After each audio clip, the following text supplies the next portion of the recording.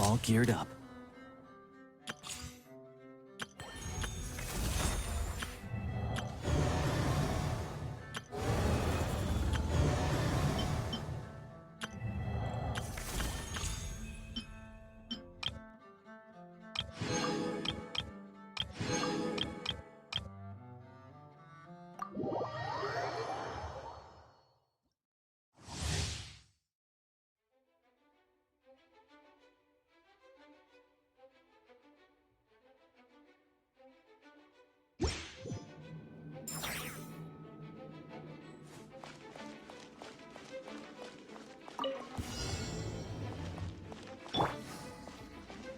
Surrendering will be gentle. Shadow Waltz of the snowflakes. Animal hypostasis emulate. Kill it.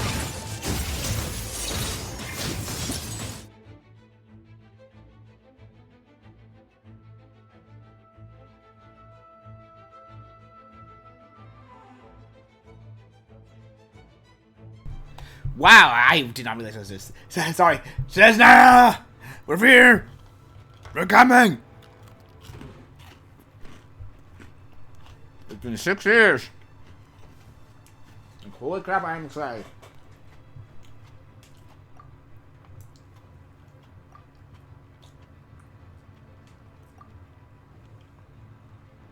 Oh, the stellar vortex will appear and it will also grant nearby characters the ability to jump. Oh! That is cool!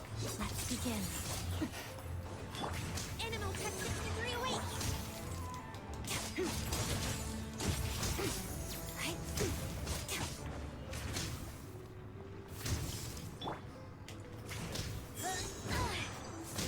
You're in for a little crystalline adagio. Yeah, right. I am looking forward to, like, that is cool. You know that they're gonna make use of that. Like, I'm almost gonna feel like characters that are real good at plunging attacks like Zhao are gonna love use of that. Like, giving Zhao more height to jump.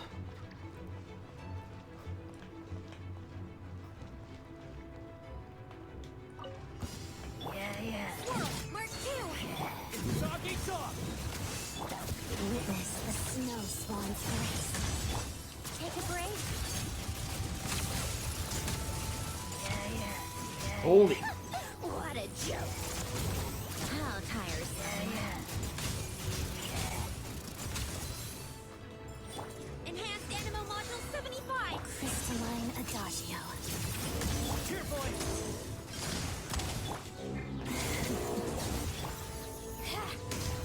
Let's test my hypothesis. Come on, keep up. Stay clear. Animal hypostasis emulation.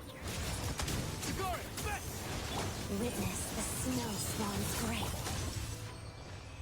That was very interesting.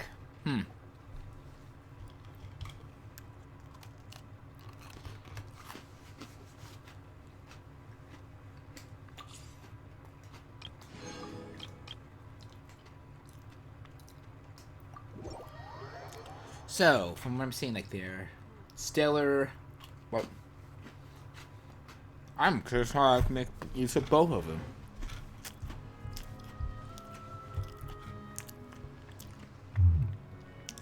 I do want to make use of both stellar conduct and stellar swirl at the same time. I'll find a way.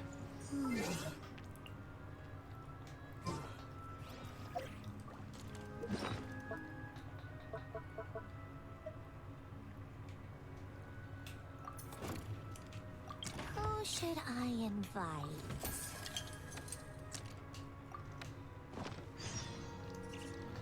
Yeah. We're gonna be heading there. Fire and ice. What? Oh, right.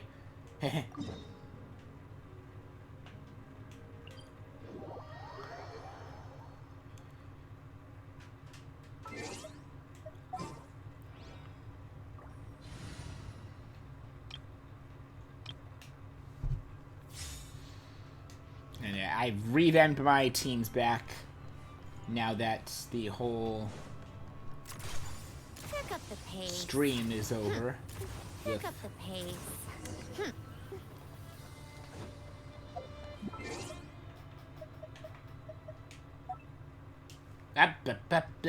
Hi.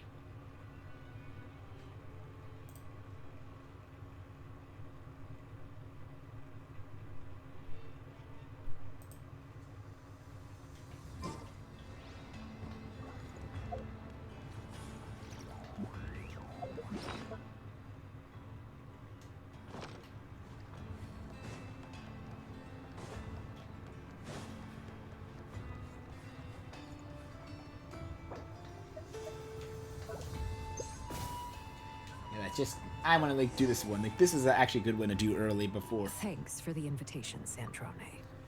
This food tastes just like I remember. It really brings back memories. You're welcome. If you like, we can get together more often when I'm back in Sneznhaya. It'll be just like the old days. Of course. Speaking of Sneznhaya, how's everything going on your end? Her Majesty the Tsaritsa's plans have made some initial progress. But Project Stuja is proving more difficult to implement than the mayor anticipated. Then it appears we'll both be busy from now on. Yep. Though, we should still have time to stop for a cup of tea every now and then.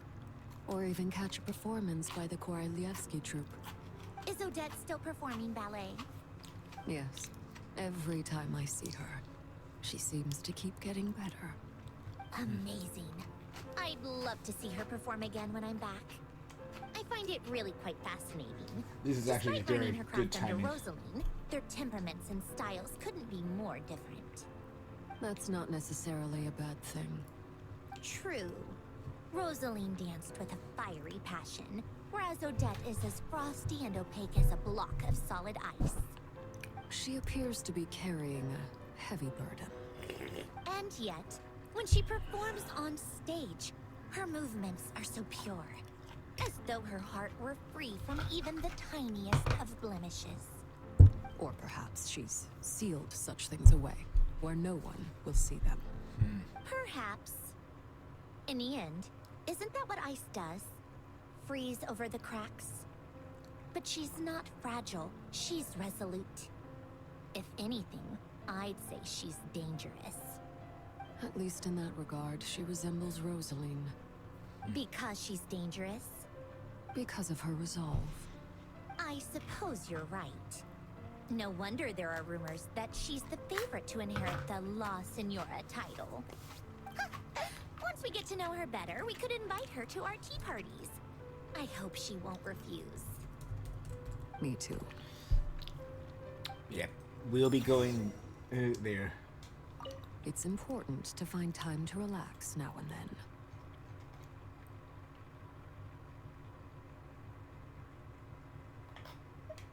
Very well. I'll see you in Sneznhaya.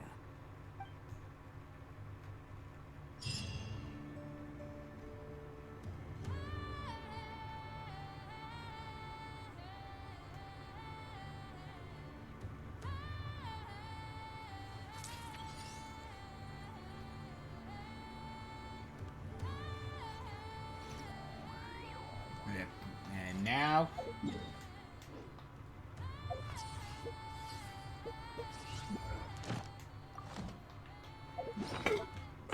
Huh? Oh, right.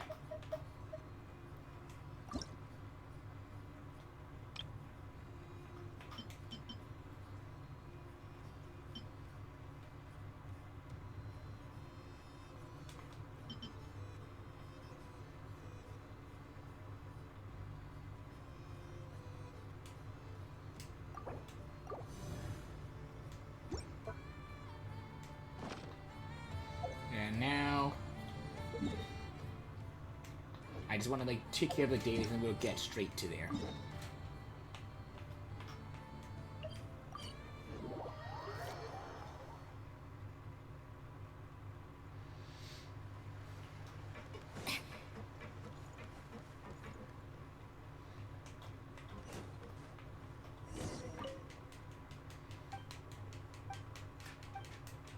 They'll be very fast, don't worry.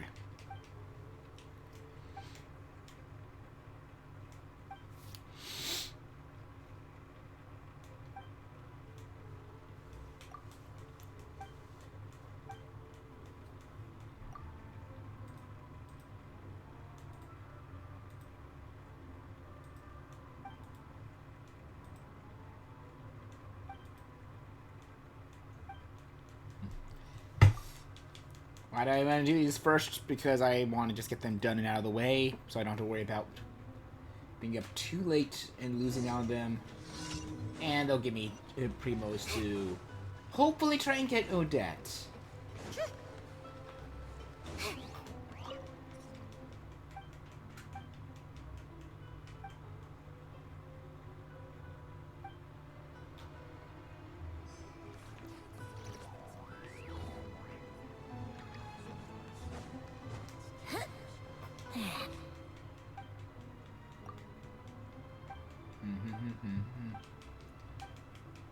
You three really pick the same spot every time.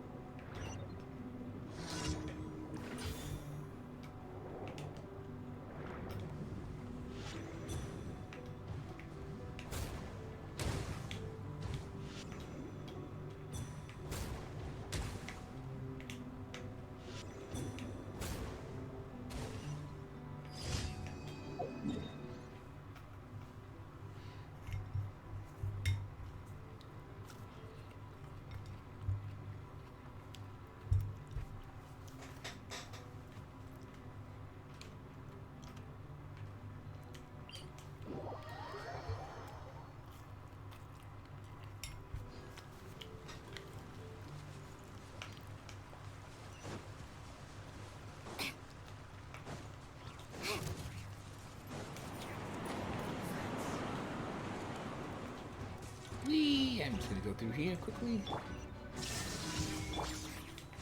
How tired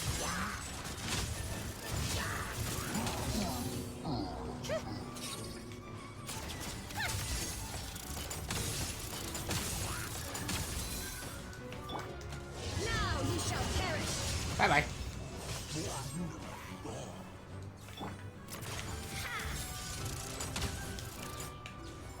Next up, last one. Right there.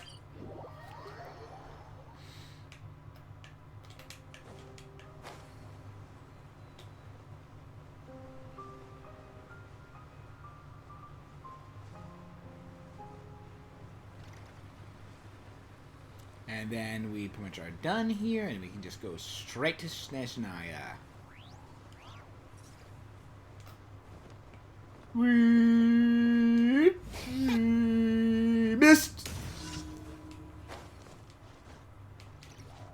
I missed. Hi. Illusion shut. Can't handle your dreams. Eyes on me. Take a break. A spot of tea time entertainment. Boom. Bye bye. All done.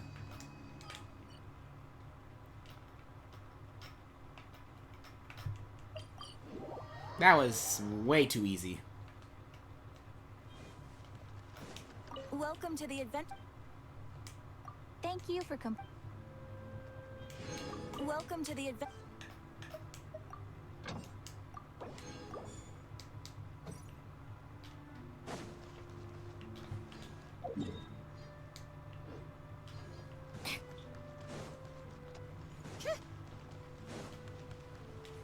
How tiresome. Pick up the pace.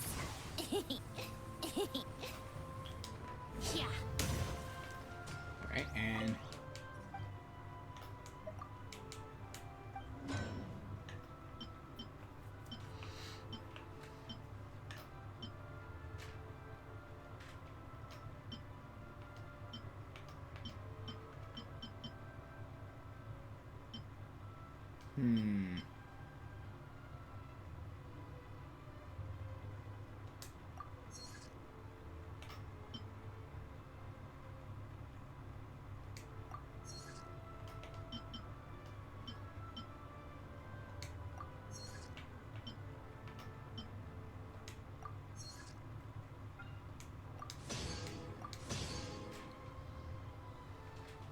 And now this, we should get the forging one done.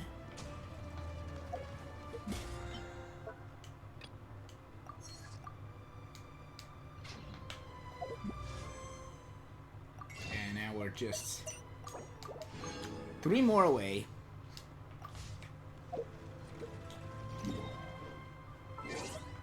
Let's shift our team to the Traveler specific one I made, and it is time now! Sneznhaya!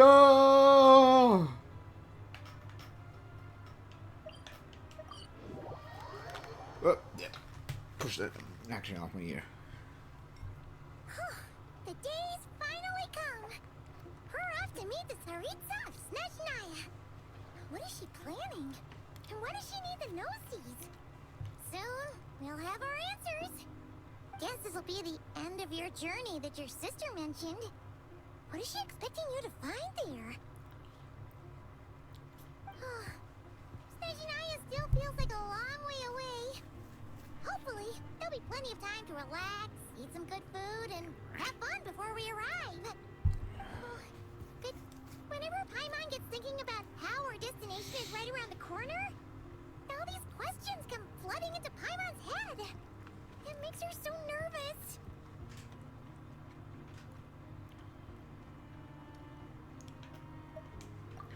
Yeah, we're... Anyway, enough about all that. We can't start the final leg of our journey with that kind of mindset. Just think, we've fought dragons and sea monsters, defeated creations of the gods, faced prophecies of doom and the threat of the abyss. Heck, we've even been to the moon! With all that experience under our belts, how could we be any more prepared? Yep. Sure thing! Now, stick close to Paimon, the best guide you could ever ask for, and let's charge straight for the... You know, Paimon, Off we go! I really hate to say What this. about me? Do I get a call out? Whoa! Columbina? Colby, just as I was gonna say something nice, you butt in.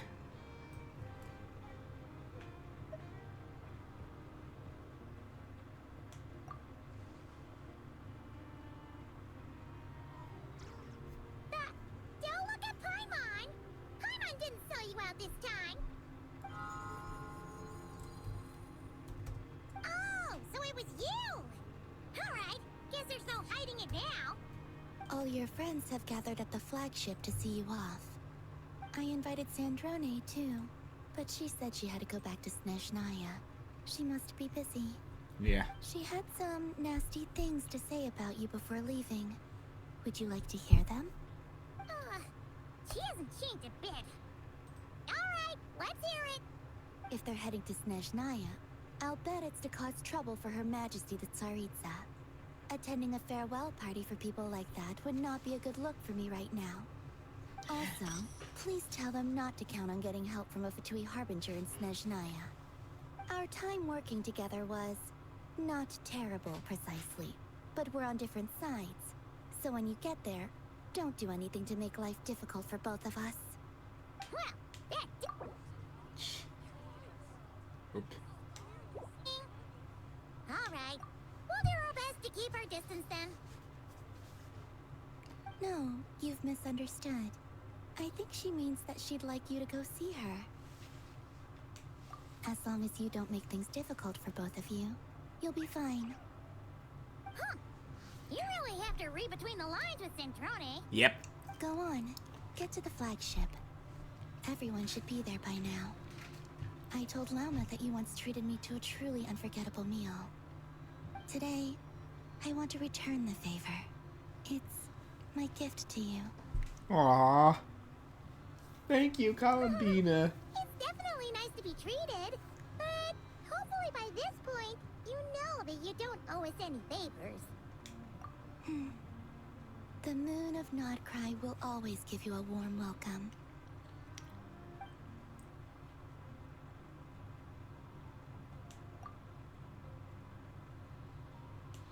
At long last.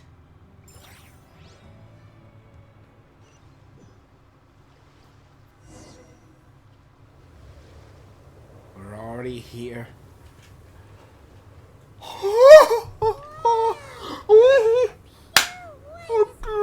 I feel like I'm...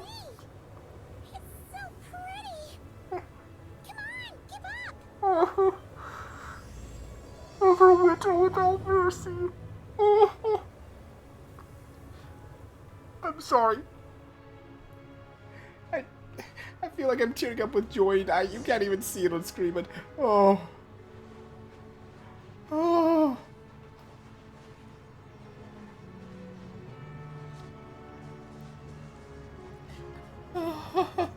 I never thought I'd... Look, they look similar to the ones in Nodcry. You know, just minus the effects of Kulaki. That's a sure sign that we're officially in Sneznhaya now.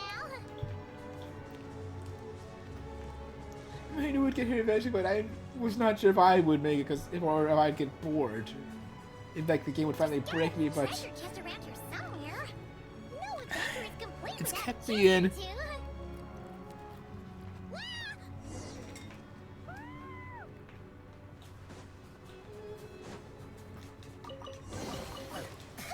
two.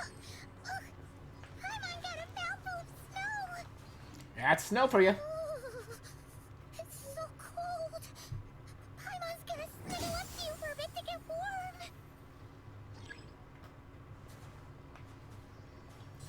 Yeah, I just use my pyro powers to like help keep you warm.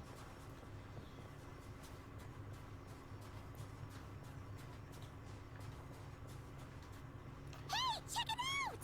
Those are bears, right? Oh, look how big and fluffy they are! So cute! Quick, take a picture before the moment passes. Right here. If we get any closer, we might scare them away.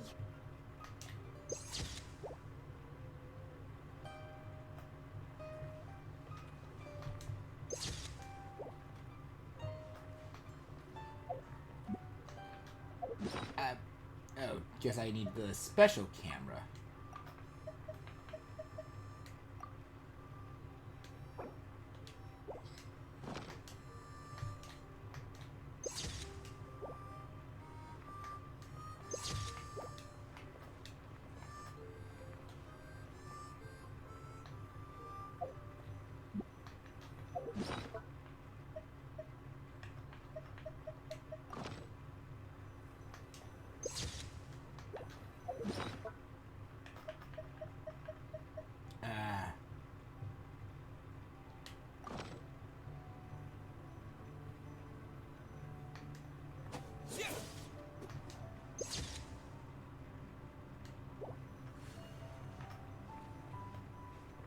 Hello?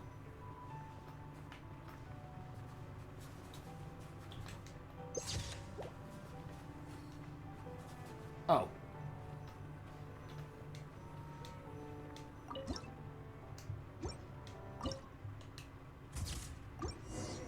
I'm blind. Let's see how your camera skills are these days.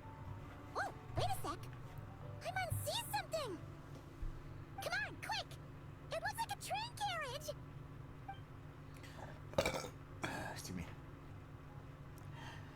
Oh my gosh, I'm sorry,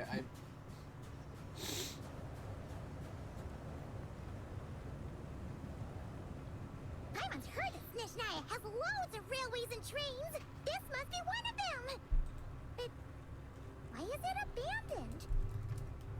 Ooh, it's still so cold.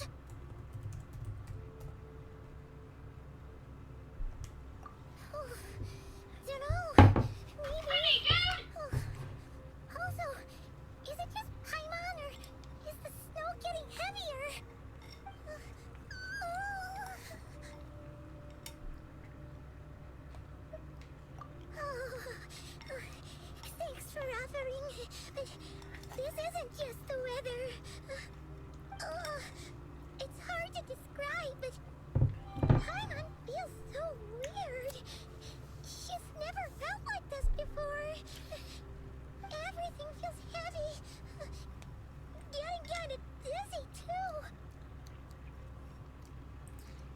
Should we turn back? Oh, no need. Paimon's just feeling a little low on energy. That's all. It's nothing serious. Not worth ruining our travel plans over.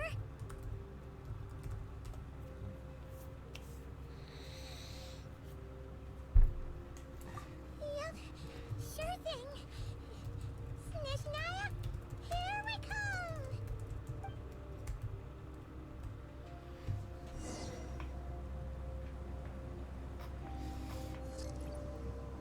Oh no! It's back!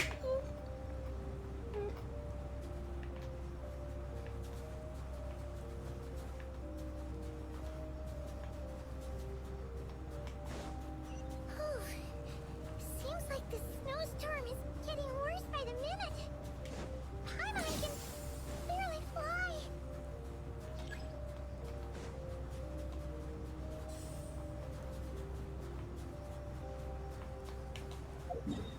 D-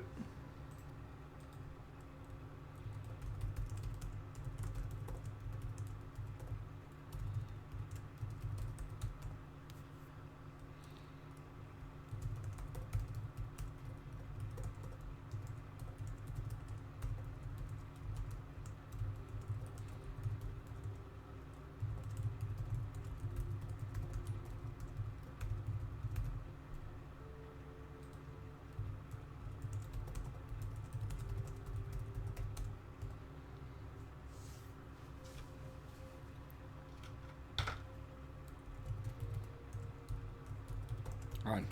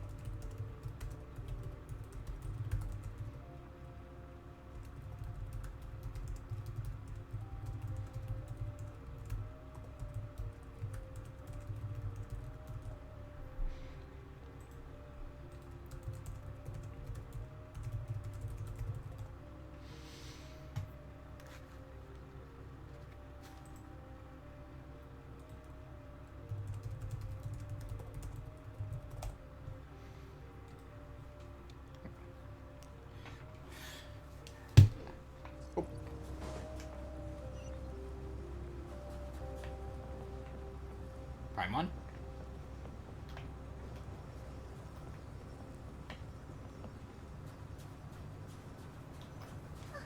Oh, look!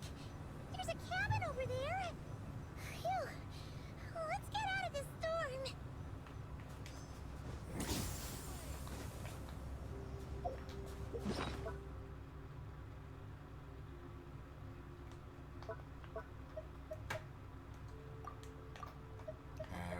Where's my...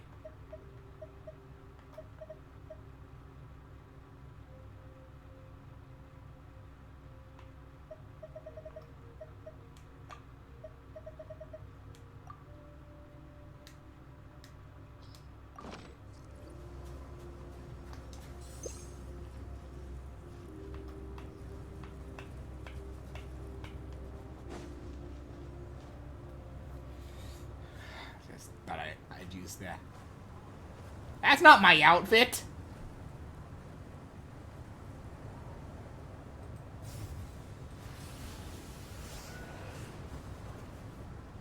What the hell?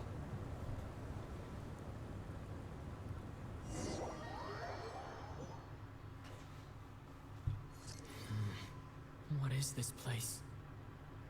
Where's Paimon? I need to find her fast. We've been separated from Paimon. Paimon! Oh no, no, no, no, no, no, no. Like, see, like, if this was any other, if this was much back then, I would have been like, yay, Paimon's gone! Whee! But they've actually now started to make me care for Paimon. Ironically, when they changed the voice actor. I guess I'll try further ahead. Hang in there, Paimon.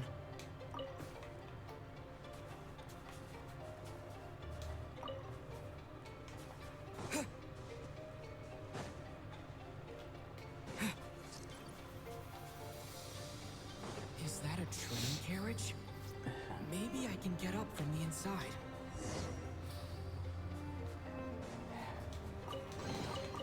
Is this I an like how answer my from thought. this world? An answer for Paimon's location? Maybe?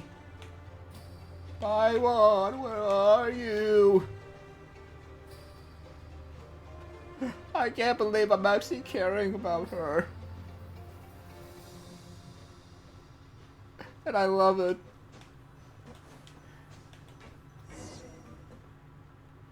What is that?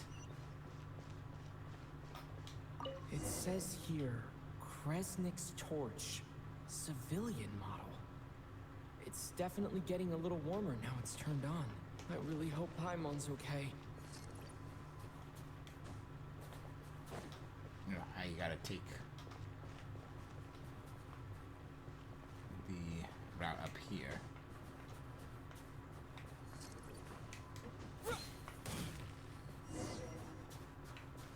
Paimon, are you in this chest? I'll keep this close.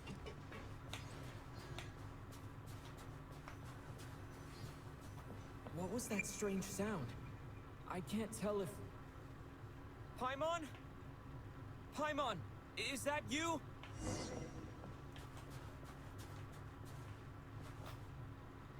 What on earth is this? Incoming entity detected. Authorization granted. Initiating original.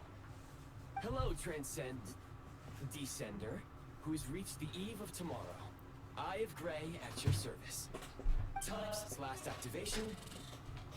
Time measurement unavailable due to the influence of... Anyway, it must have been a very long time.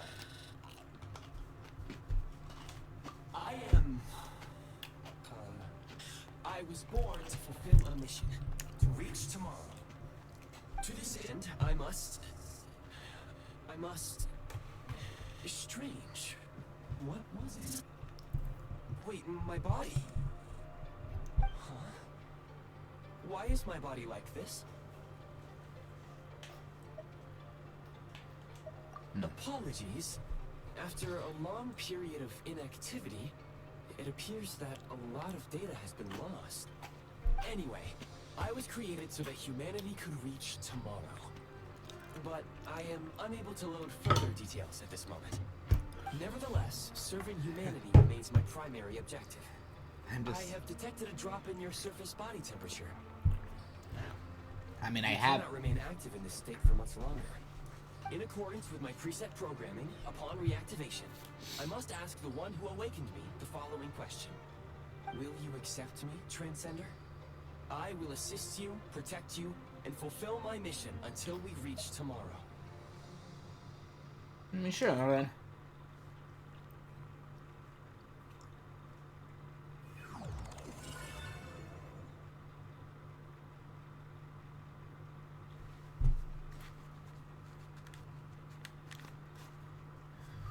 That's cool. You have made a very wise decision. Now, I detected that you called out a name earlier. Presumably that of your missing companion? Yeah, good The guess. name was Paimon. After helping you get out of here, I will search for a match in the nearby area and pinpoint their location. Merely the tip of the iceberg. Now that we have reached an accord, you will be my new user. May I ask your name? Yep. Very well. I will remember this name until the mission is complete. I need to recover my body. Retrieve the power to unlock tomorrow. and help the suffering masses to reach the far shores where the empty Ark floats. I can sense my power scattered across this ice-covered land. I even have a vague sense of where it might be found. But right now, that is not essential. The key right now is you. You must survive and reunite with your companion.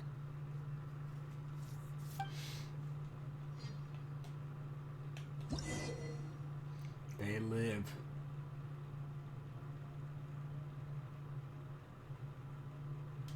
You may now execute the command, Demolish. Use it to remove the Prime Ice blocking the path. Prime Ice unit count has been updated.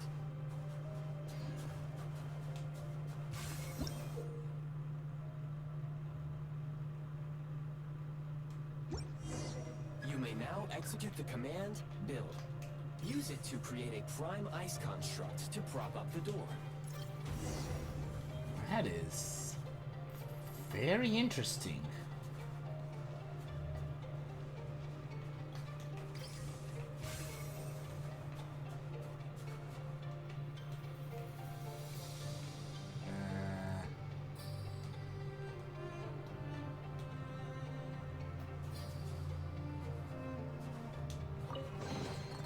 I'll keep this close.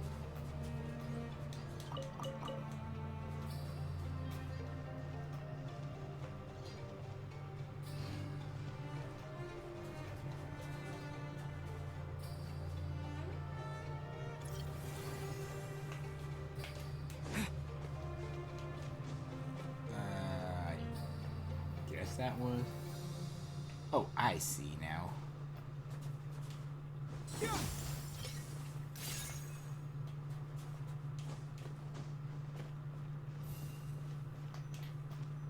Scanning local environment. Exit has been sealed off with ice. That would not be an efficient approach. One moment. Usable construct blueprint detected nearby. You can use this to clear the solid ice ahead of you more quickly. So I have to get to that.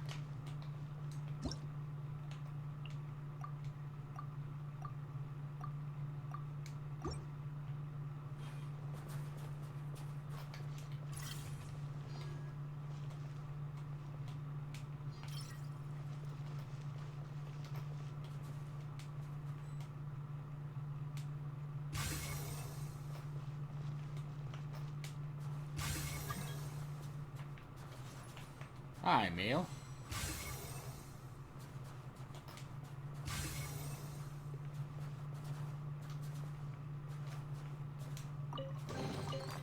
Is this an answer from this world?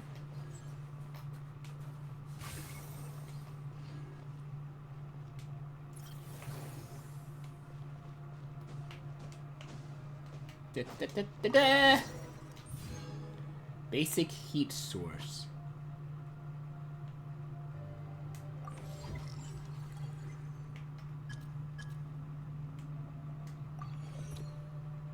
Construct blueprint added to records. You may now execute the command, Build Heat Source. Generate a temporary heat source to rapidly melt the solid ice.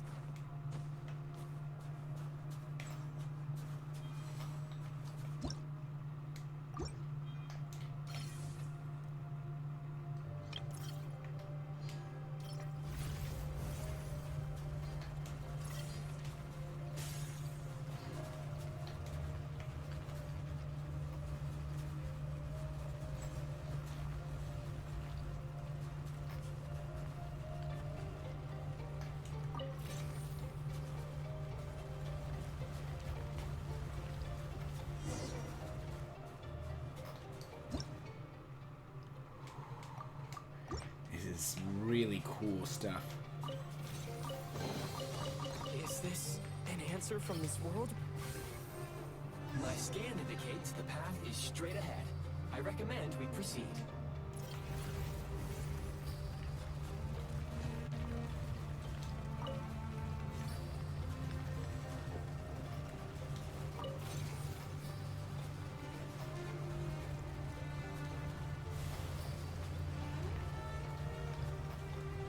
Melt.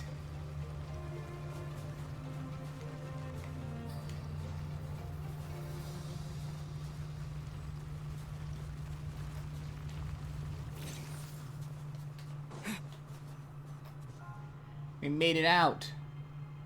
Kresnik Crystal located. Please collect at your earliest convenience. The recent construct you built provides highly efficient heating by utilizing the unique properties of Kresnik Crystal. Unfortunately, prime ice constructs have a very short lifespan and cannot be stabilized during the development period. Hence, the authorization to use Kresnik Crystal was granted. That said, I have already forgotten what warmth feels like. Yes, perhaps then we can warm ourselves by the fireside together. But for now, all you need to remember is this. If you collect Kresnik Crystal, I can extract the energy within and use it to maintain I your feel body's this surface temperature. Grasse is going to be a very important character in the future. Low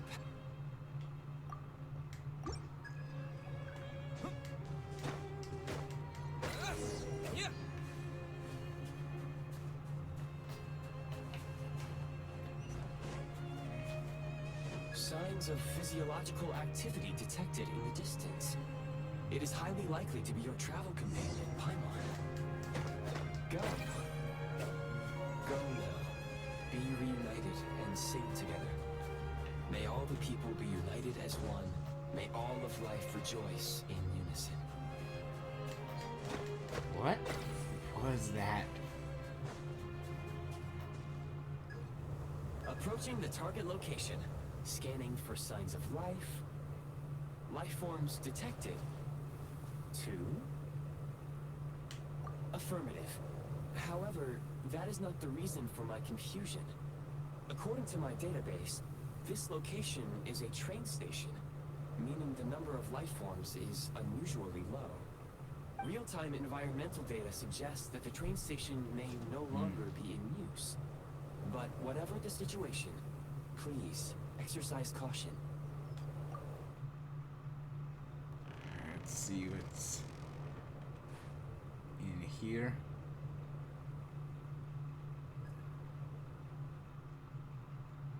Paimon!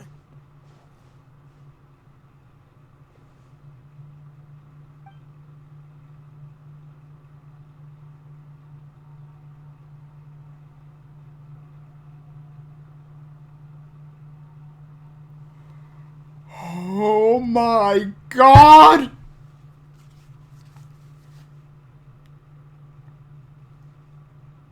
Who are you? Don't worry. She's only sleeping. You must be the Traveler. She called your name repeatedly while attempting to battle her way through the blizzard. Newcomers to Sneznhaya struggle to adapt to the sheer cold at the best of times. Lately, even the locals are suffering, with a powerful monster having summoned a bitter snowstorm. It's Piero!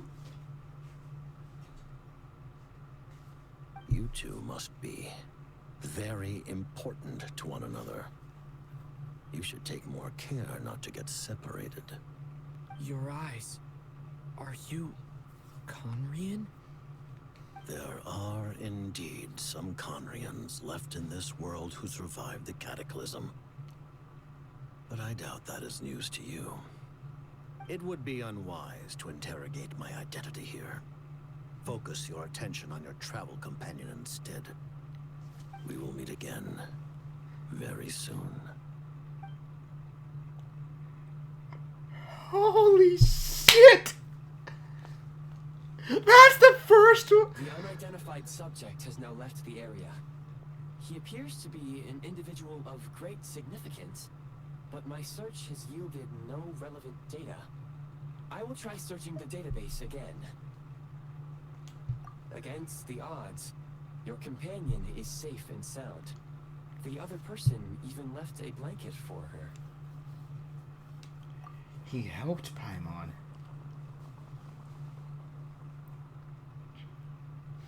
Like, holy crap.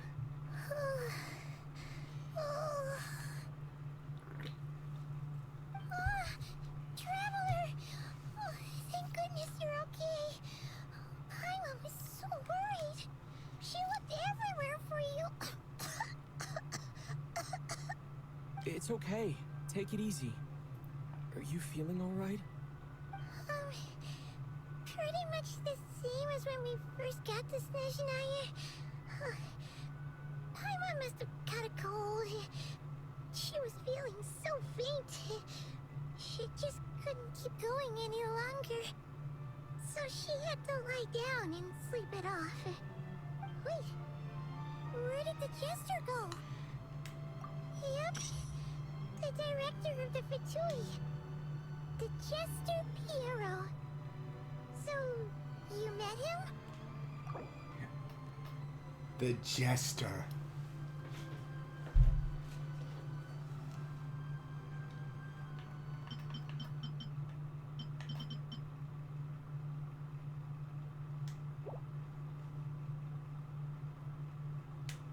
The Jester must know everything about the Tsaritsa's plans. But there's no way he'd tell me just like that. We might well have ended up clashing. Well, he was right about one thing. Right now, the most important thing for me is to take care of Paimon while she's unwell. He had no intention of explaining his motives, and he left in something of a hurry. Hey! What the?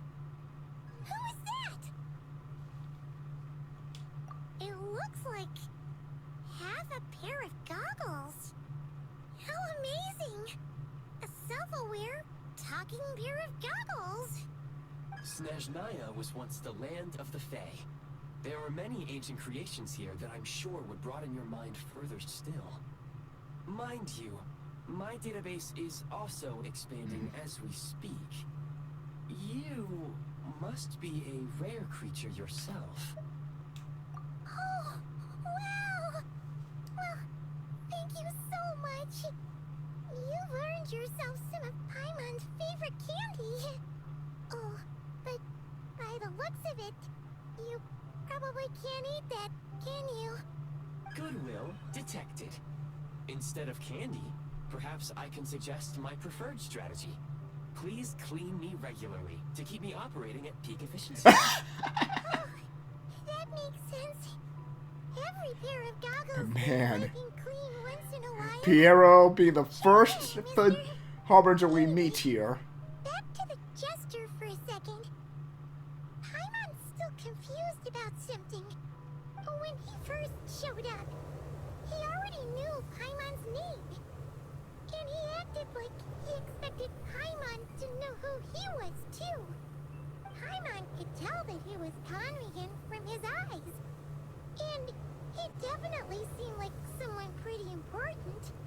But beyond that, Paimon didn't know anything about him. It was only later, after he rescued Paimon from the snow, that he properly introduced himself. That's the only reason Paimon knows he was the jester. Oh, seems unlikely. He ran into the snow following the sound of Paimon's voice, with a really anxious expression on his face. He didn't act like someone who knew she would So, be here in advance. He just heard the voice. And after bringing Paimon here, he just stared out at the snow. He didn't do anything to Paimon at all. In fact, he barely said anything. Wouldn't even answer any of Paimon's questions either. Paimon didn't feel unsafe around him, and he didn't seem to have any ulterior motives. For all we know, he might have just ignored Paimon's questions so she'd give up and go to sleep. Please allow me to interrupt. Fatui and director are unfamiliar terms. May I ask for clarification? Wait, you've seriously never heard of the Fatui?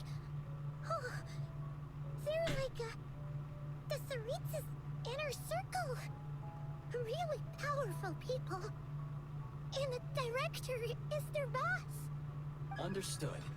Since they hold elite positions and serve their god directly, it stands to reason that they would conduct themselves with due decorum. I am inclined to agree with your assessment, Miss Paimon. I did not detect any ill will from the gentleman in question. Yeah, might as well thank him. Sorry, I shouldn't have encouraged you to talk so much. Paimon, new plan. Let's get out of Sneznhaya for now. We can come back after the weather clears up and you're all better. The Jester mentioned that this snowstorm, being the work of a monster, is worse than most. Even if we made it to Snezhnegrad, we'd still have to wait out the storm before we could do any exploring. Oh, well, it's really nice of you to look out for Paimon, but she doesn't want to hold you back. We were really psyched up for this journey when we first set off. Just think of all the burning questions we have. If we turn back now, who knows how long it'll take before we finally get answers. Further information is required regarding the monster situation. But objectively speaking, there is another, more pressing issue at hand. At this point, we have traveled a significant distance into the blizzard. Were we to turn back now, the road would be extremely treacherous, especially since we would need to travel on foot. If, however, we continue onward, there may be a better solution. Do you remember what I said as we neared this location? I told you that this is a train station. While it has evidently fallen into disuse for unknown reasons, the tracks remain intact. We can break through the blizzard and forge ahead by driving a train. That is the Sneznhayan way. There is a small town up ahead, which would be the perfect place for Miss Paimon to rest and recover. Paimon thinks Goggles here makes a great point. Let's do that.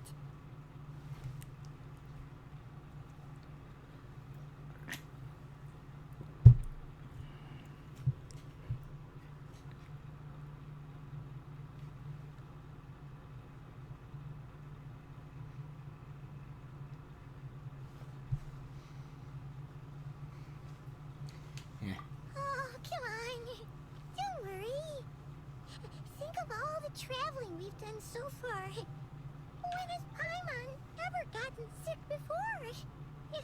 Practically never. 'Cause she's in great shape. Sure, she's a little tired right now, but it's sure to clear up on its own. Affirmative.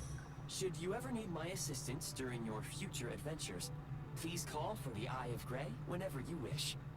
Otherwise, I will remain silent to avoid causing any unnecessary distraction. Now, please follow me to the train tracks. Alrighty.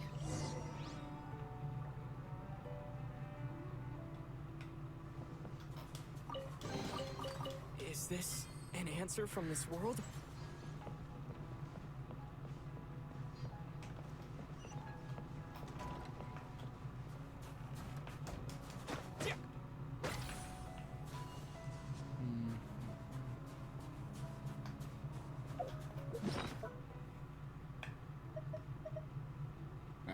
Gray.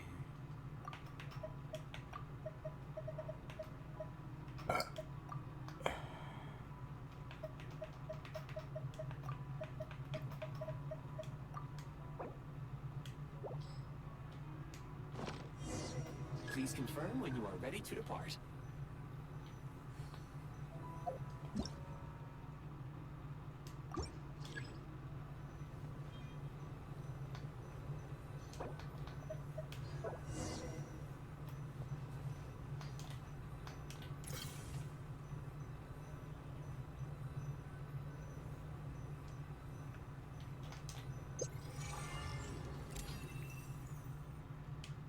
Alright, let's call the train.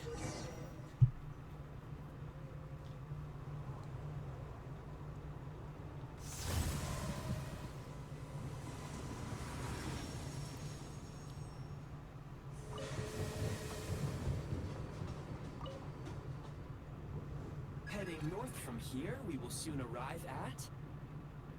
Wait, there's an error message. Could not detect clear tracks. What exactly does clear mean? Brace for impact, friends! Preparing to enter impromptu flight mode.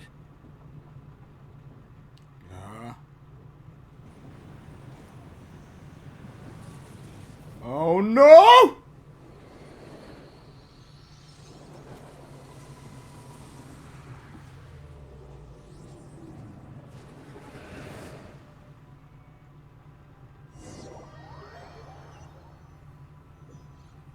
Thanks for that! How strange. Not only was the station's status different from my records, but even the railroads and the terrain itself have changed substantially. Yeah. Thanks to your quick reflexes. My sincere apologies for putting you in danger. I'm afraid I'm as confused by all this as you are. Agreed. This is likely a consequence of outdated railroad data. The discrepancies between the old data and present reality are far greater than I anticipated. Fortunately, our crash landing has at least brought us much closer to the town. According to the data, anyway. Your data had better be right this time. I can assure you, it certainly is. Please look this way, and you will see a Kresnik's torch. It seems our ill-fated train ride was a blessing in disguise. We have taken the shortest possible route. Rest assured that I will take user preferences into account next time I plan a route. Next time, I will get it right. Alright, buddy. Alright. I trust you.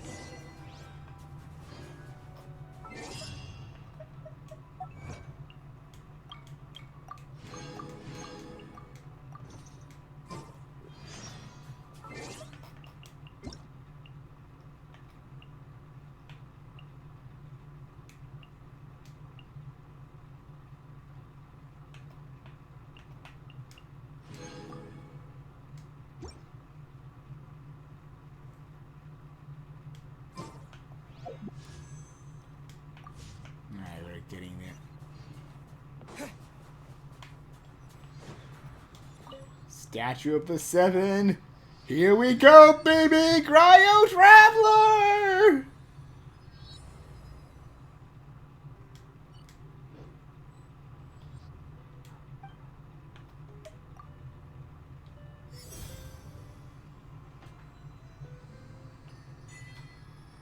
Requiem of the Ice Wind.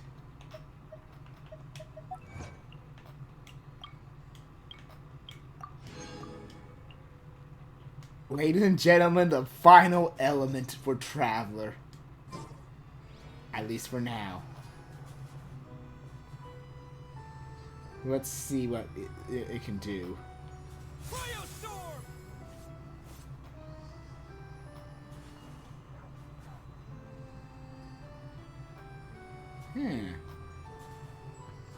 Not that bad, so but we'll see what else it can do. Encase!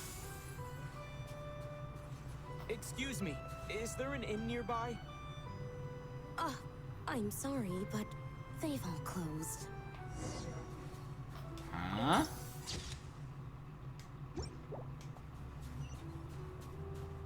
Sorry to interrupt. We're looking for a place to stay.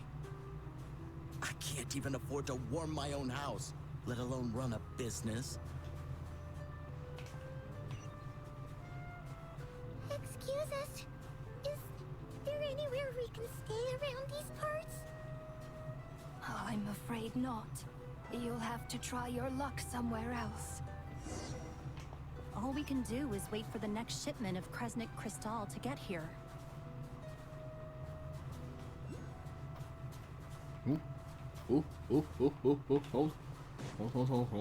Hold.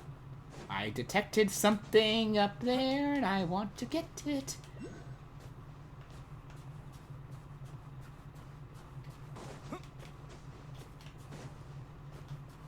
Oh, there it is. There it is.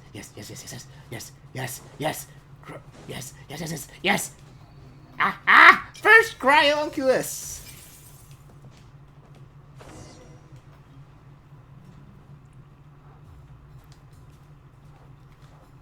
Hi there. Do you know if there are any inns still taking guests in this town? Doubt it. They're probably all closed. No one has enough Kresnik Crystal to heat their own homes, let alone a business. What Bummer. I clocked you a while back. You adventurers or something? We don't get many tourists in inland Sneznhaya these days. Why is that? Because of the snowstorm?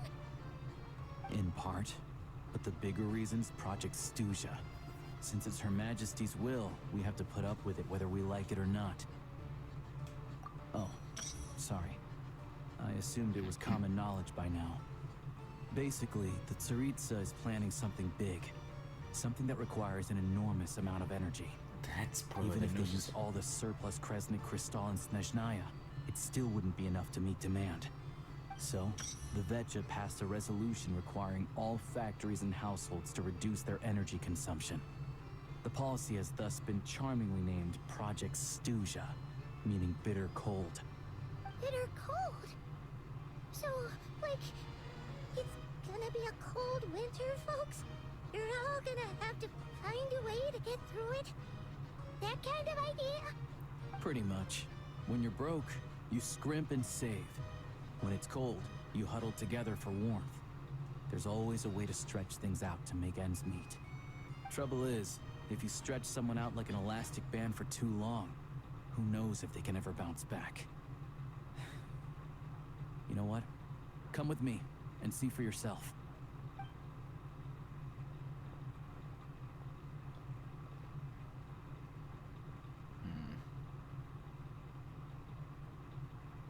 Can you please explain to me why the price of Kresnik Crystal has gone up by 1/3 again? Even as our purchase quota has gone down. You only come here twice a month. This won't even last us a week. The supply and pricing of Kresnik Crystal are based on current production volumes and price data. We Fatui are only responsible for delivery and security. I'm not in a position to explain to you how the figures are calculated, but I assure you, they are as fair and reasonable as possible. Oh, so our lives mean nothing to you? How can you expect anyone to survive a single night in this weather without heating? Jeez. Since you insist on making me repeat myself every single visit, I will remind you again. There is no monopoly on the trade of Kresnik Crystal. You are free to purchase the shortfall from elsewhere on the market. What market? Nobody else is selling. And when they do, they charge 8 times the normal rate. It's robbery is what it is.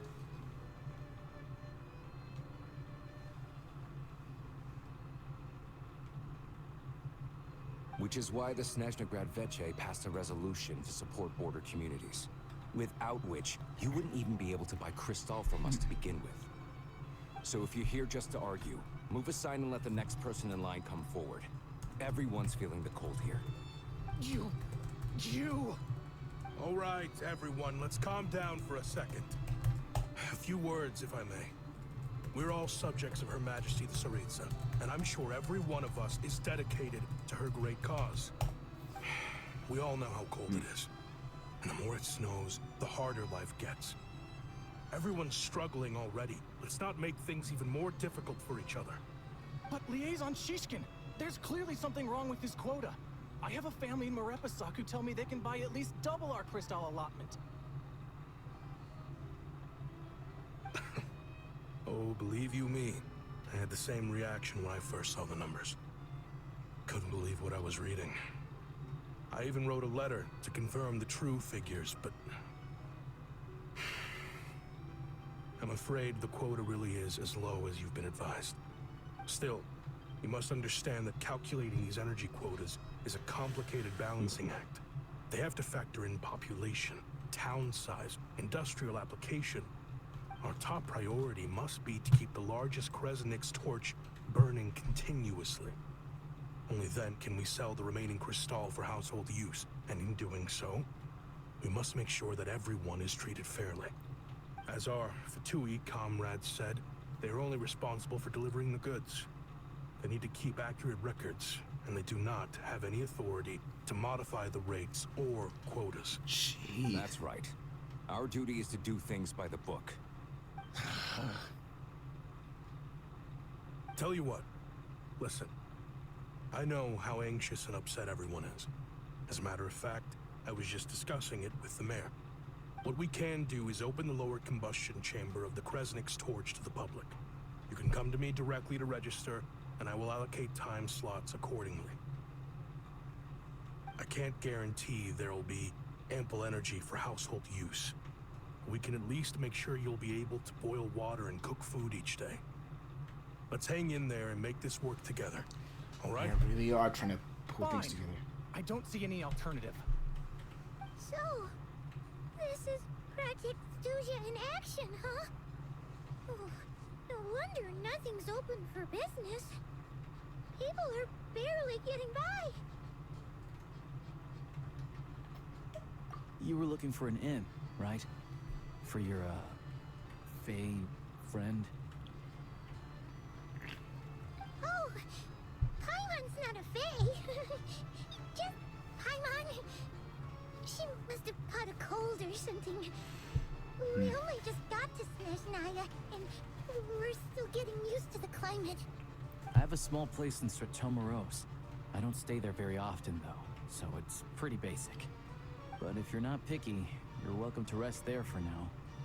It's not much, but I've got blankets and a warm fire. Are you sure? Oh, Yes. that's really kind of you. All right, then. This way. Hello, I'm Alosha. I'm a hunter. Though, if you've talked to any highwaymen, you might have heard a different side to my story. But anyway, let's keep that between us for now. Doggo! Doggo boy!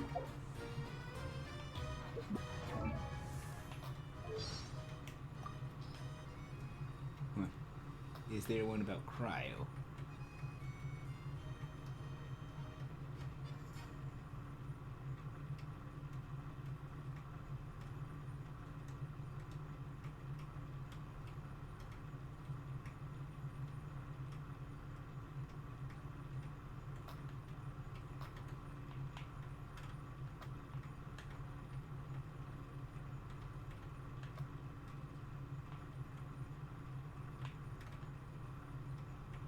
Oh.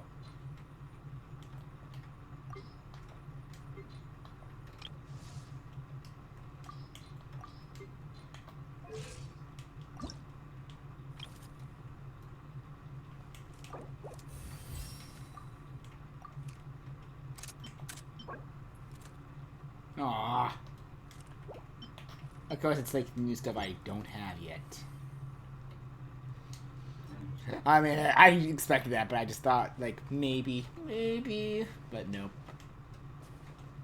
I was excited to level him up, but it's gonna take a while. Anyway.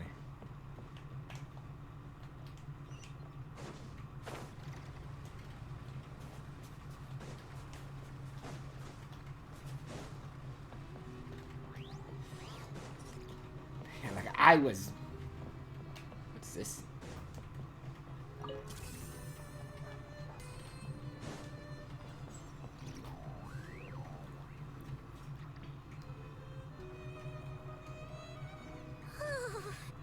So cozy and warm. Paimon's getting nice and toasty. Oh, wait. Paimon only introduced herself so far, didn't she? This is Paimon's Yeah, I was expecting unfriendly faces all around, but... traveler. Good to meet you. I'm Alosha. Most travelers find the Sneznhayan climate to be a shock to the system at first. But as long as you keep yourself warm, you should be fine. Still, you should keep an eye on your condition. When people are too quick to dismiss a cold, it can easily end up turning into something more serious. Don't say that. Paimon's too young for chronic health issues. They aren't in town right now, and they won't be back anytime soon. The train station has been closed ever since these power shortages began. I hope. I do a lot of hunting, so I spend most of my time exposed to the elements. But even the animals wouldn't survive long in a storm like this, let alone a hunter. Nothing to do but sit tight in town until the weather improves. I get that you're in a hurry, but even if the station were open, that doesn't mean there'd be any trains. We could end up stuck here for a long time, I'm afraid. What? Your own train? Wait, hold on.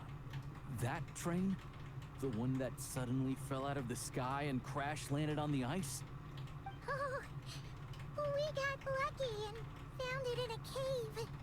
Oh, then our luck ran out and we had a little accident. Pretty crazy for a random find in the mountains.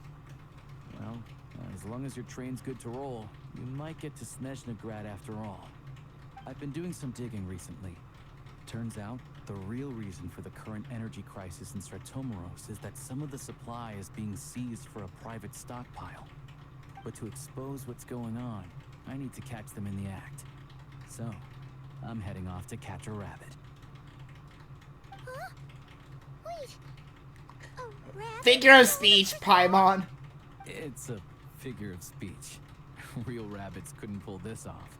They prefer carrots to Kresnik Crystal anyway. Shishkin, Mr. Positive Attitude, let's all get along now, shall we? Him? Really? I never would have guessed. Huh? You're coming with?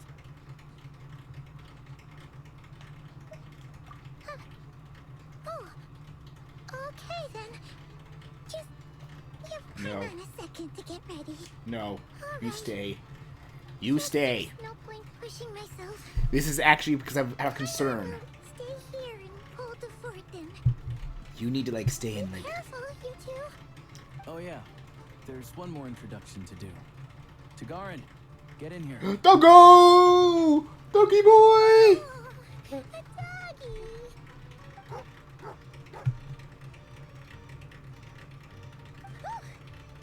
Angry doggy.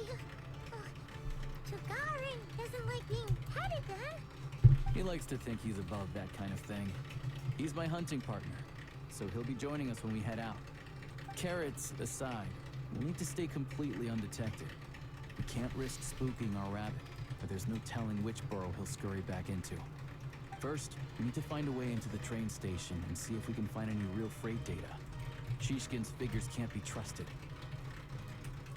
Then, we get to Garin to catch a scent and find out which way the crystal went. What are you eating? Oh, check it out. When you're all out of carrots, try jerky.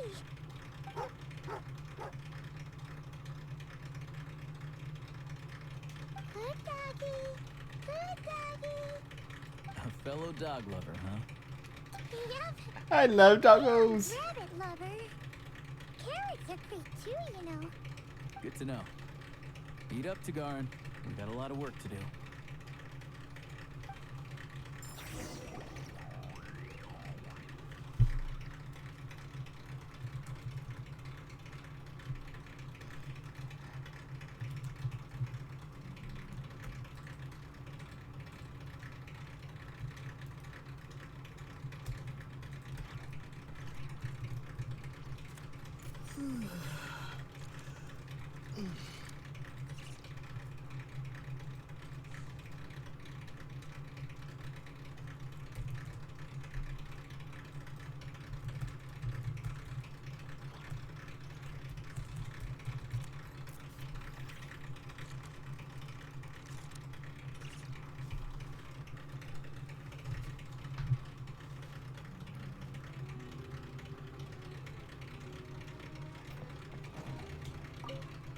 Alright. Let's go.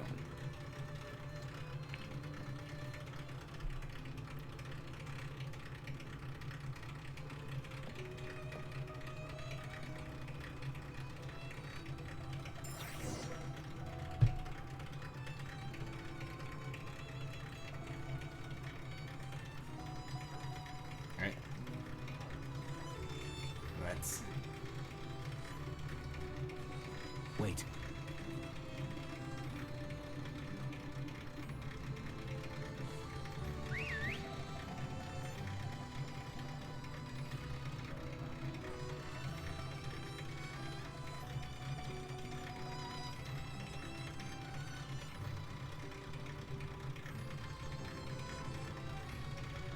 Go doggo! Go doggo! Doggy go! Go to. Come on. Ignore him.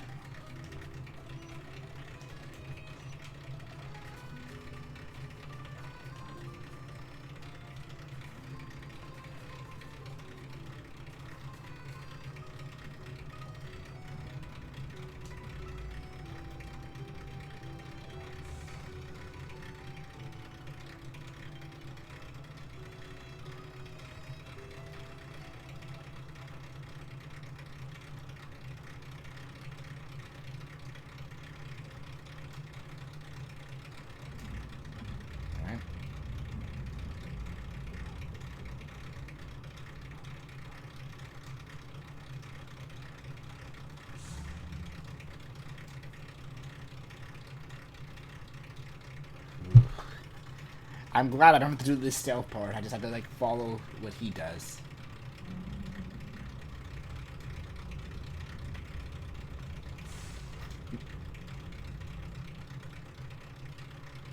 Oops, sorry, but ready.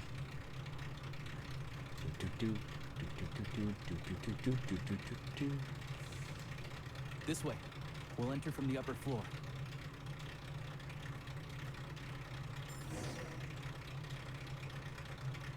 Oh. Just teleport me. Okay, I was ready to jump.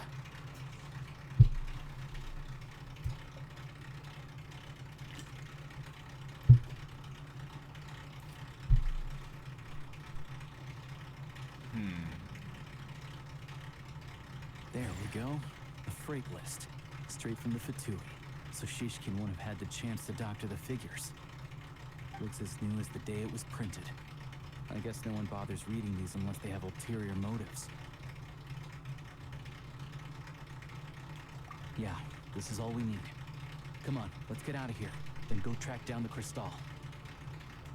Tugarin's a keen hunter, and catching rabbits is his specialty.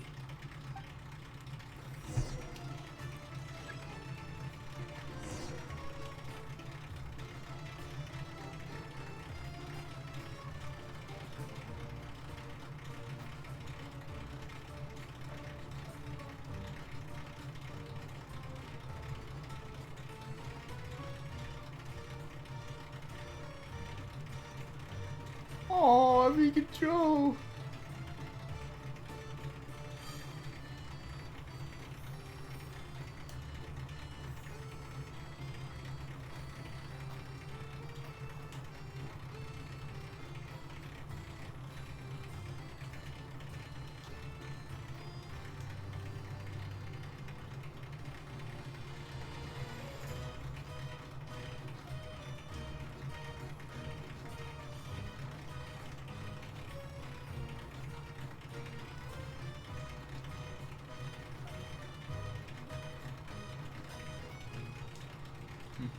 Anywhere there's a stove, there'll be the scent of Crystal.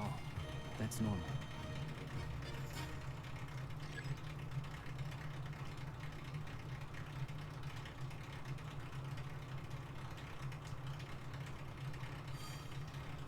Let's see then. What's here?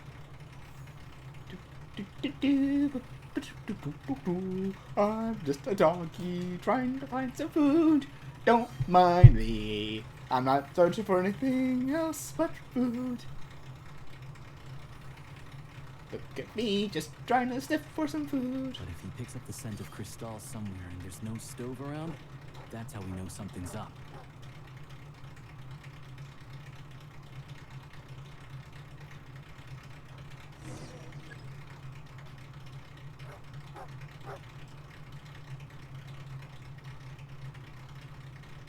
This must be the rabbit's warren. Good job, boy. Sure enough, there's a tunnel. You stay here and keep watch. I'm gonna take a look inside.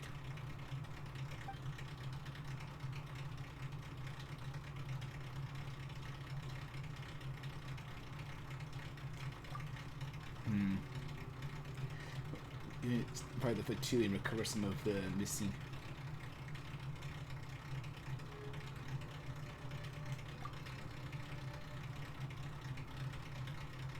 Thanks for looking out for us. Things are getting tougher by the day. Yeah. No need to thank me. It's my pleasure. Sure as Her Majesty the Tsaritsa watching over us, every sacrifice will be worthwhile. Let's grit our teeth until the blizzard passes. These days of hardship will be over soon.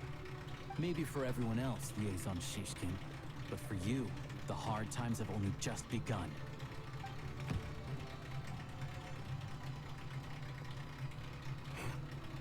Who are you? What's the matter? Did think we'd actually help the Fatui this time. Well. I just had a question for you.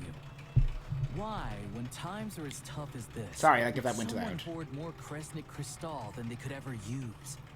All the crates here are from the most recent shipment, but they weren't brought here for sale. Instead, they were secretly stashed away. Would you be able to shed any light on the situation, Mr. Shishkin? Ooh, we got him. Why, I have no idea. But look at how much there is. It's quite a godsend. Now there will be plenty to go around. This godsend was found in a cellar adjacent to your residence following a tip from Mr. Alosha. And this is only a fraction of what we found down there. We're still taking a full inventory. The official figures will be finalized shortly. Busted! I've been grateful for your efforts to mediate between us and the townspeople of Sretomorose. But now, Mr. Shishkin, it appears you were the source of the conflict all along. How could you do this to us? We trusted you to have our backs. You've been lying to us this whole time? Hey, I owe you all an apology. I'm sorry. I'm so very sorry. This isn't who I am. Please believe me, this was a one-time mistake that I will never repeat. We all know how difficult life has been since Project Stuja came into force. Energy is an increasingly scarce resource. People everywhere are getting desperate. But some places have been hit harder than others. I grew up in Alatir, a small village with no train station. Deliveries of Kresnik Crystal have ceased there entirely. If nothing is done, they're all going to freeze to death. You know as well as I do how downright impossible it is to buy Crystal these days. The thought of my poor mother and father, with no one to help them, oh, I felt so afraid. I watched as energy grew scarcer by the week, all the while knowing that their lives were at risk. And yet, due to this horrible act, I looked at the Crystal shipment in front of me, and a terrible, selfish thought entered my mind. you basically said, screw the Looks like I'm everyone just else. not cut out to be a criminal. I'm so sorry. Once the Fatui have finished their count, you'll see that the numbers match their waybill.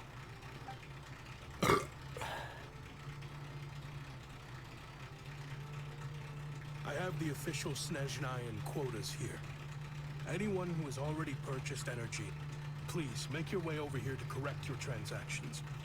I'll make a batch purchase of Crystal worth 3 months' salary for you all to use free of charge. As for Alatir, I'll think of something else. You don't have to go that far. Yeah, owning up to your mistake is enough for me. You've done plenty of good for the community in the past. I'm not looking for a handout. Drop the act. You claim this was a one-time mistake, but the real reason there's only one shipment's worth of stolen crystal in your basement is that you have an accomplice. Reporting in, sir. We've conducted a full search of the mayor's house. As expected, we found many crates full of crystal, half of which were still in their original shipping containers. This wasn't your first time at all. You've been colluding with the mayor of Sretomorose for a long time now. The train station's currently out of service, but it does open for a short window every time there's an energy delivery. And every time a train pulls in, you're there on site to take inventory and oversee the workers unloading the cargo.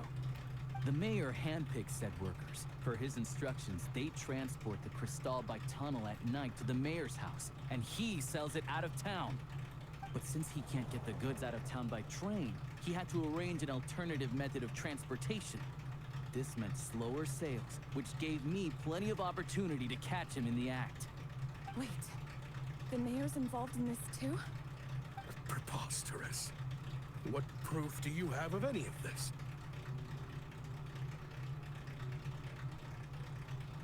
Let's see the proof then. Basic math. I've spent a lot of time lately counting carriages as the snowstorm rages. Counting carriages? What? The energy consumed by a train depends on its total weight. And since energy is a limited resource right now, it's fair to assume that every carriage is packed full. So, if we take the energy required for the Kresnik's torch, add the sales figures you provided, then compare that figure to the train's theoretical cargo capacity, guess what? The numbers never match. It's always off by 1 or 2 carriages worth. This time, you set a new record. 3 carriages missing. You mean to tell me that you sat around outside, counting carriages, in this weather?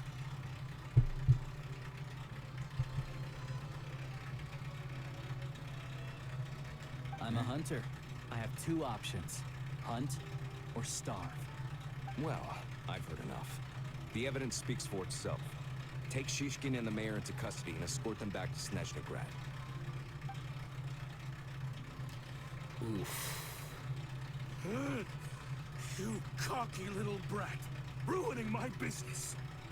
Just you wait.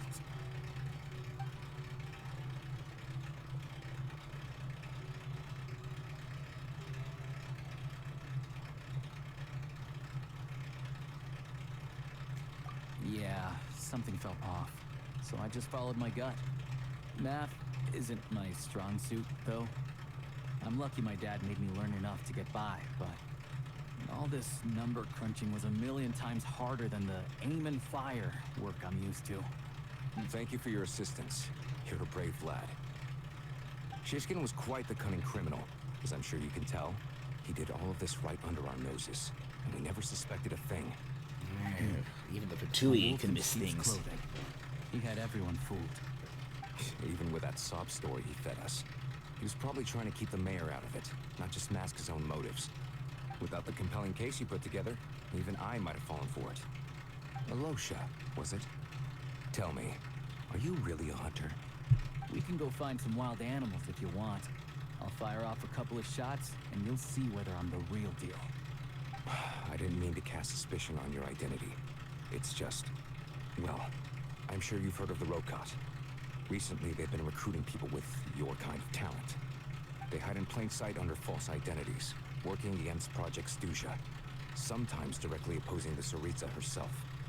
They aren't a violent organization, and their goal is to improve the lives of the common folk. But still, as a member of the Fatui, I wouldn't be doing my job if I didn't keep tabs on them. First I've heard of this. I don't really keep up with what goes on in the city. All I know is, people who don't mind their own business in the city end up paranoid about everything. As for me, I just couldn't stand Shishkin. I'm from Alatir myself, and I can tell you, nobody's lived there in years. Why would an abandoned village need Crystal? Of course, no one really cares about the fate of that place. I'm guessing today is the first you've heard of it. I see. It does sound quite tragic. Really. Well, thanks again for your assistance, and your friend here too. I will report this incident to Sneznhaya. The Fatui will take over energy distribution until new officials are appointed. We'll also ensure that the train station resumes normal service as soon as possible. All right. Looks like it's my turn to brush up on math now. I never liked it as a kid either.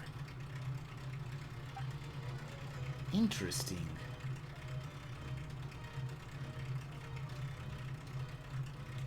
Don't mention it.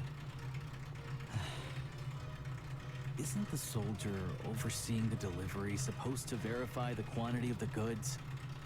Was he just careless? Or was he being paid off too? Who knows? Excuse me. I'll take a share of Kresnik Crystal too. Thanks. I need to take a detour before we head back. I might have There's accidentally someone I have skipped to deliver this crystal to.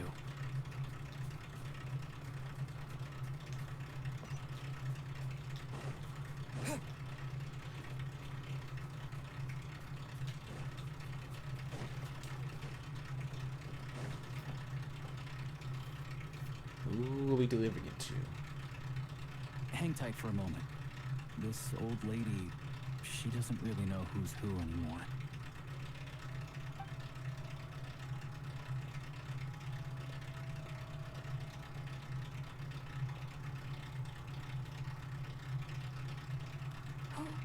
Oh, grandson. It's so cold today. You must be freezing. Ma'am, it's me, Alosha. Alosha? Alosha who? You know me. I came by earlier today. cleaned the ashes out of your stove, gave you some warmer bedding, and washed your back. Oh no.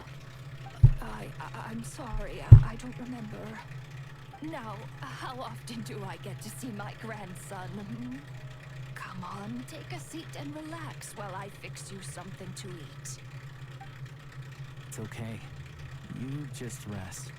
I'm fine. Oh, you. It's nice to come and visit your old granny once in a while, isn't it? Sretomaros, a good town. All sorts of things to do and people to meet. And the local officials are good to us. Sit down, come on, take a seat. I still have some fruit left. Let me get it for you. Please, don't get up on my account. You need to rest. Where's the fruit? Right under the basket by the door. Or maybe it was on the bedside cabinet.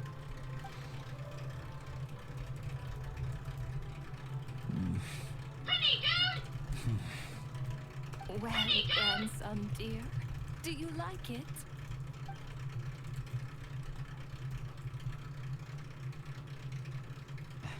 Very much, ma'am. It's delicious. Good, good. Wonderful. You don't need to save any more for me next time, all right? Fresh fruit is hard to come by at the moment. You should eat it as soon as you get it.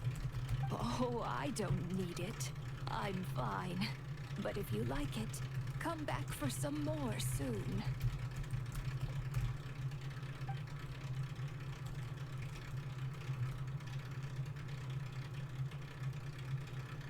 Some kind soul must have given these to her. She always saves the nicer things for special occasions.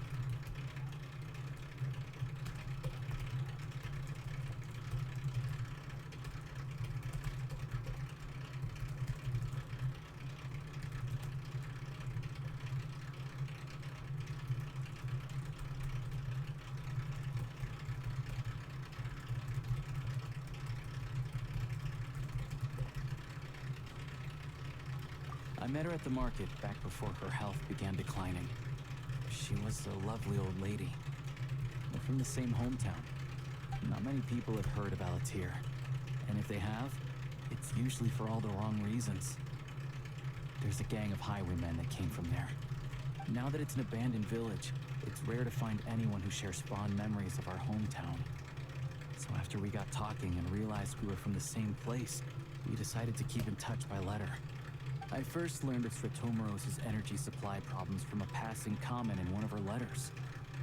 Then, after her health went downhill, I started visiting more often to check in on her. The town's been in decline for a while now, but because of her memory problems, she thinks of it as the bustling, prosperous Sretomaros still in its heyday. That said, I kind of appreciate her optimism. There's not much of it going around in this world of ice and snow.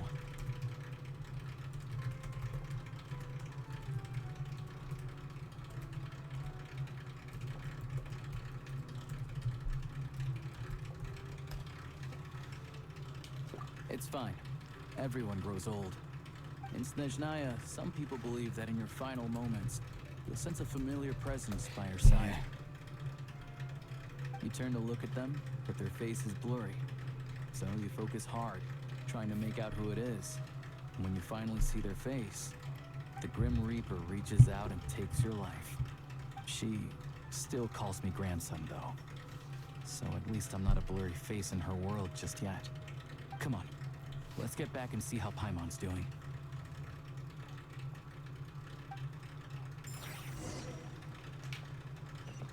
Get back to Paimon then.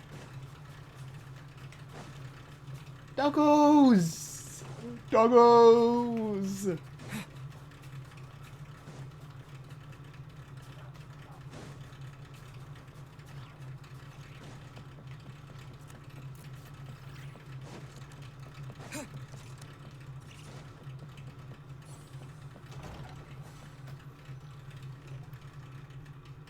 Paimon, we're back. Are you feeling any better? Yep, Paimon's not cold anymore, but she's still a little dizzy. Flying probably isn't a good idea right now.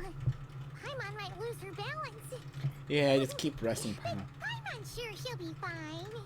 It's probably just from getting hit on the head by that pile of snow when we first arrived in Sneznhaya. Her complexion's looking much better. Let's keep an eye on her. Sure, but enough about that. How did everything go on your end? Are you all set? Did you have any trouble?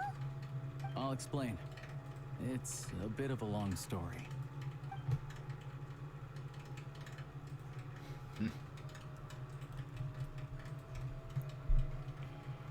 Jeez, you guys got pretty busy. Sounds like the liaison officer and the mayor were running quite an operation. Huh. Good riddance to both of them. It's a good thing you managed to catch them. So, you said the train station will open again soon, right? And everyone has enough crystal now? Yeah. Well, enough to survive at least. Project Stuja isn't going away anytime soon. People will still have to scrimp and save to make ends meet.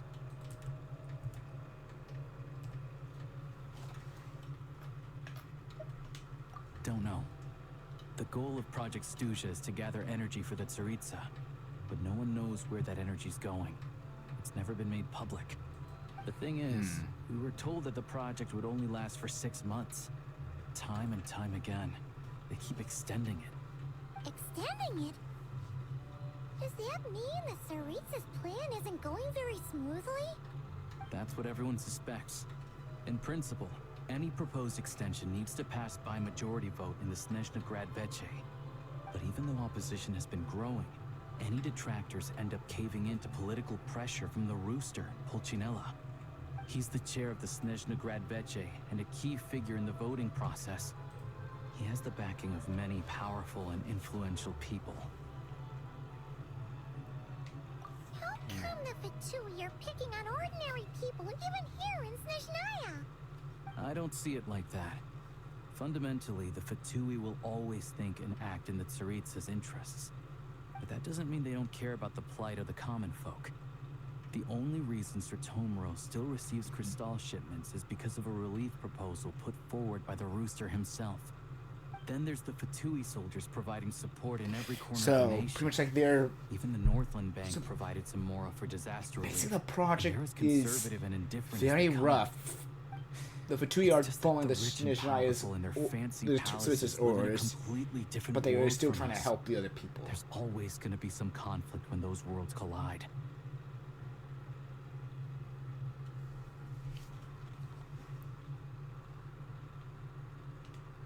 Yeah, well, even though we all believe in Her Majesty the Tsaritsa, there are still many differences of opinion on how best to tackle the big issues of the day.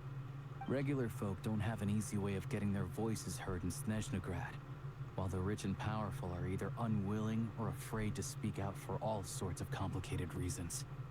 The Rokad provides the disaffected with false identities and an outlet to vent their frustrations.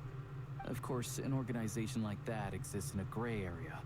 The moment the Veche think they've crossed a line, there's sure to be a crackdown. But so far, they've been doing their best to help the common folk. Like us, don't you mean? You didn't hesitate to join in. You're not new to this, I can tell. Nope, we've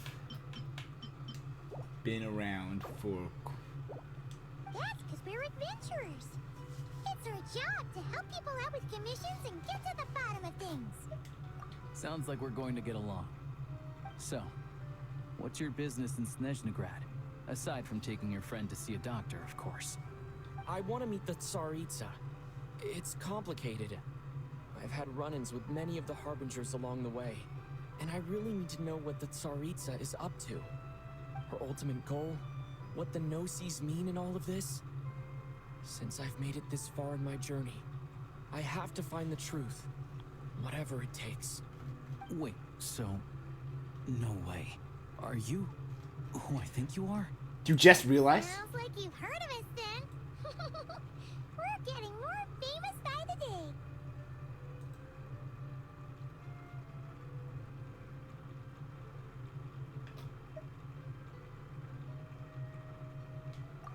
didn't realize I was in the company of giants. Honestly, we're all as curious as you are about what the Tsaritsa's planning, and why it has to involve us freezing to death in the snow. But getting in the same room as her won't be easy. The common folk aren't permitted to meet her at the best of times, and right now, she's probably not even in Sneznhaya. Word is, she's heading east on a campaign to slay a monster.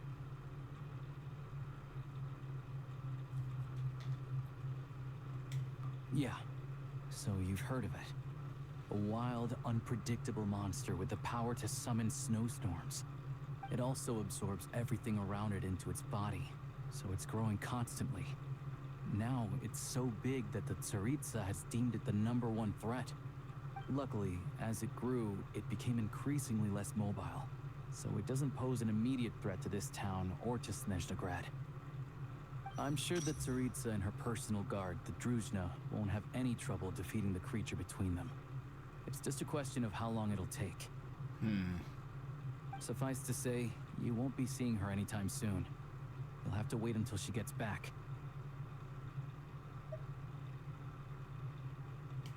Fair. Well, the Fatui will be taking over management of the train station for the time being. Things should be up and running by tomorrow. Once it's open, we can see about getting your train towed to the station. Whoa! That's gotta take a lot of manpower. Are you sure we can talk them into it? The Fatui aren't exactly spotless in this whole mess. Plus, we helped them out. Should be easy enough to negotiate.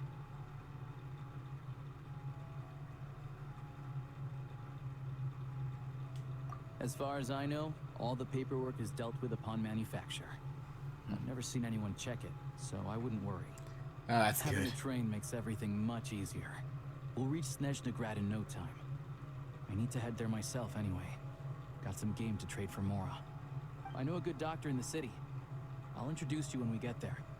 Oh, thanks so much. Let's get a good night's sleep Man, ahead of our big I'm gonna trip tomorrow. feel so bad for those that think like it's the Tories and it's like he dead. That's gonna probably happen though for those that just go straight to the focused view thing or the whatever.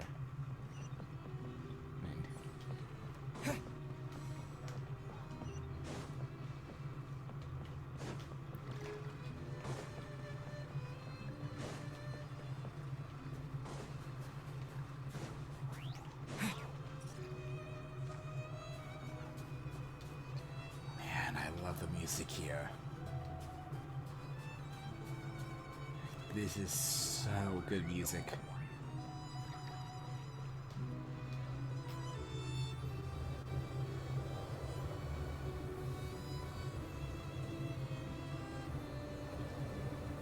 Drive carefully, all right?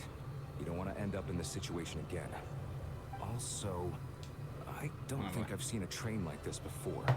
Is it a new model or something?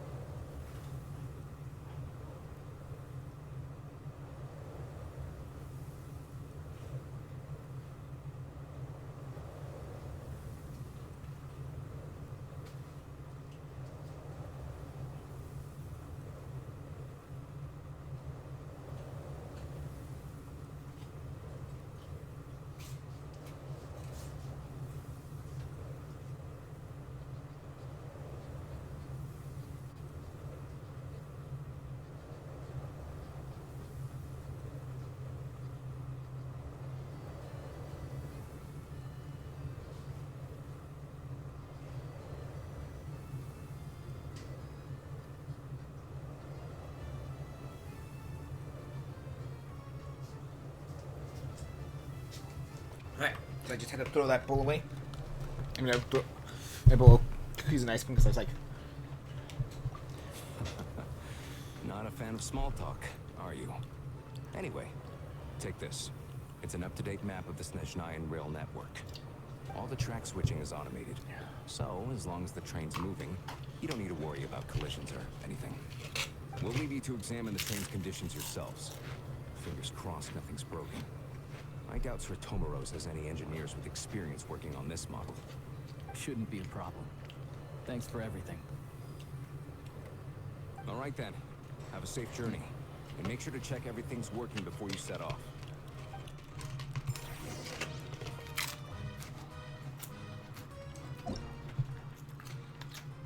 trade! Trade, trade, trade, trade, trade!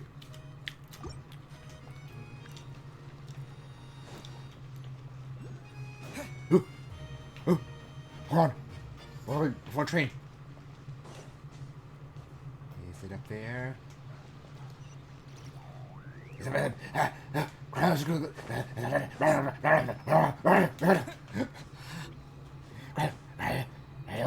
Yes, give me. Yes. Wow. Sorry about that, folks. I'm just having too much fun.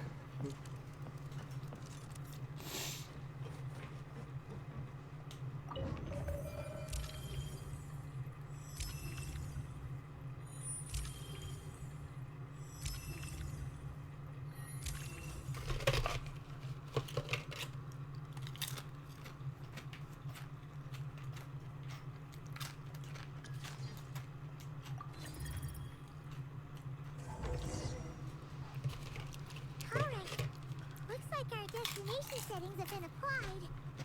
Let's give this thing a final once-over and then head out. Goggles, your time to shine. Affirmative. Running vehicle diagnostics. What's this? Engine, green. Wheels, green. Frame, minor damage, but no impact on function. Diagnostics complete. All systems nominal. Neat! Huh. Paimon still can't get over the fact that you just found this tech lying around in a random cave. I've lived in Sneznhaya my whole life, and I've never heard of an interactive, talking train autopilot. Strictly speaking, I wasn't designed purely to drive trains. Though I doubt you have any interest in navigating the practically unreadable operator's manual yourself. All configurations are complete. Should you require any further assistance, please call for the Eye of Grey. Whoop, whoop! Nope. Paimon's gonna find a warmer seat.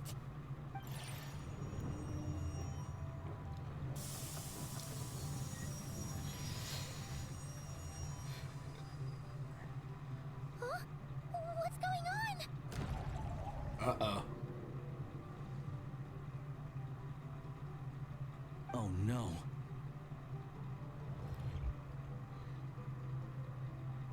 Oh, crud. This is not good. What is this place? Traveler, are you okay? Paimon's still airborne, but it feels like swimming through thick, gloopy water. It's horrible. Just our luck. Of all the things that could have gone wrong. Halosha, you're Sneznhayan, right? Any idea what the heck this place is? It's called the Shadow Realm. A place where no wind blows, no light shines, Oh no! and no elemental energy flows. Our souls went up to the Shadow Realm. It's a world where everything seems to come to a standstill. I've only seen it a few times before, and this is my first time inside. It's a dangerous place. Most people who get sucked into the Shadow Realm are never seen again. And the few who do make it back, they're never quite the same. Huh? Then what the heck do we do now? Oh, maybe Goggles knows something. Goggles? Great! Now we're done for! Hold it together. Let's not get ahead of ourselves. I heard a story once about the world of shadows. If it's true, there's a way to escape. We just need to find the exit. Come on, let's explore. Yep. Yeah. No elemental energy. Look at these Fatui. It's like they've lost their minds. Their shadows have been devoured. They're no longer amongst the living.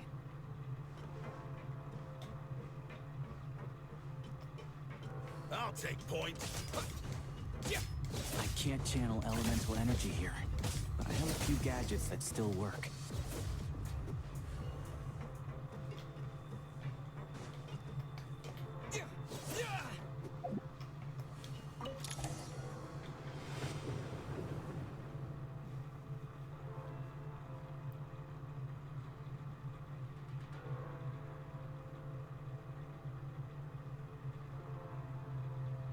Wait, what's that blue thing? Is that goggles? Guess we better find a way over.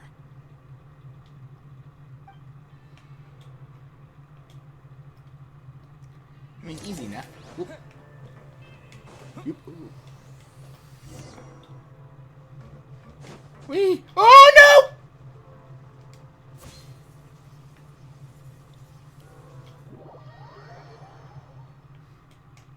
Go me!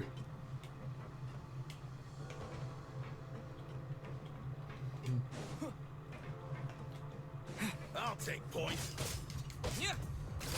This is the last one. What do we do next? Play it by ear.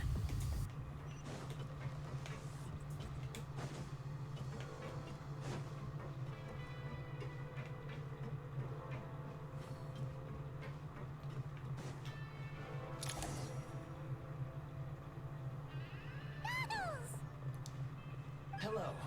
I am glad to see the three of you safe and sound. For now, at least. But things aren't looking too good. Correct.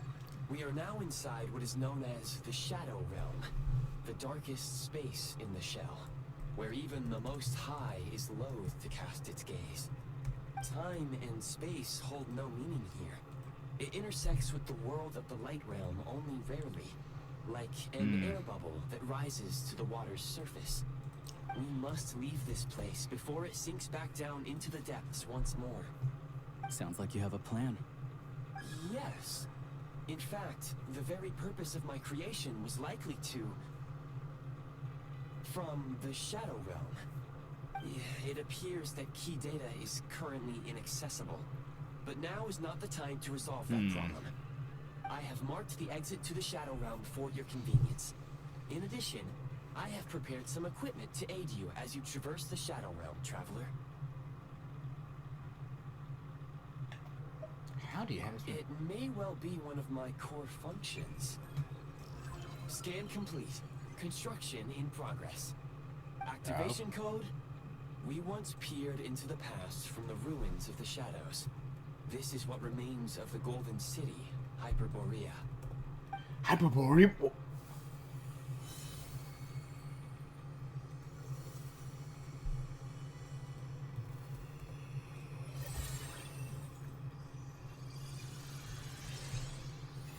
New clothes again. Gone!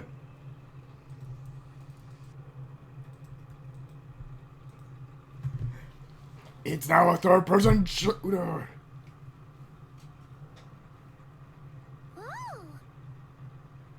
Now go. Arm yourselves with weapons of the spirit. Bring down the walls of the stronghold and extinguish the flaming arrows of the wicked. Is this a gun? In the Shadow Realm, where humans cannot channel the elements, there once was one who, after much research and many attempts, found this to be the most effective means of attack. Let's go. We don't have much time. All right.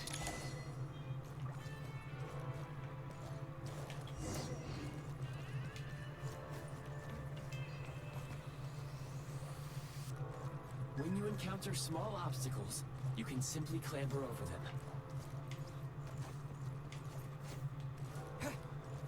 Woo! You can slide to navigate through low, narrow tunnels.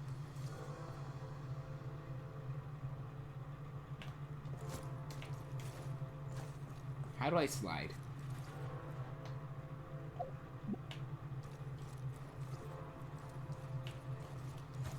Oh, that's how I slide. Okay. Obstruction ahead. You may be able to use the Since elemental energy is unavailable in the Shadow Realm, ammunition is an important resource. You can... For long-range targets, try using the scope to line up your shot. Woohoo! Many hostile units approaching. I suggest a new strategy. Take cover and pick them off one by one. Oh, cover system. Defenses have been breached.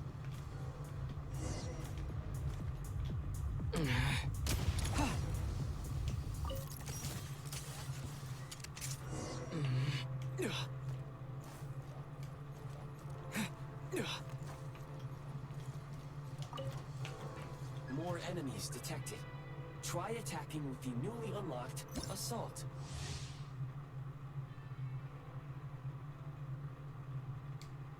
Function.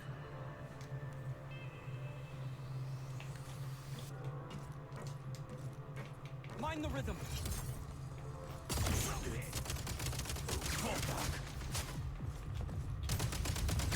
Where's the... Gotta recharge!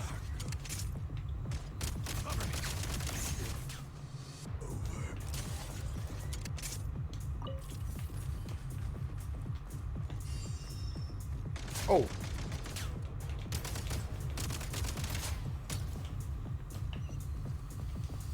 Wait, how?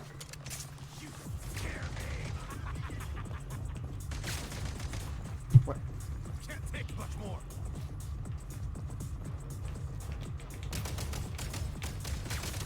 Where's the... What? Charge!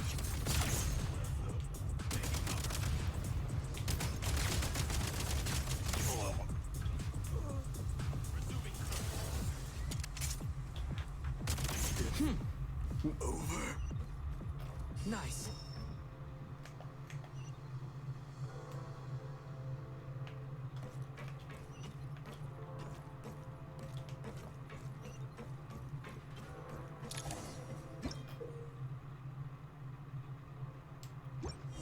Aim at the freeze mark and pull the trigger to move using the rope.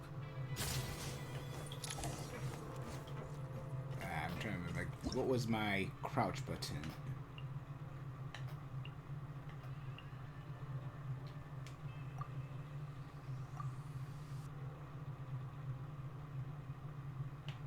Don't tell me what my cover button is. Okay, then.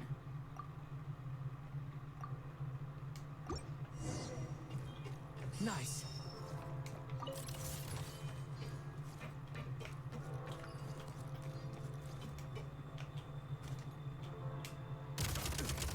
Where's the...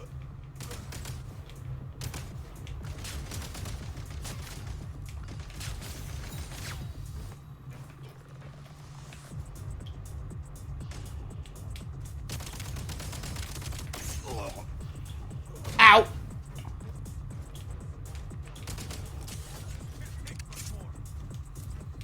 Light him up!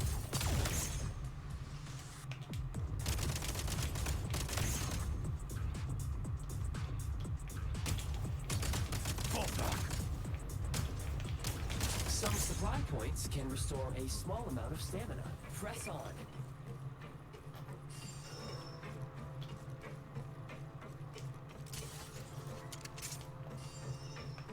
Okay, just gonna get used to it.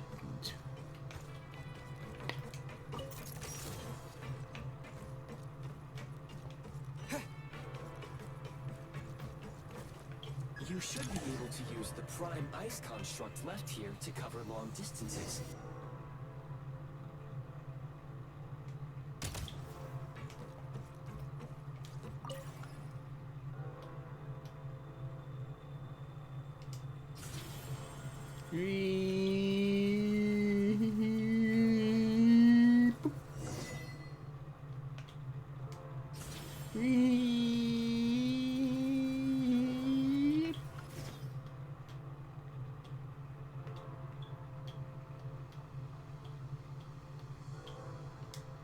Woohoo! I'm sorry, this is fun. I'm having fun! How do we get over there now? I recommend using this grappling gun. Such devices were originally used to secure structures in the Shadow Realm. If you detach the connected hook, the grappling gun will automatically fire a rope to another nearby hook. Okay. So, we just remove this hook, right?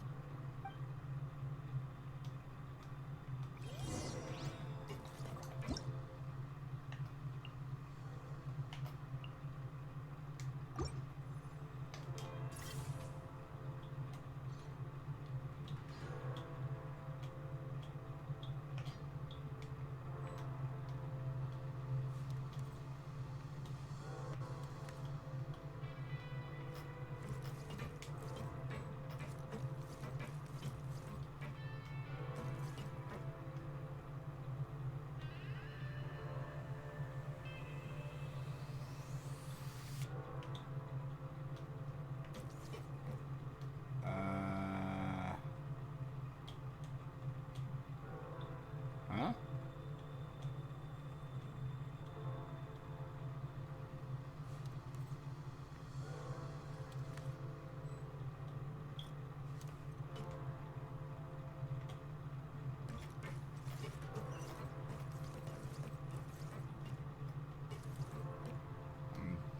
Why won't it connect? Can I rotate it?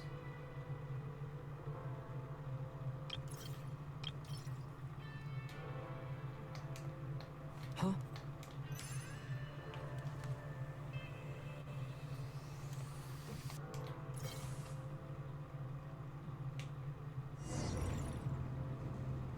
Oh.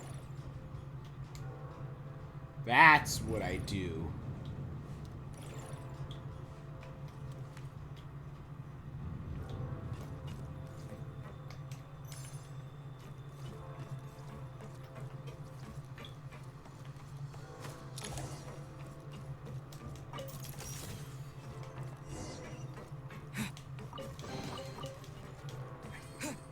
This feels like an entirely new game, honestly.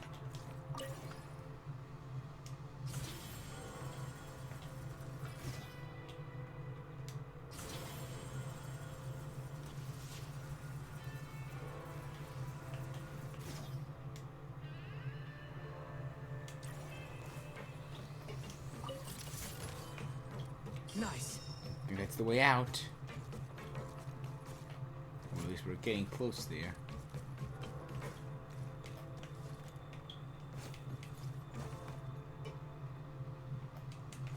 Hello?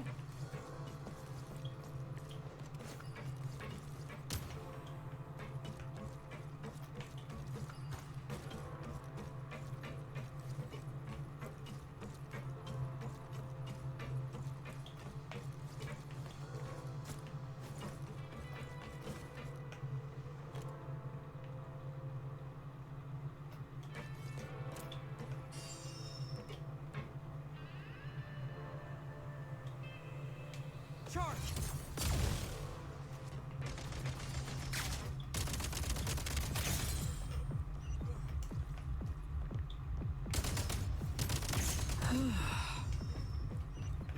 Easy. Sprint at the prime ice launcher to reach high places with ease.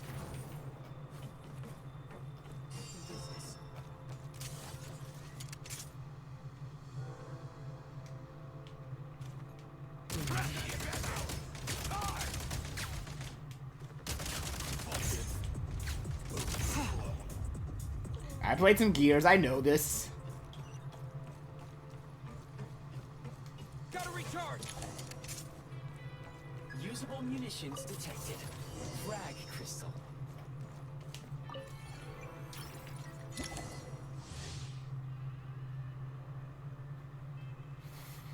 hoo, hoo, hoo.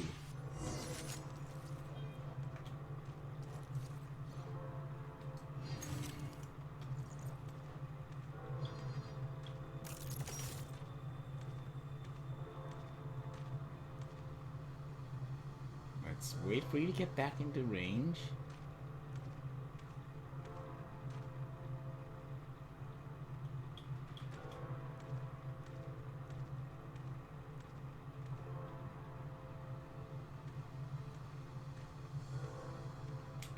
Try this! Fall back.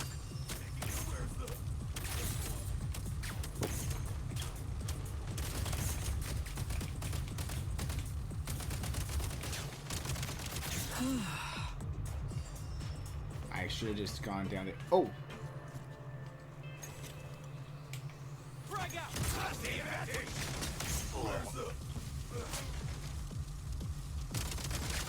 Nope. Nice job, idiot! Yeah. I know Gears of War too well. Huh? I saw something.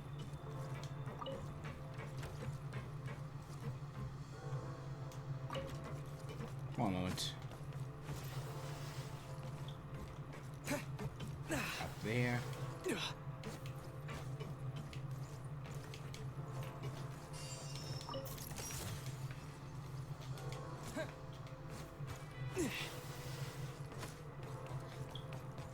God, imagine if Gears had a wait on it.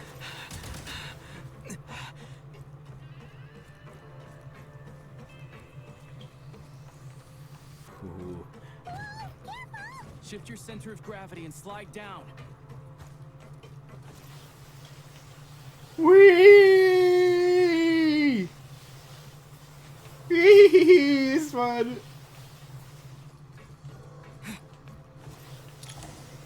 Woohoo!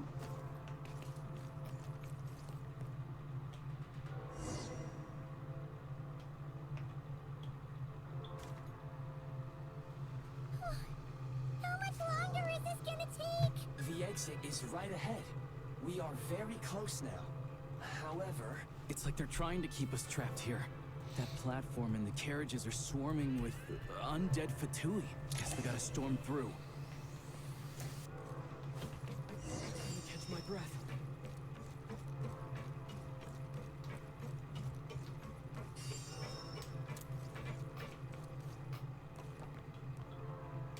Light him up! Try this!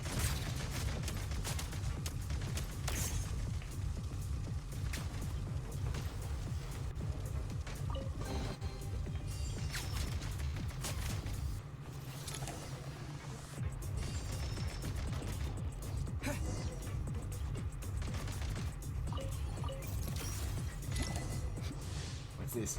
Fire. Grenade launcher! Oh ho ho oh ho oh ho oh ho oh ho!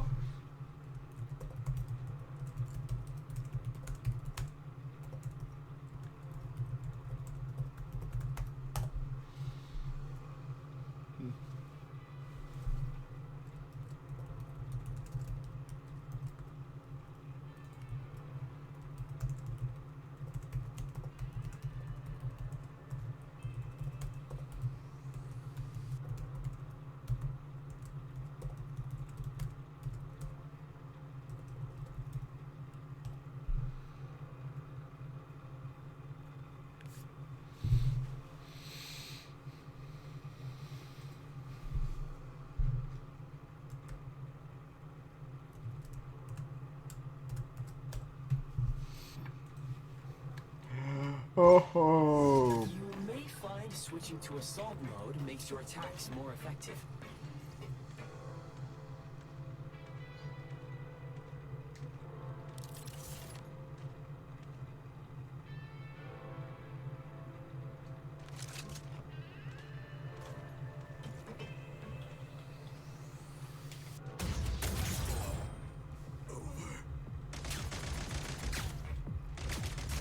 Boom.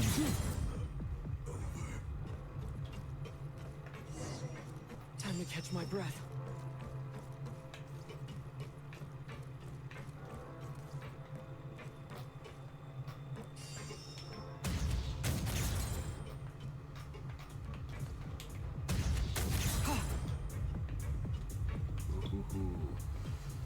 I love it. I love it, love it, love it, love it.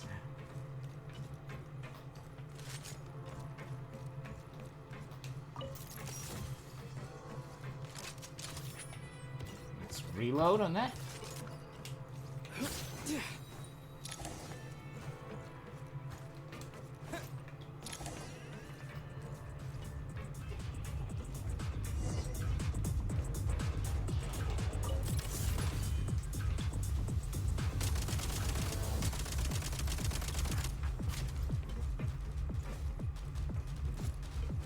Nice. Ooh.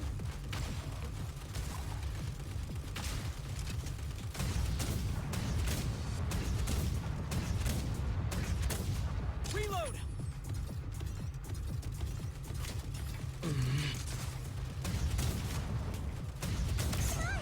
We're almost there. Yeah. Ooh, that was fun. Why is everything shaking so much? Looks like the Shadow Realm is about to sink back down into the depths. The exit is right here. You mean this weird bubble thing? Wait, how exactly? Punch it! No time to think. We just gotta go for it.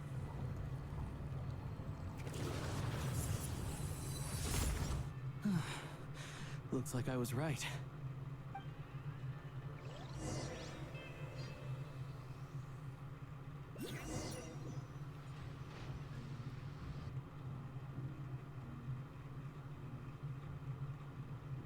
I can't believe the Shadow Realm manifested right on the railroad tracks. It's almost unheard of. Lucky we made it out. All thanks to you and that awesome gun. Ah, so you have heard of the Golden City before? Moonbin did not cry. It came up a whole bunch in Nacry. You're a pretty neat surprise in that sense, aren't you, Goggles? We had no idea they left cool gadgets like you behind. Make no mistake, it was a team effort. For a first-time firearm user, your performance was quite outstanding, far beyond my expectations. As Alosha said, it is highly unusual for the Shadow Realm to manifest in a place like this, but we should still watch out for similar dangers ahead. Oh, let's hope not. If anything else goes wrong with this trip, Paimon's gonna have train trauma for life. The Shadow Realm can appear anywhere, not just on the railroad. I am simply advising that we take sensible precautions. Now, if you wish to further calibrate and upgrade your firearm, you may do so over there, provided you have the necessary components. Please take a moment to catch your breath while I repair the body of the train. Amongst other things, this will ensure Paimon is a little warmer while on board. Oh, thanks, Goggles. You're a trusty train conductor. Well, maybe trusty isn't quite the right word, considering. Anyway, at least you get the job done. Yes, of course. And just like the Eye of Grey, I am sure it will be a great asset to you in your future adventures. If not the trustiest, then it will at least get the job done. Let's get some fresh air while the Eye of Grey fixes the train. Yeah. Yeah, sure. Paimon wants to forget all about the Shadow Realm. It was so creepy in there. Stretching our legs might help take our mind off things.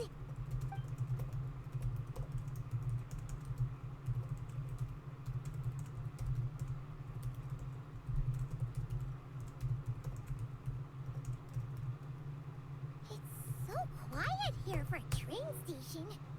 Not a person in sight. Just abandoned houses.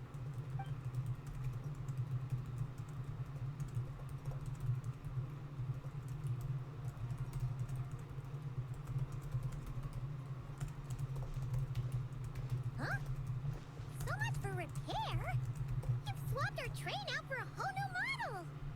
My plan was to restore the train to its original appearance per my records as quickly as possible. Now that the repairs are complete, the train offers optimized performance and a significantly improved trendiness level. Didn't know trendiness was a parameter. According to my calculations, parameterization is the most effective way for the Eye of Grey to understand trendiness. Hyperborea, huh? I'm sure I've heard of that in a story somewhere. What an Very incredible old gadget. people of the people of ancient times.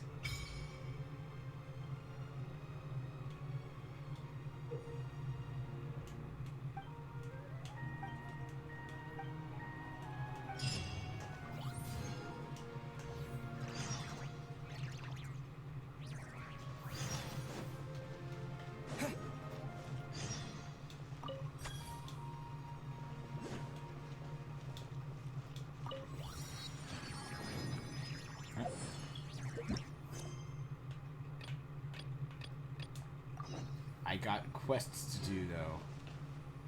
I mean, but also Cryoglass! Cryoglass! Gimme!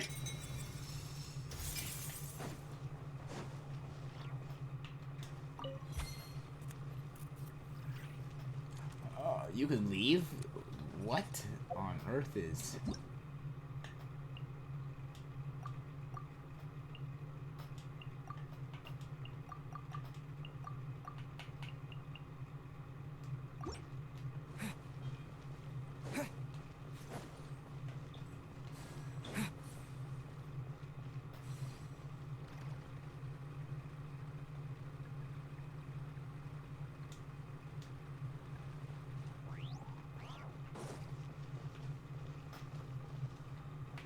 Alright, let's...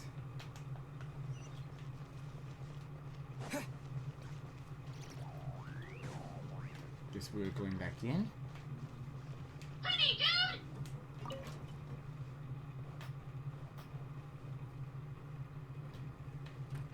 Open... Wait, open fire arms menu, what? Oh.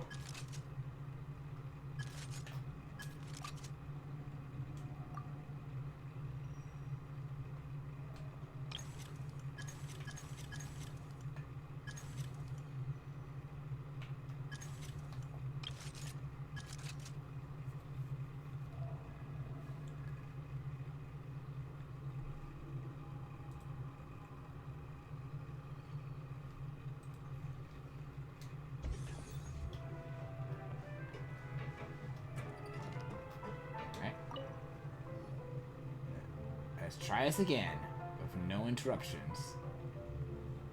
Honey, dude!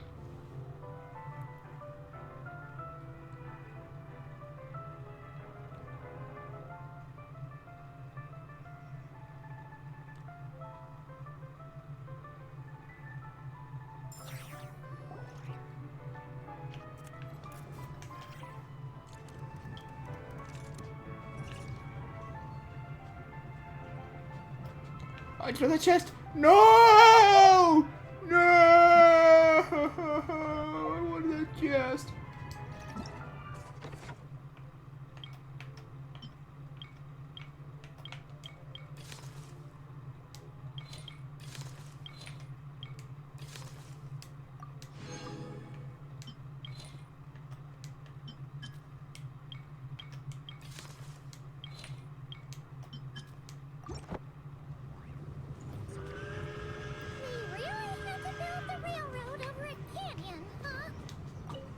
You might want to avoid looking down if you're afraid of heights.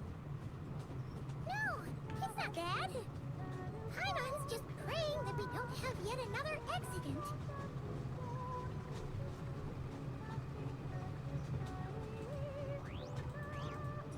Oh, this music. So beautiful. Yo! There's a cryoclass I wanted! Paimon of Dragonspine. They say this mountain's the domain of a Snegovic lord. A lot of the Snegovic retreated there to live in seclusion. So it's a pretty mysterious place. You hear all kinds of stories. Even the residents of the nearby town of Svietlo-Lidovka steer clear of the summit, and they make a living off of harvesting prime ice. No, no, I want another one. I want another. Let me out. Let me out. I want mine. Sneznhayad's just up ahead.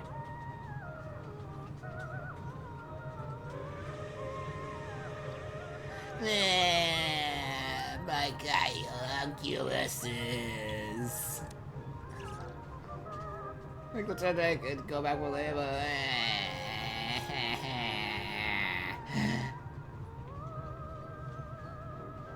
Okay, I'm done with that. I can get them later. Sorry, folks. I was playing it up a bit there. Whoop!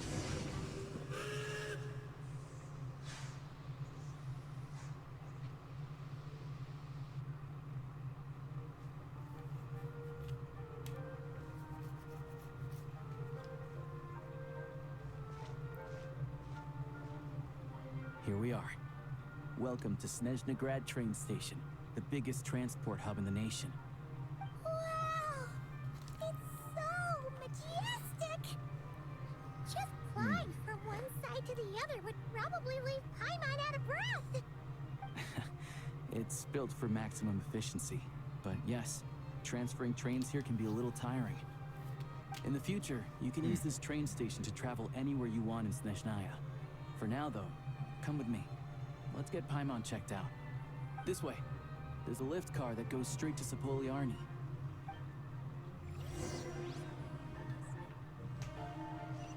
Alright.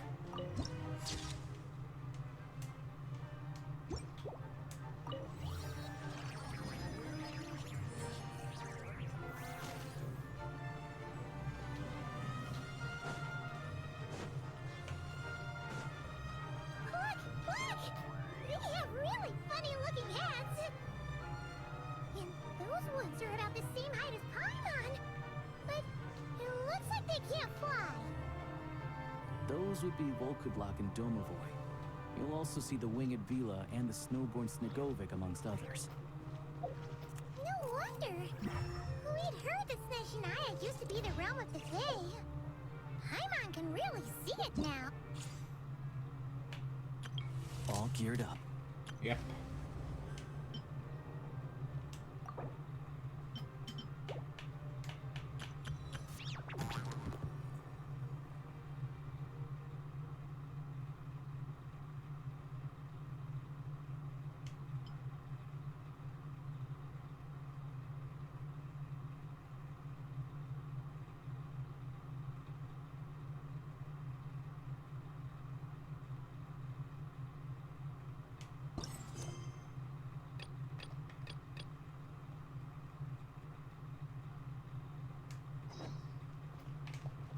No.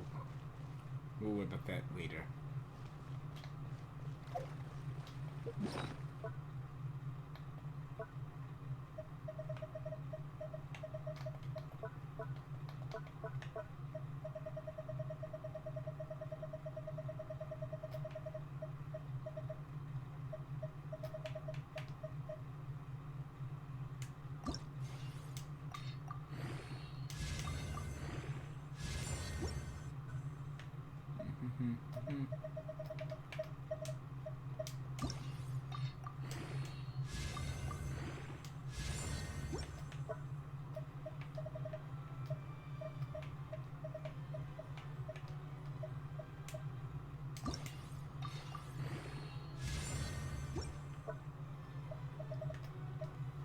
I at least want to like also get this out of the way, so sorry folks if it means I'm getting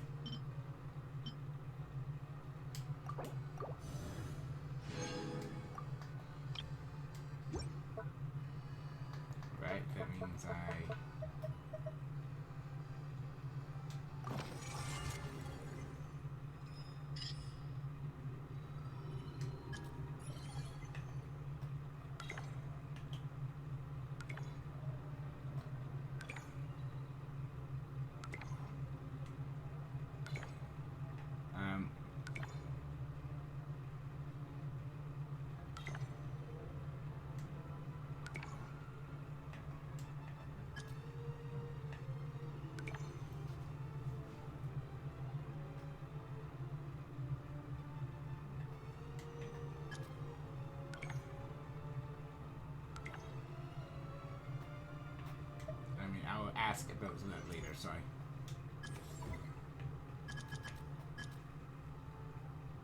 Oh, so that's how you do a sign text. Okay.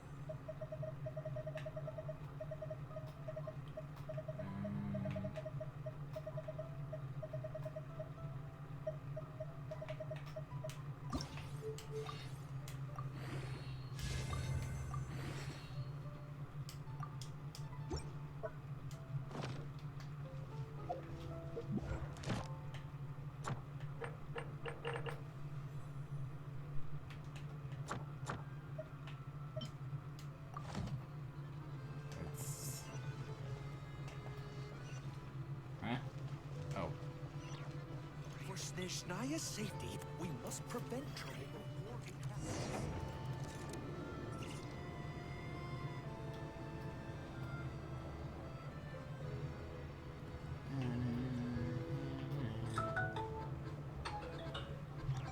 To the left is the Market of Zolny. They sell everything there. You can often find some nifty little trinkets. To the right, you'll see the Korolievsky Theater in the distance. Look at that! Incredible!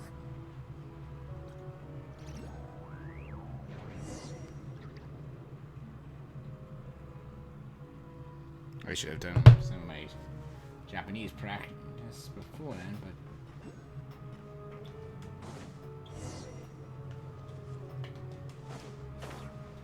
I am stupid wanting this!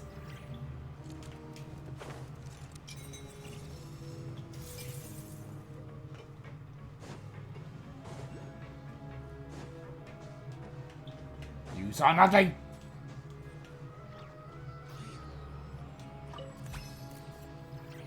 Ready, dude!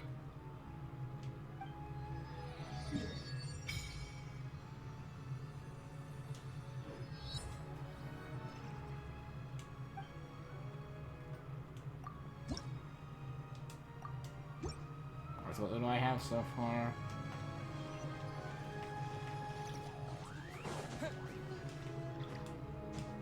I want that cryo unculus.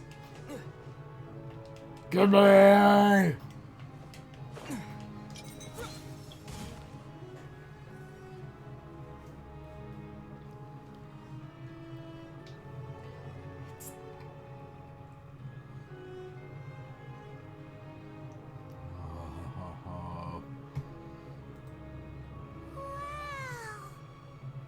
Snezhnagrad is stunning!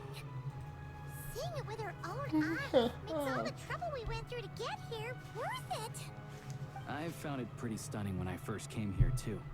But I soon found out that stunningly beautiful means stunningly expensive. The prices here are crazy. I'm just a small-time hunter, so Zolny is where I spend most of my time. This way will take us to Podvorier Restaurant. They offer food and lodging there, so you can get settled in while I fetch the doctor.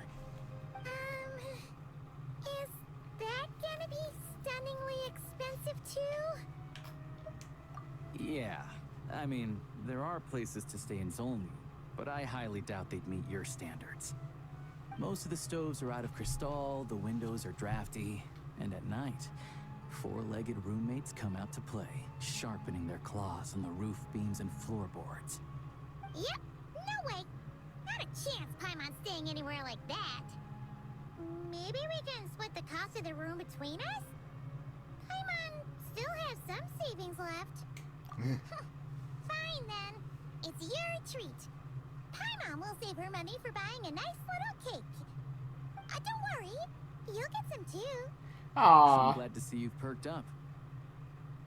If you find yourselves in the mood for some sightseeing later, there's a few places around here worth seeing. This way leads to Zapoliarny Palace, which serves as the Tsaritsa's audience chamber and also her personal quarters. The adjacent block is kind of a city in its own right. That's Glupov, the headquarters of the Fatui. Inside, there's a munitions factory known as the Armory Palace, producing a constant supply of all kinds of equipment for the Fatui. A lot of important research happens there, too.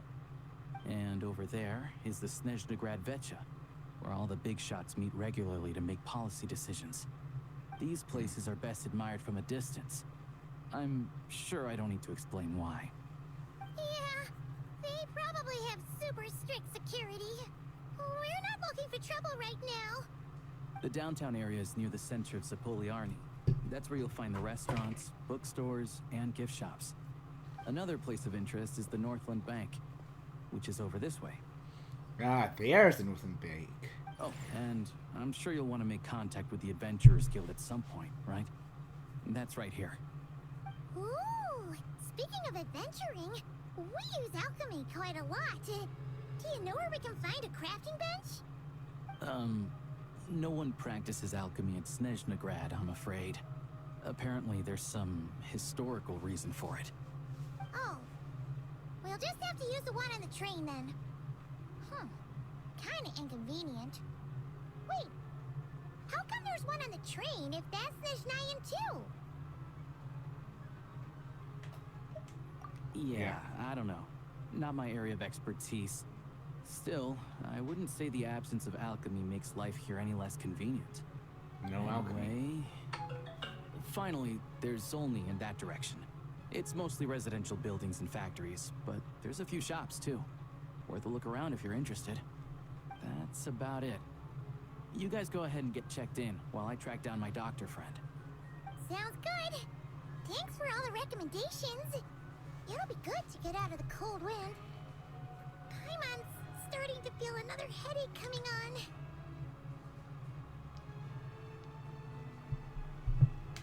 on. Latvoye restaurant is right this way.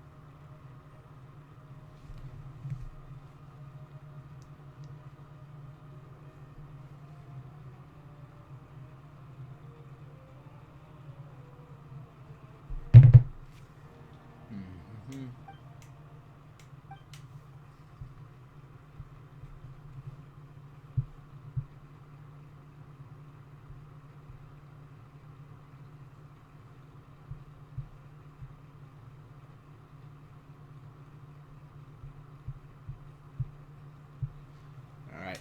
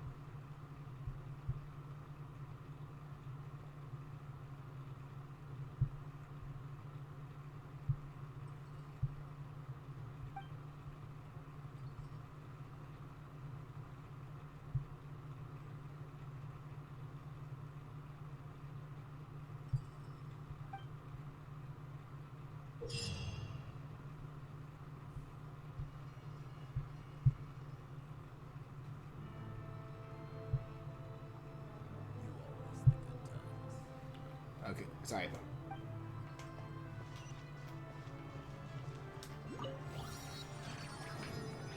Cryo-Unculus. I sense it. Up here.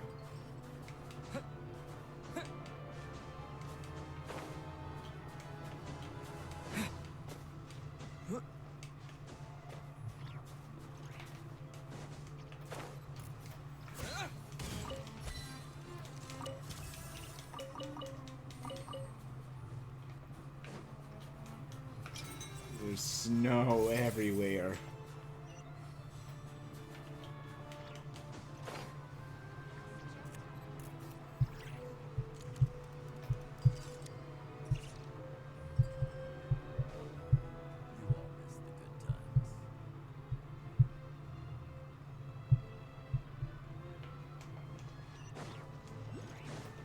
Oh. I have sense. Another how on Earth?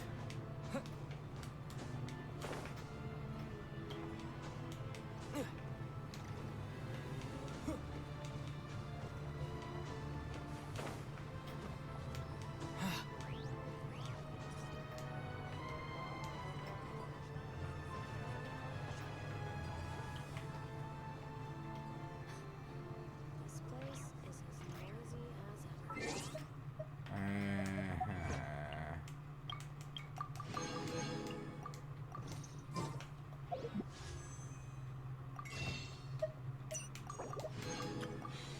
Almost there. Oh, there's more. Achievement save.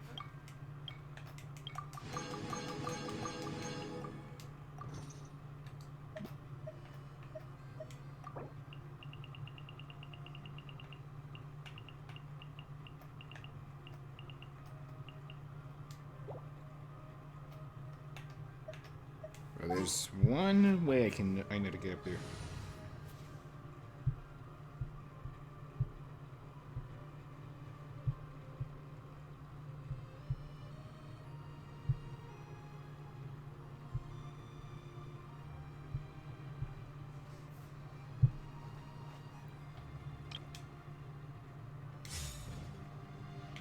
Squall and Fury.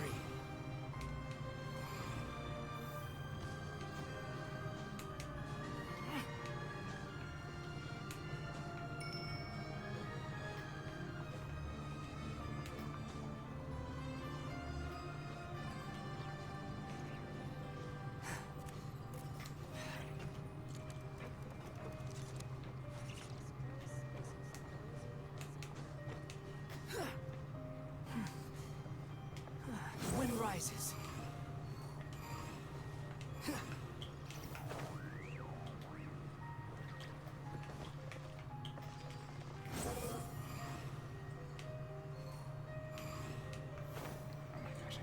How do I get up there?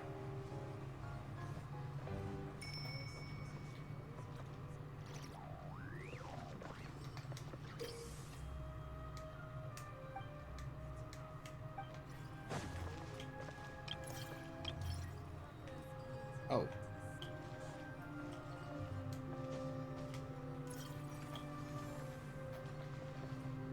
That's what I do?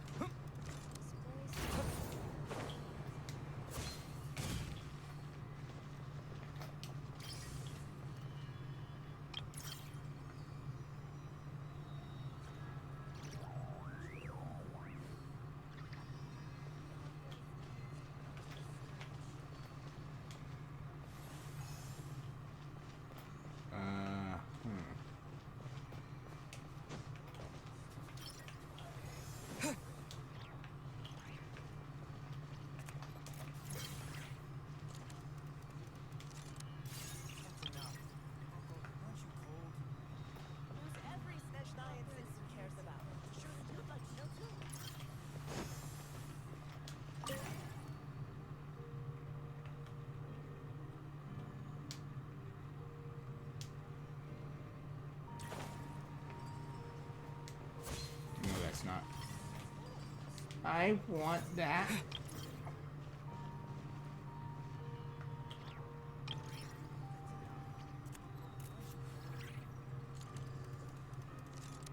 every Sneznhayan citizen cares about. Surely you'd like to know too.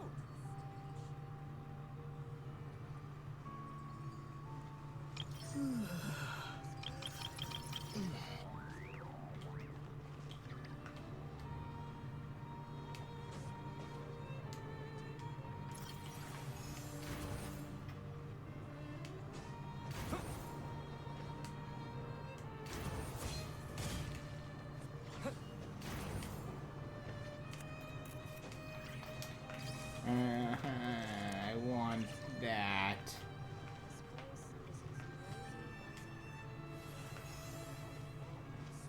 Guess I have to figure out how to get that one later. Fine. Boy, I won it! I just find a high enough building.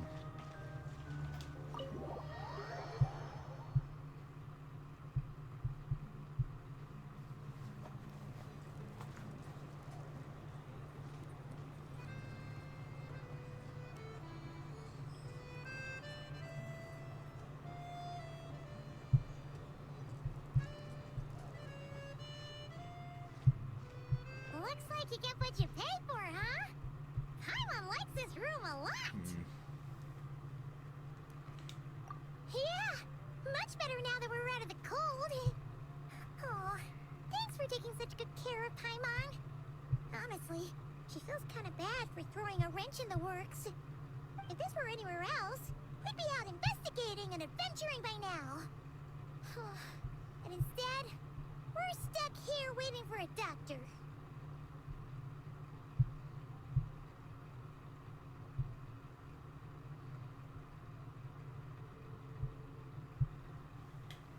Yeah. You're right. Your health is more important. Too Paimon. hard for no reason. A lot happened on our way into the city. Let's review what we've learned so far and try to figure out what to do next. Obviously, the million-more question is, what is this Tsaritsa planning? Everything else leads back to that.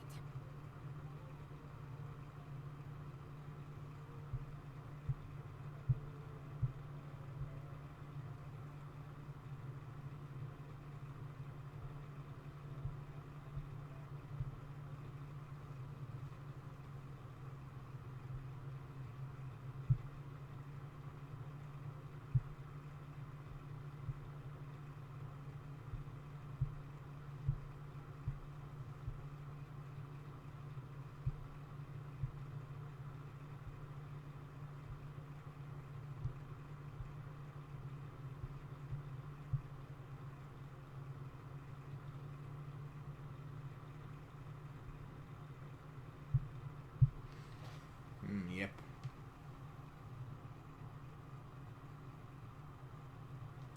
You figure Sure out. was. And so far, we've learned that in addition to the 7 Gnosis, her plan also requires a ton of energy. But we won't get to see her anytime soon. Alosha said that she went east to fight that big monster. It must be a pretty powerful one if it can blanket the whole of Sneznhaya in a snowstorm this awful.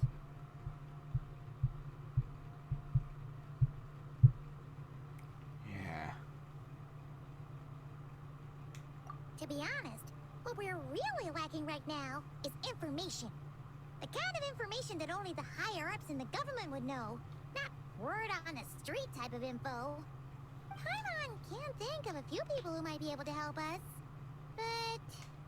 Right! And when we left Nokrai, Sandrone specifically left a message reminding us which side we're on. So... it's unlikely they'd tell us anything confidential about the Tsaritsa's grand plan. Yeah, fair point. Besides, that Gloopov place is right nearby. We've got nothing to lose, so it'd be a waste not to go. There's gotta be someone there willing to talk to us, right? Maybe Arlecchino or Sandrone? Or possibly Tartaglia.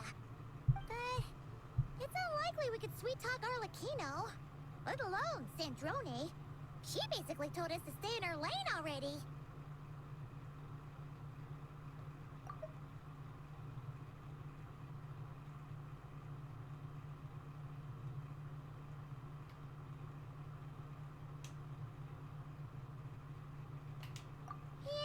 Yeah. The last time was all the way back in Fontaine, right?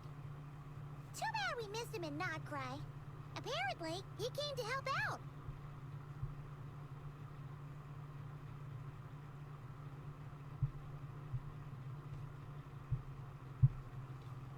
Hello. Is there a traveler in Paimon in there? That's Alosha! Come in!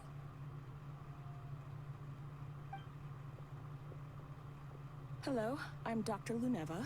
Alosha mentioned that one of you is feeling a little under the weather.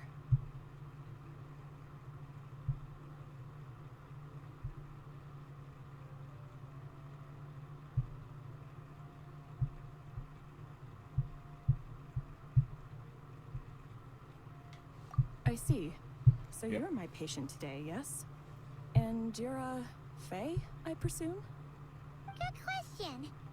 Paimon's not too sure either, but she's definitely not the same kind of Fae as the ones we saw at the train station. Is that gonna be an issue? Not exactly. It's just, I'm used to treating human patients. Fae tend to be far more resilient than even the healthiest and most long-lived of humans.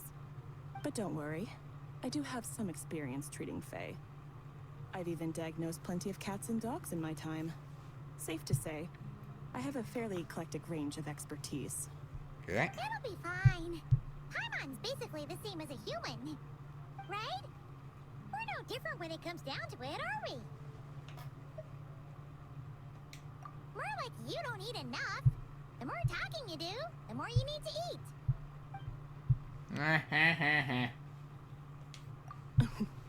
Now, please take a seat.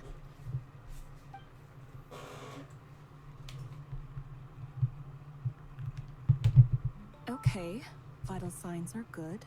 Test results are all within normal ranges. I don't think it's anything serious. More than likely, you've just caught a cold. I can give you some medicine to tide you over, but as long as you rest properly for the next couple of days, you should feel better. Make sure to keep an eye on your temperature, though. If you find yourself with persistent low-grade fever, or if your symptoms don't improve, just contact me again. Sounds like there's no cause for alarm. Thank you, Doctor. That's good to hear. You're very welcome. Just doing my job. I'll leave you in Paimon peace just now. call it cold. Time to visit my next patients.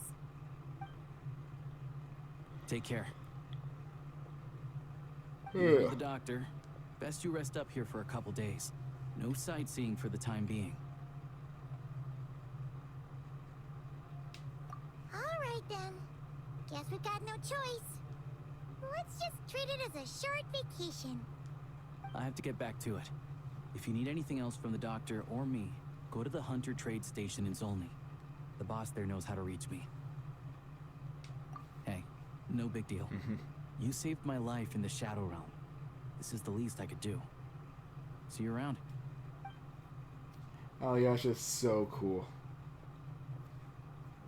Alright, time to find Child and see what he can tell me.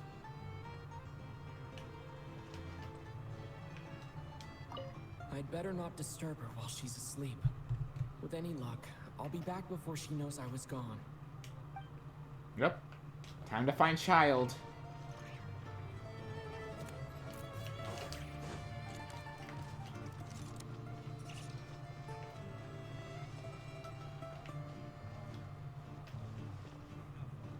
If there's anything you need, please let me know.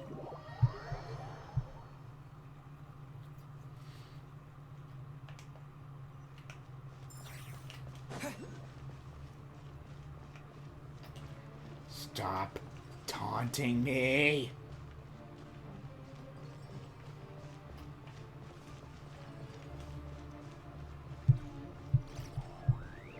I hate that you're taunting me.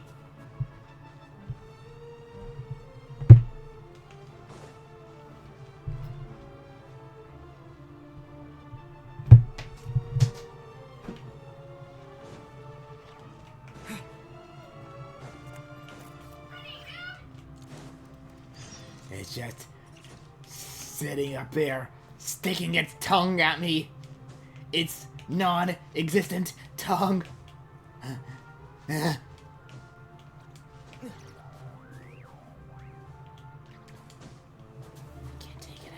it. No! Don't.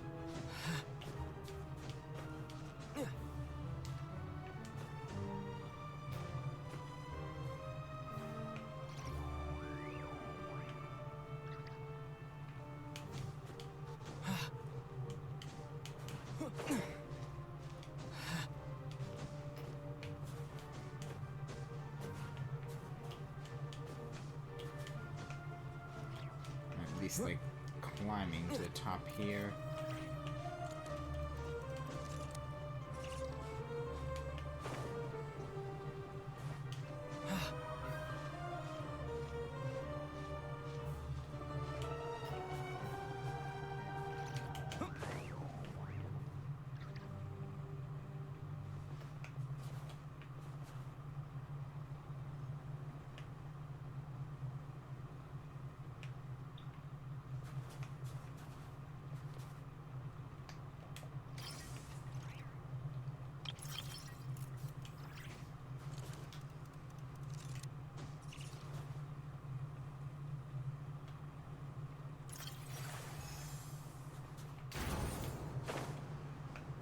Please let this be enough.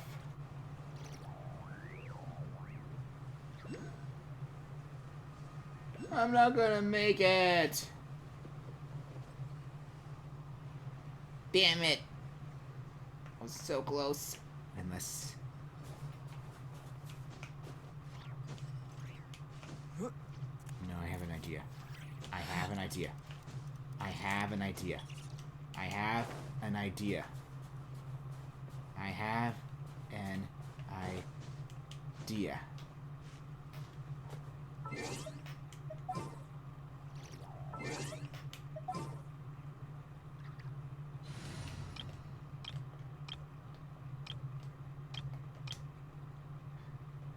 Kazuha,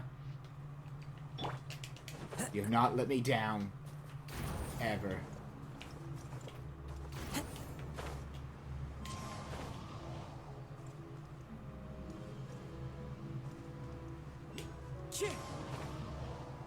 Come on, Kazuha. Come on.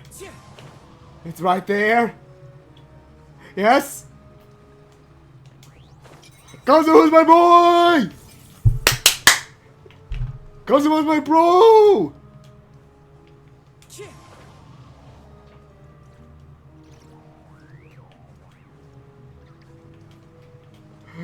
You never let me down, Kazuha!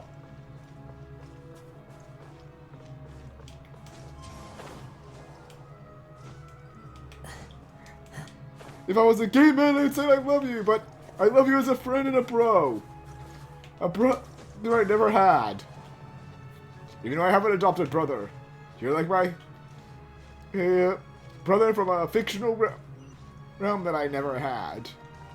That is so weird to say. Alright, I'm clipping that. I might get a better clip if that one's not as good.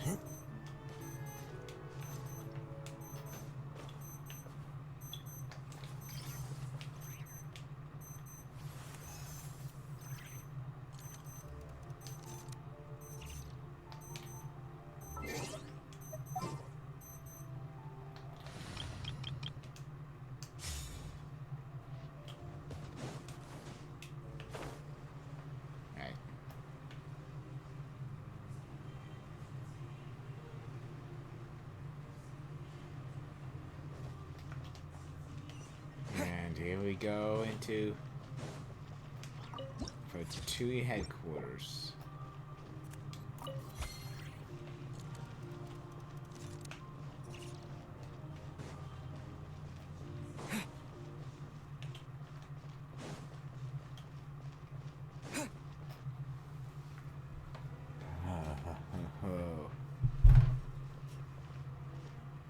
Hold on.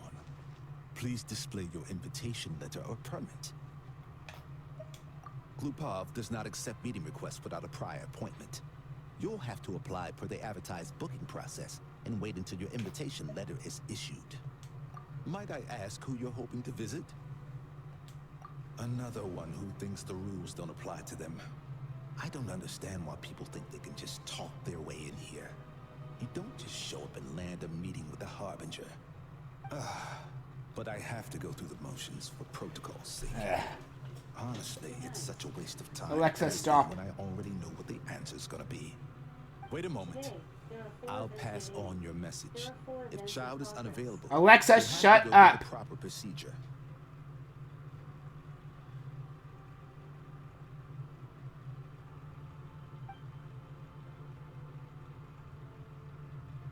Lord Child is a busy man. He's probably not in Glupov at present. If I were you, I'd cut your losses. No point in waiting any longer.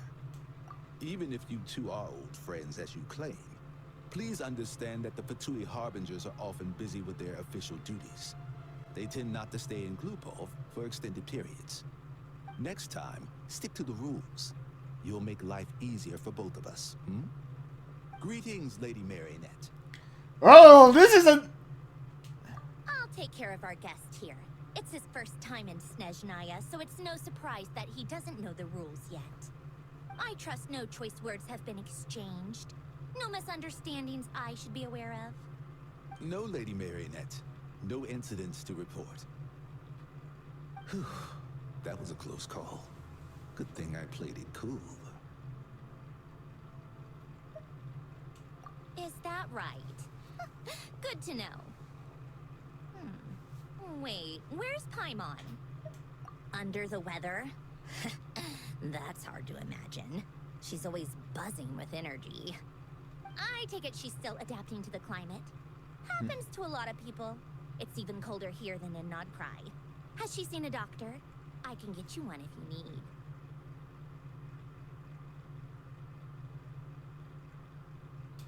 All right then. Well, let me know if you run into any other problems. Why else? I was just about to sit down for some much-needed tea time when I heard that an old friend of Tartaglia's had shown up outside. No appointment, nothing. And, as obnoxious as it may be to show up uninvited at Glupov, I couldn't help but take pity on the poor soul who was waiting outside in vain. So I had no choice but to abandon my freshly brewed piping hot tea and come to see this mystery guest for myself. Well, I felt our time working together in Nodcry warranted some courtesy. I couldn't exactly let you freeze to death out here in the wind. Unfortunately, I can't invite you inside either. The rules of Glupov wouldn't allow it, and as a Harbinger, I have to lead by example. On the plus side, Sneznhograd actually has some class, unlike Nasha Town. Torchlight Books has a very nice selection of teas and cakes, so we can catch up there. Your treat, of course. Because I already wasted one perfectly good cup of tea today. Jeez, okay. Okay, Zentroni. Ooh, she's mad.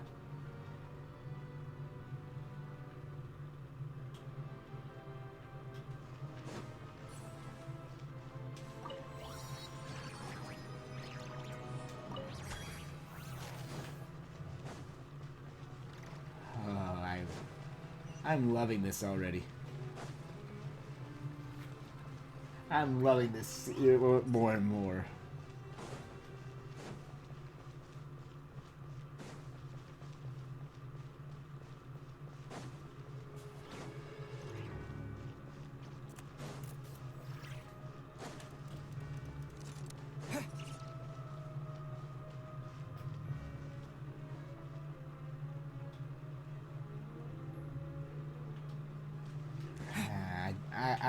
That one just gives me a bad feeling.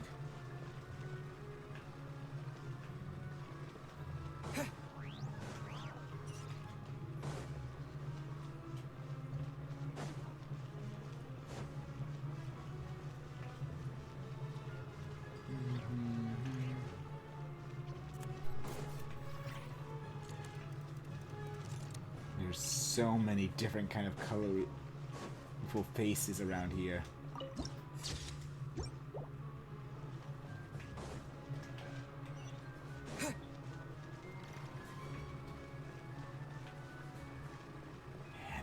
Really brought it home with the music here. It just sounds so majestic and like definitely feels like you're in a place that you should No objections. it be I but assume. have to go to I'm get sure you answers. trust my taste. Like the long journey has led to here finally.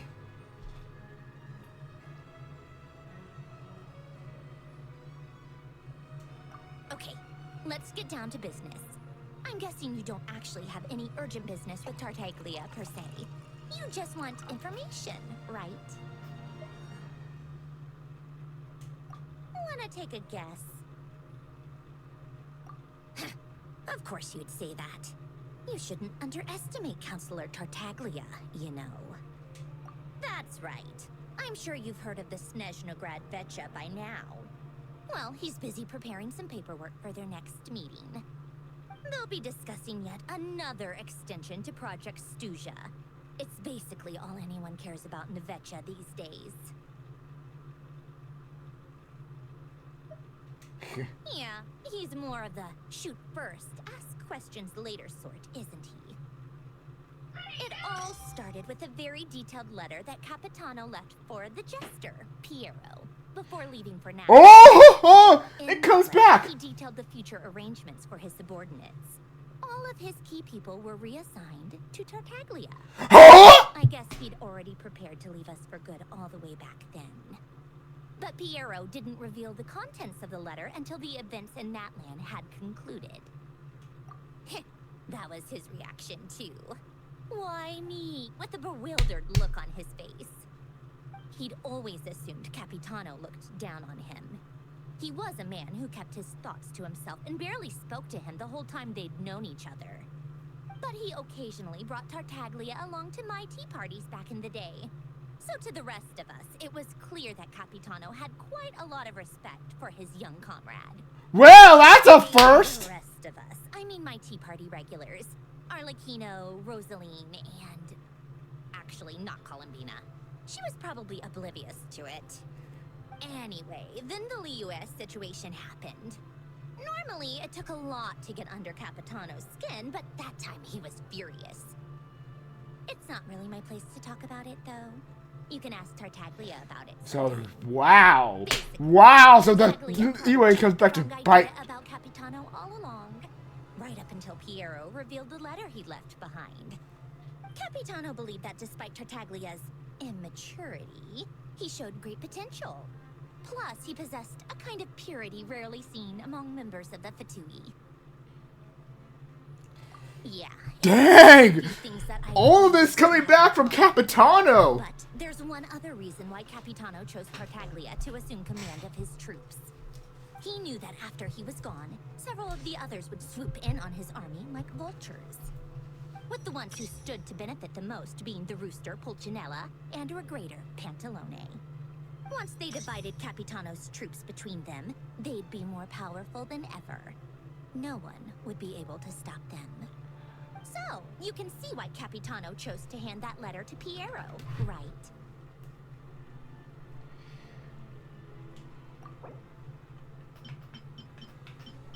Yeah, so much in the Rooster and Regrator.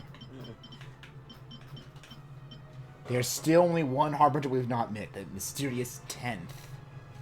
Though they could be long dead before. Exactly. Piero also needed to back a Harbinger as soon as possible. And, all things considered, Tartaglia was the best choice.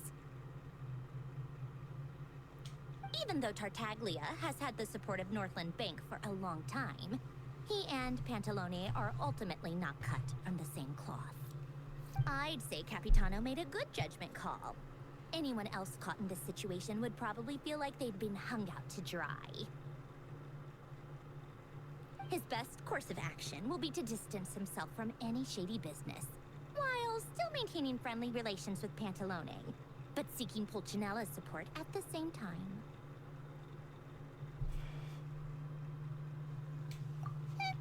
What's the point in having a tea party if you don't spill a little tea? Besides, none of this is confidential anyway. Ask any journalist out there. They'll give you all the lurid details. You'll see it firsthand if you ever sit in on a session of the Sneznhaya Vetcha.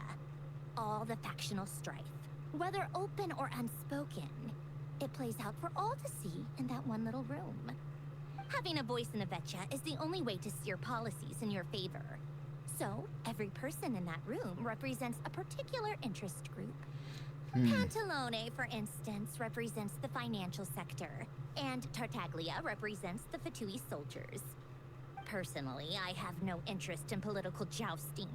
But since I have a number of engineers and researchers under my command, I have to make their voices heard. Then there's Pulcinella, the linchpin of the Vetcha. He represents politics itself. Everything involves him, so nothing can bypass him. Any issue that comes up, he knows how to mediate. That's what the Tsaritsa values most about him. And that's why he's number 5. I'm starting to see why everyone is so frustrated with the way things are, but also powerless to change it. A complex web of interests connects all parties involved, and the Tsaritsa sitting at the top adds another layer of complexity. It must be nearly impossible to come up with a perfect solution. Jeez. All right, I'm done carrying this conversation. Time for you to answer a question of mine. Go on. You must have known that you can get the info you needed from me. So why was Tartaglia the first person you asked to see and not me? Huh? Jealous? Tsundere, yep. Wait. Oh, I think I know what it is. Columbina passed on my message to you before you left Notcry, right? I only meant you should be mindful of which side you're on. Is that actually why you didn't ask for me? Because you took that to heart? You... fair enough. It's not your fault. I blame all these politicians I've been hanging around with lately. Always beating about the bush when they talk. Oof. I guess it must have rubbed off on me. All is Anyway, forgiven, just all is ask forgiven. for my help next time, okay? Little things like this are no problem. Lady Marionette. What now? Can't you see I'm on my break? Whatever it is, just leave it on my desk. I'll look at it later. Sorry to disturb you during your break, ma'am, but I'm afraid it's an emergency. Isn't it always? I've told you before. Fixing the tracks and transporting ice blocks does not constitute an emergency. The equipment in Svietlolaidovka is in urgent need of maintenance. With how the weather's been recently, we suspect that the cause is a buildup of snow, exceeding the maximum weight limit.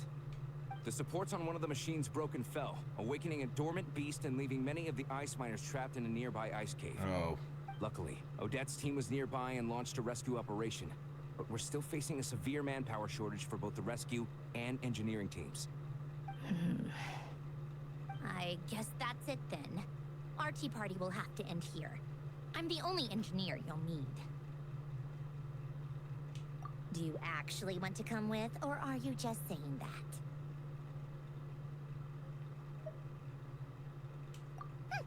Nice of you to return the favor. I'll have a couple of people look after Paimon. They can let her know that you had to step out for a while. Given how urgent this is, I'm sure she'll understand. And honestly, I'd rather have your help than anyone else's. Between your skills and experience, you'd be reliable help. Hey, we just helped with Then it too. let's go. You, take 2 people to Podvorye restaurant. Find his room and watch it like a hawk until we get back. If anything happens to Paimon, you'll be answering to me. Yes, Lady Marionette. Lucky Paimon. She has some Batui guards.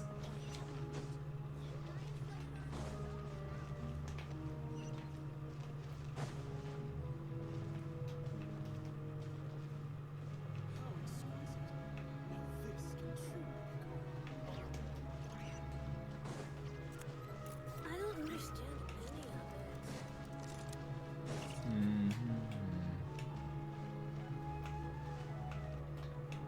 it.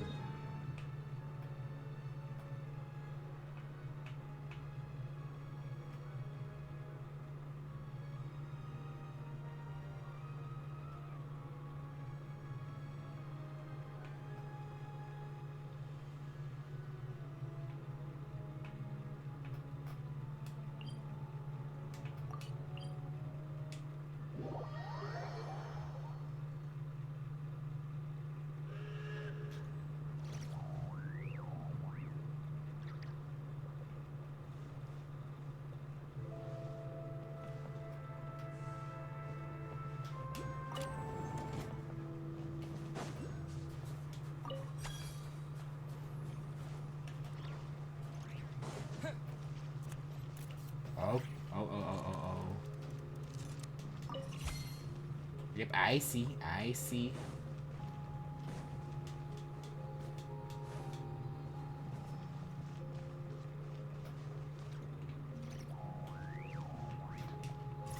I know what to do.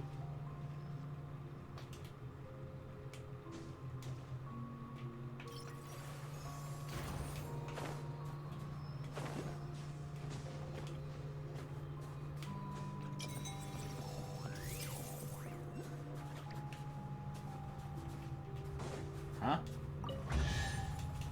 Hello, chest. I'll keep this close.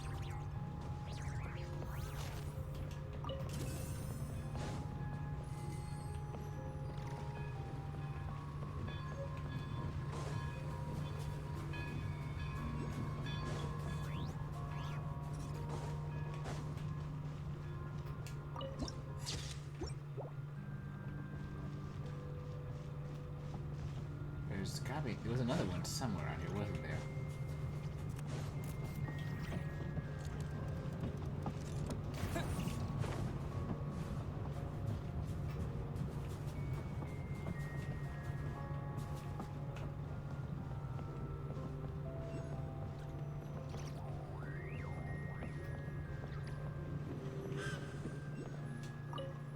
Huh?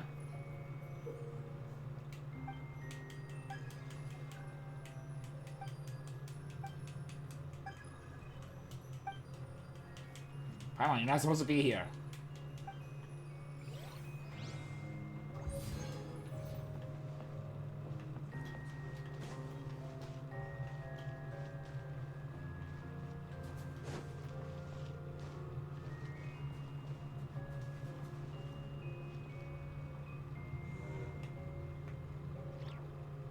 I guess it's lower, actually, then. Well, I'll find out. I go down. Oh no! I almost lost you.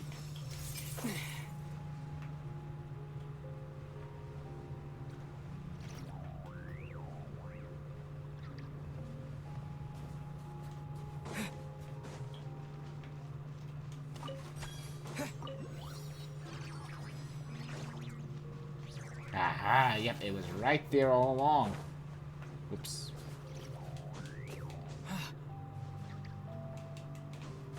Johnny's like, Bart's like watching as we're just climbing around getting this. While the people like, is he gonna give him time? He's honest in a bit like, I can imagine there's no note. I'm having fun with the game, so sue me.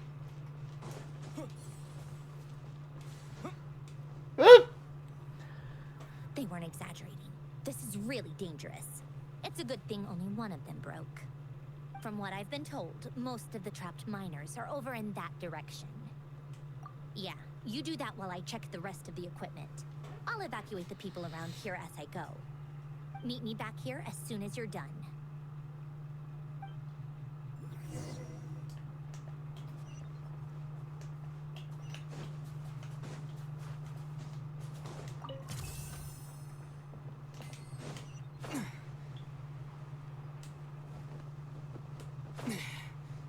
Let's go then. I have to be getting close. Don't go any further.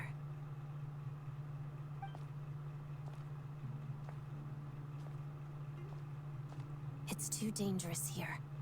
There's a highly aggressive monster on the prowl. You need to leave, now. Ah, I see. You're the backup from Sneznhaya. Well, I'm Odette. Good to meet you. Ah, so this is Odette. She was the first member of the Fatui on the scene. There are 5 people trapped in the cave. Monster type is unknown, and so is its location. Let's go. Every second counts. Alright.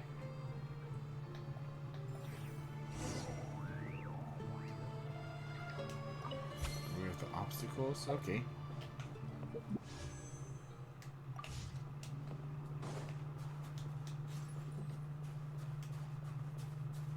Thank you for that. Careful. Something's moving.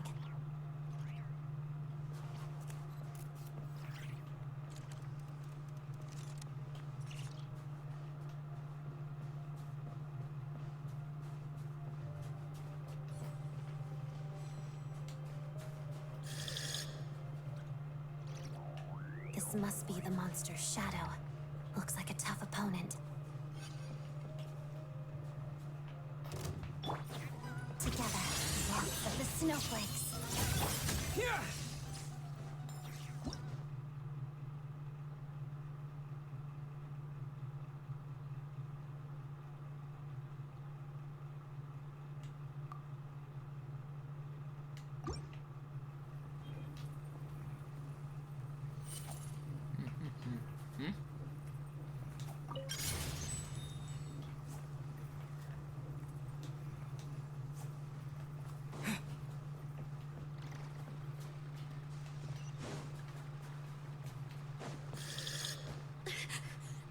Stay back!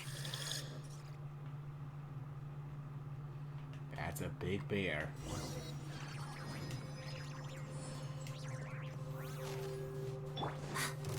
Crystalline Adagio. Huh? Shadow me. Thunderclap! Yeah. When did my element change to electro? But I had it on cryo.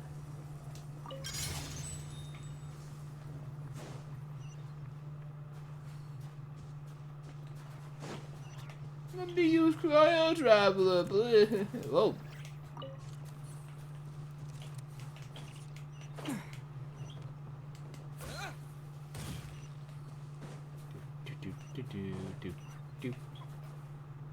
I see them.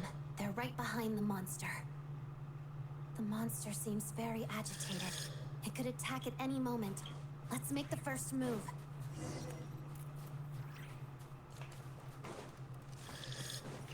Lightning flash! Together.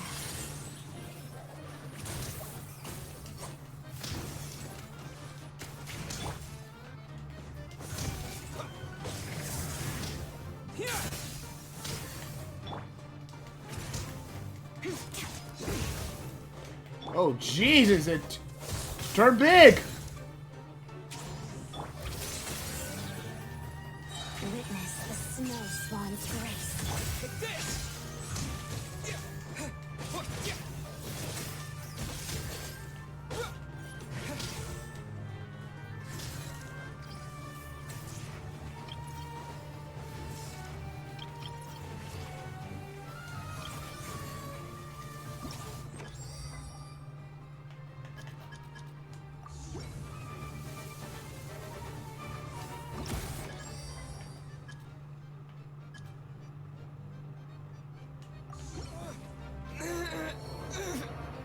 Ow, my.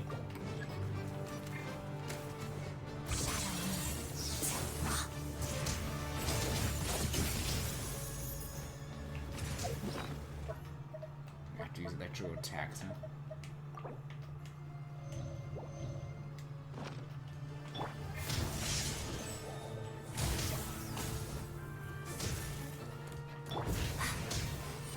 Let's begin.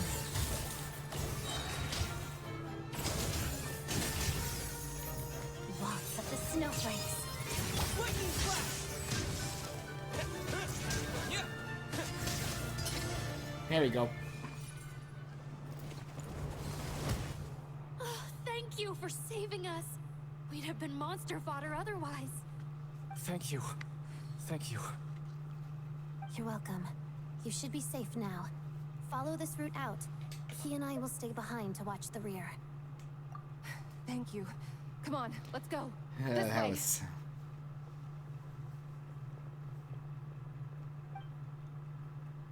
I have no idea how long Act 1 is. I'm hoping it's almost done. I've searched the area. Pretty sure the monster made a tactical retreat. Yeah, but with us here, it won't be coming back anytime soon. It may be small, but don't be fooled. It's a ferocious beast. People are just food in its eyes. It's lucky we got here when we did. The trapped miners have been successfully evacuated. Time for us to leave. Wait, this place. There's something unusual about it.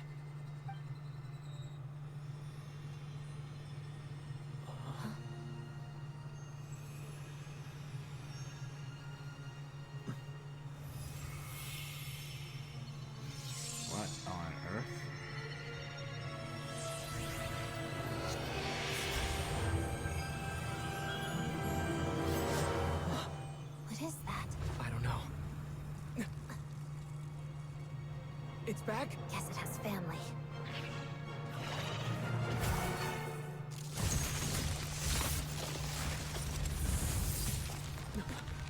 This way. Run!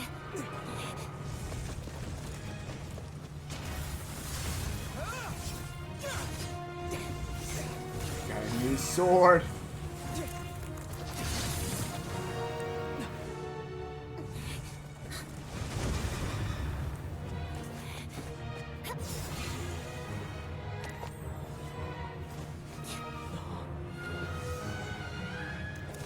Look at that ballerina movement.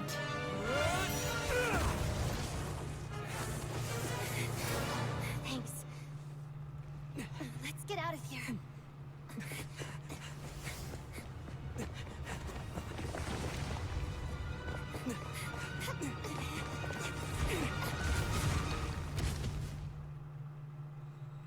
That was close.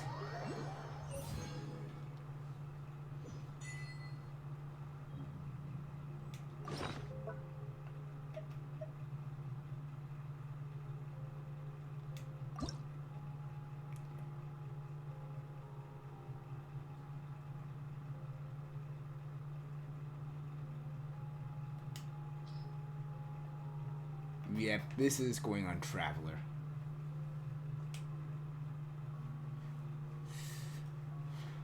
Goodbye, Prototype Amber. The Prototype. Well, no. Well, Prototype. The sword I was using before.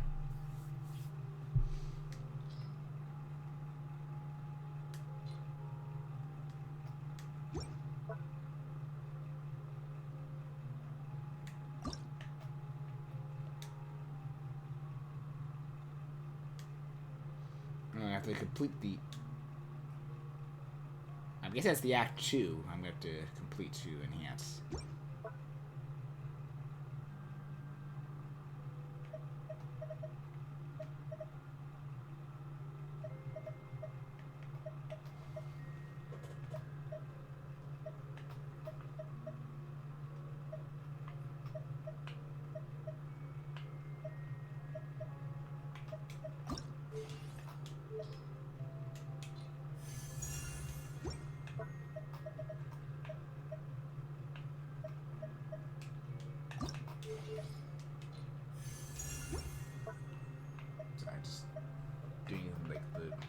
Quick refinements.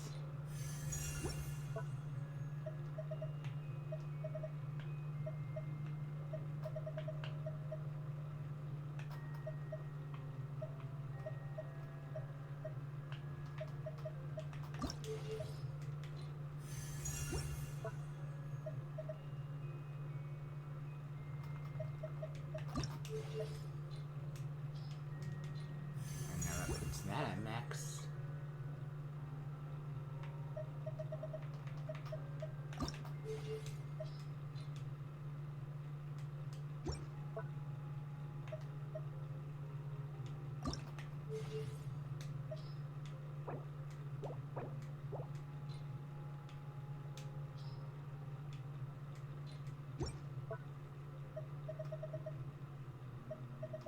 Oh, that's... Whoop.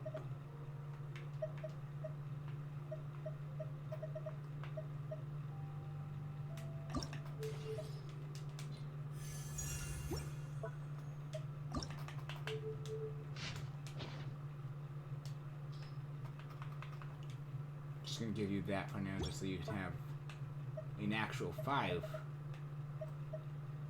weapon. I mean, an actual, like, better weapon, 4 or 5-star.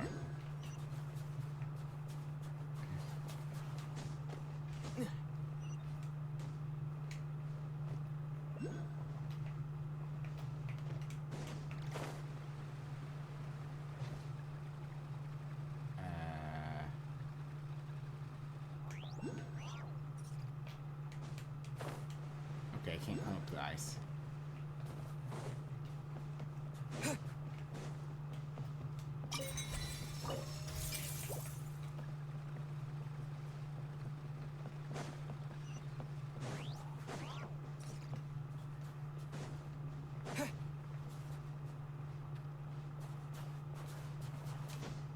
Alright, then let's just begin climbing.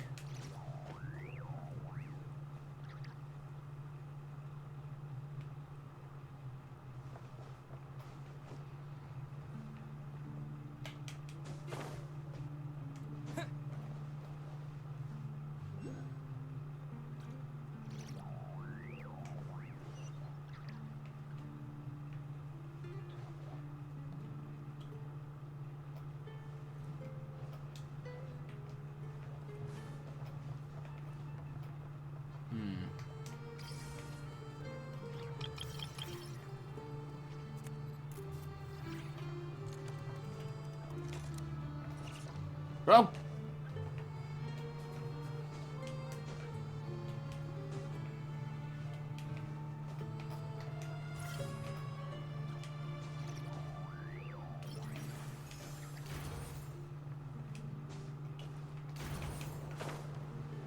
I can't go up that high. Let's just teleport. That's faster.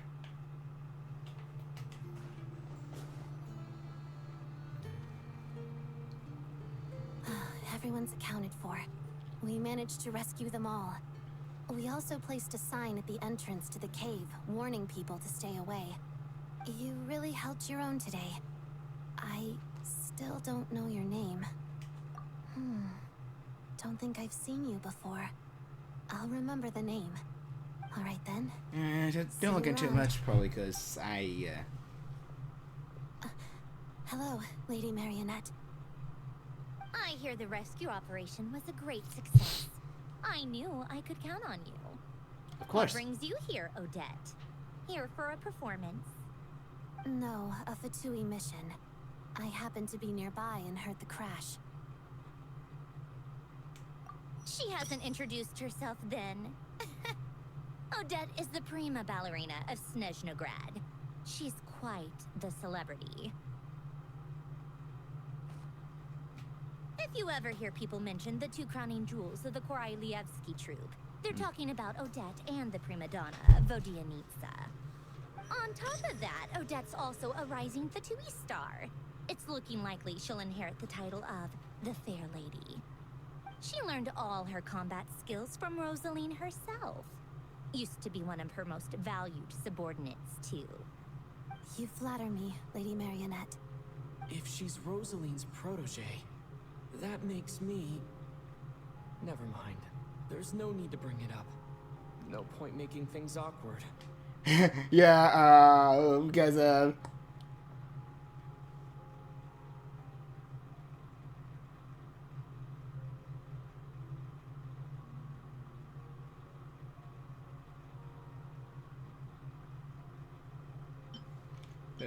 she dead. How's progress on your end, Lady Marionette? Equally successful.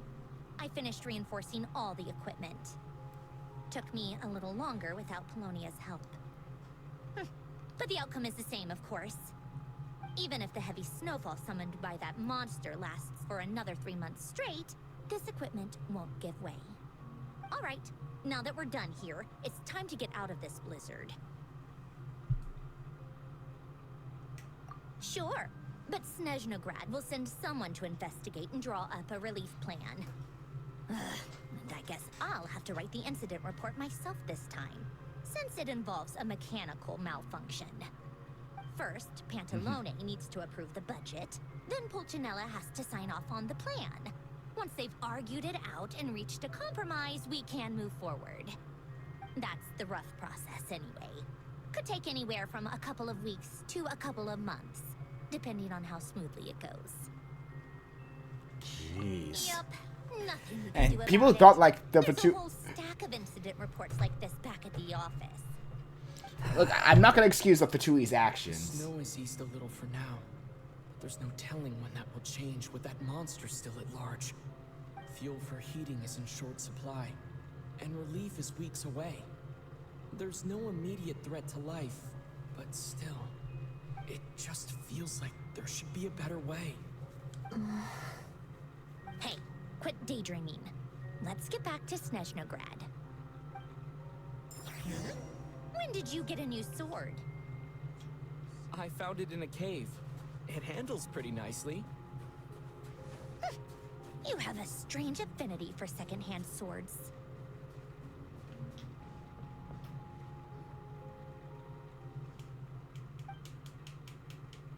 Okay. I didn't realize this one here was see.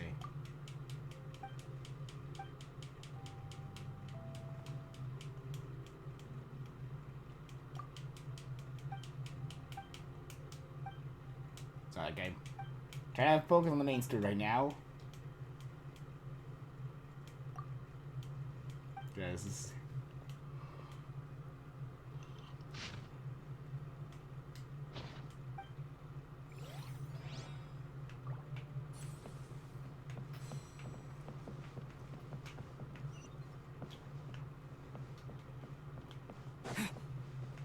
get the treasure later. I just want my Homunculus that I see right up there with my name on it. And there's another one around here as well. Also with my name on it, if I can find where it is.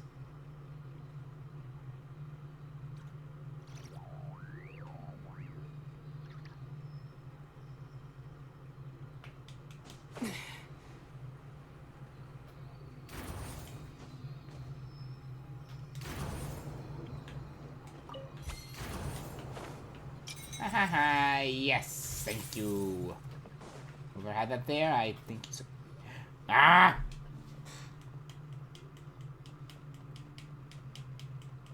Ah, I see.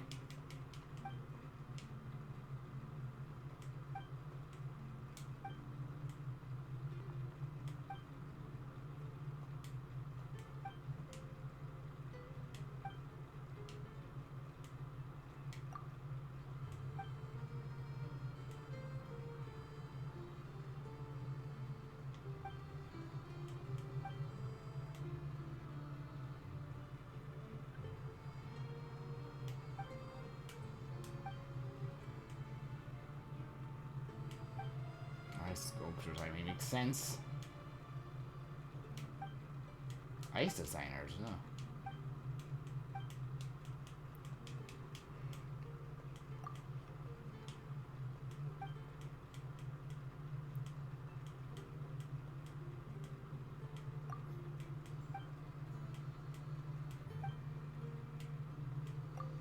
I might start the stream earlier tomorrow because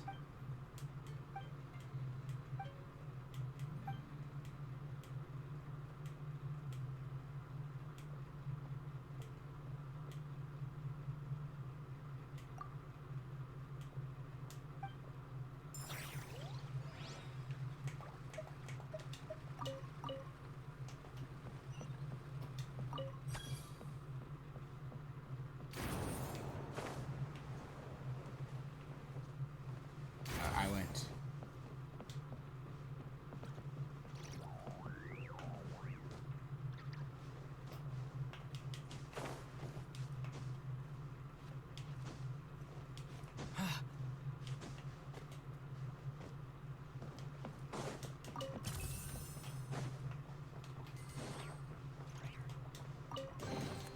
A reward on the road.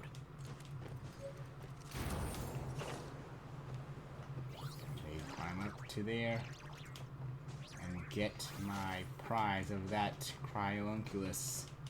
I want it. I got it.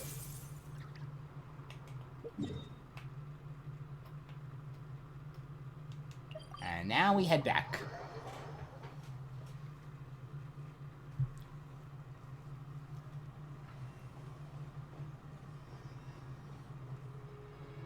Oh, I know that outfit.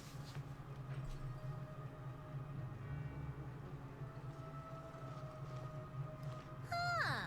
Well, if it isn't Counselor Tartaglia, Mr. Big Shot himself. Go easy on me, all right? I'm still recovering from the interrogation the real big shots put me through. Hey, comrade, it's been too long.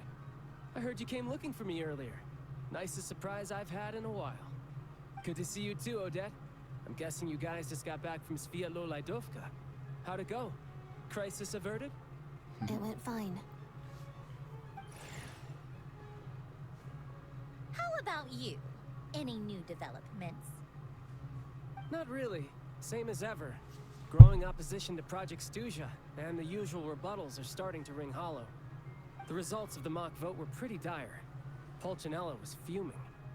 I've never seen the old man so angry. That's not good news. It takes a lot to rattle him.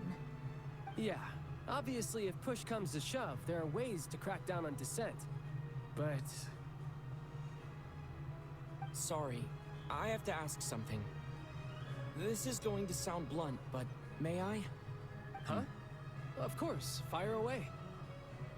It sounds to me like everyone's tearing their hair out trying to figure out how to deal with opposition to Project Stuja. But what exactly is this project's purpose? And how can it be so important that even people like you two refuse to stand up for the ordinary people of Sneznhaya? Interesting. I gotta hand it to you, comrade. You sure don't mince your words. Excuse him? What does he mean, refuse to stand up for ordinary people? Oh my gosh. How does he dare speak to the Harbingers like that? Are you interrogating us now? It's okay, Sandrone. Let me explain. I think I understand where he's coming from. If I could, I'd take your side right now. In fact, my position's very similar to yours. I've only held back on casting a dissenting vote in the Vecha because the Tsaritsa would never let me get away with it. Still, I have a responsibility to the Fatui armed forces, so I do what I can to make their voices heard. Most of them are just regular folks from small towns far from the capital. I'm sure you've seen how much those kinds of places are struggling right now. Oh, and for what it's worth, I'm from Arepasak myself. Things aren't going so swell there either. The Tsaritsa wants to create a better, safer future for the people of Sneznhaya, but she's thinking long-term. I don't doubt that from where you're standing, Project Stuja seems to be creating all sorts of issues for everyone. But considering the Tsaritsa's vision for the future, these are sacrifices worth making. Sounds cold, I know. But I promise it's not as black and white as it seems. It's a lot of gray. Maybe Sandrone and I can't oppose Project Stuja outright, but we're constantly raising our concerns in Vecha meetings. And even though we can't put an end to it, there are plenty of other ways to make a difference. We're trying everything we can think of, and so is Pulcinella. I respect Her Majesty, the Tsaritsa, and trust her decisions. But at the end of the day, I'm still just a normal guy who cares deeply about my homeland. And my family, who all live here. There's no way I would ever abandon them. As contentious as things can get within the Vecha, there's no selfishness or malice behind it. Everyone wants to get through this period as smoothly as possible. The issue is that there's no way of pleasing everyone under the present circumstances. Most of the time, we're trying to decide on the lesser of two evils, which obviously isn't a great look. But that is not the same thing as being blindly loyal to the Tsaritsa. No one's got their head in the sand here. We're all well aware of the way things are. We're just doing our best to make it work. In fairness to Sandrone, she rushed to Svietlo Lidovka's aid the moment she heard that people were in danger. And even Tartaglia, who used to only care about the thrill of the fight, is clearly doing his best to rise to the demands of his new role as counselor. Hey, come on. There's only so much we can say, so don't press us too hard.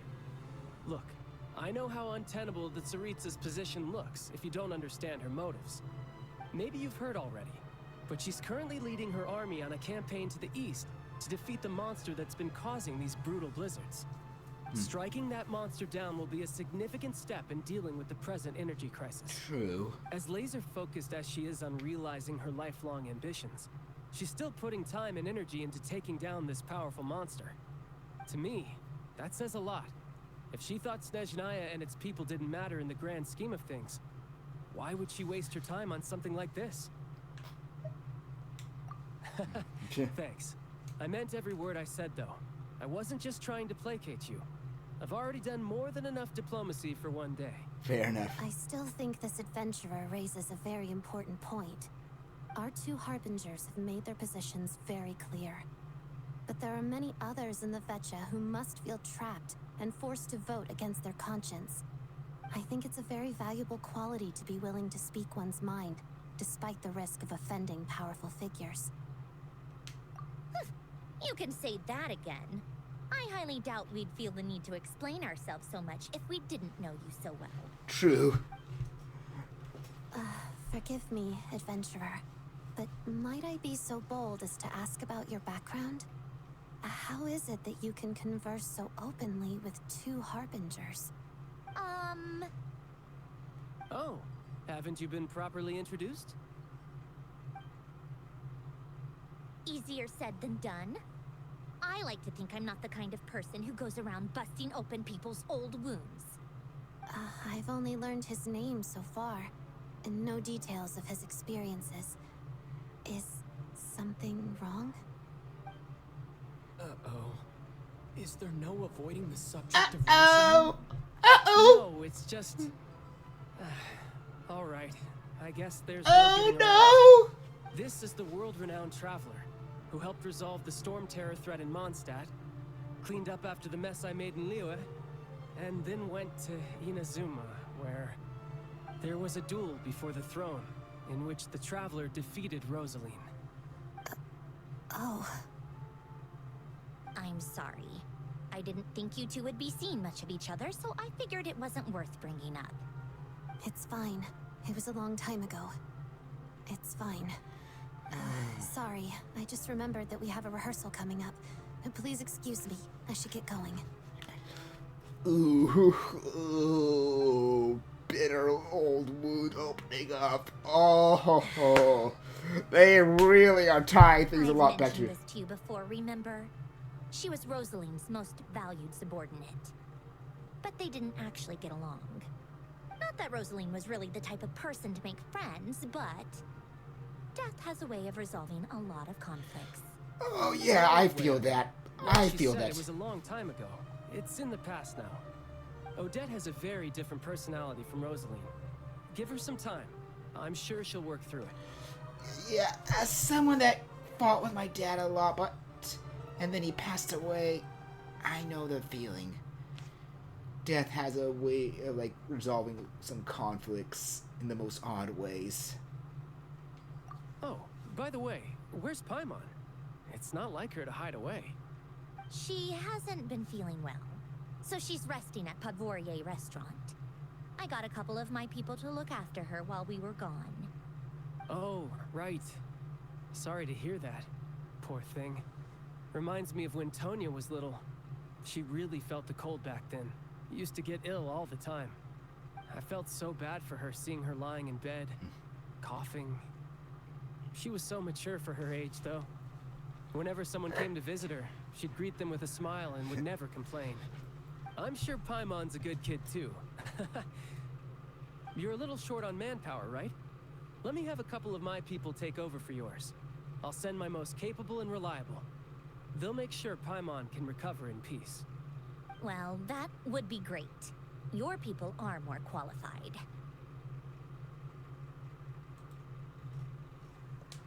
Hey, don't mention it. I'm sure you have things to do. Hopefully this takes a load off your mind. So no more accusing me of not being on your side, all right? Already? That was quick.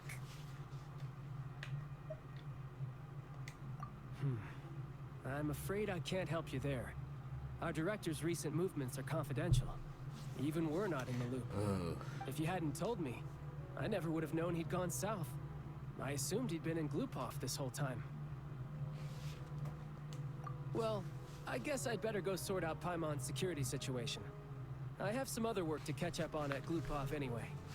Me too. I have an incident report to write up. Let's leave it there for now. Is that the end of Act 1? I guess everyone's in a difficult position. But Tartaglia's right. I have things to do. Things I want to do. And things I ought to do. To start with, I should ask Alosha if he knows any way to help Svietlo Lydovka. Oh man, like it's still going.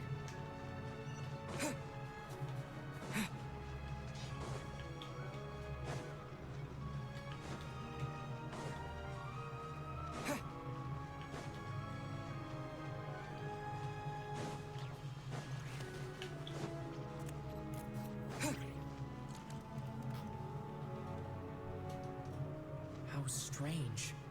This sword seems to be vibrating of its own accord.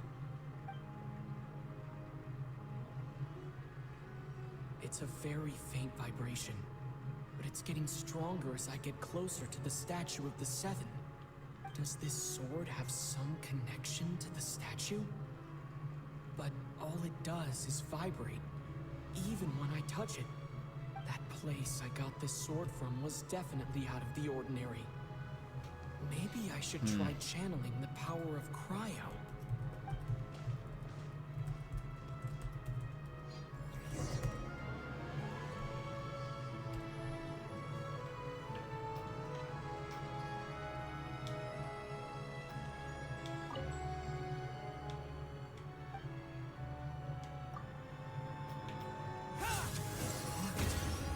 There really is something special. Huh?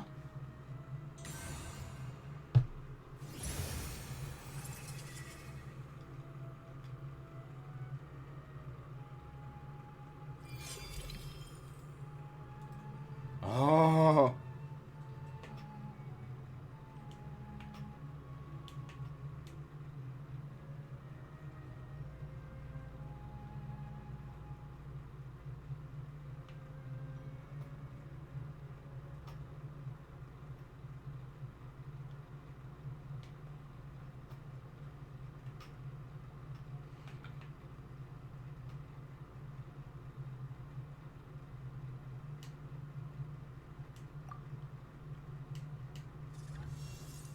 I don't really understand what just happened, but I'm pretty sure this sword just got a little more powerful. The more I do stuff, the more powerful I'll have it to try the gets. same thing again when I come across another statue of the Seven. In the meantime, I'd better go find Alosha.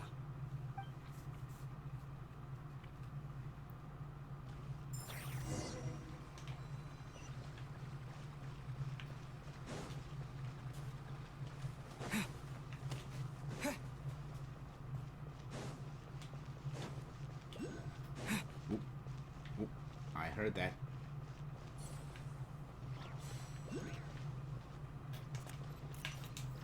I see you.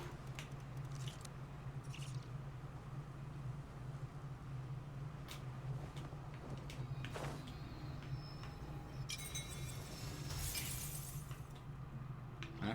I thought I heard a train.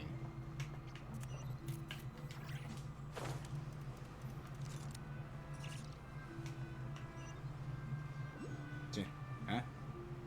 I heard another one.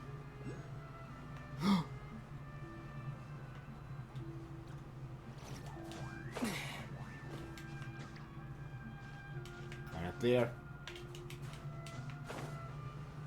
If things are taking me off the beaten path of the story, I don't care if it's a Cryonicus. I want to take anything I can to make Cryo Traveler as powerful as possible.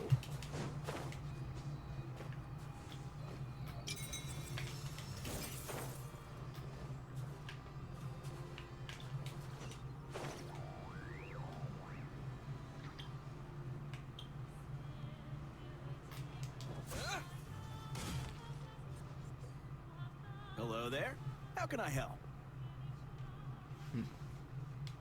Ah, sure thing. Give me a second. I'll go fetch him for you.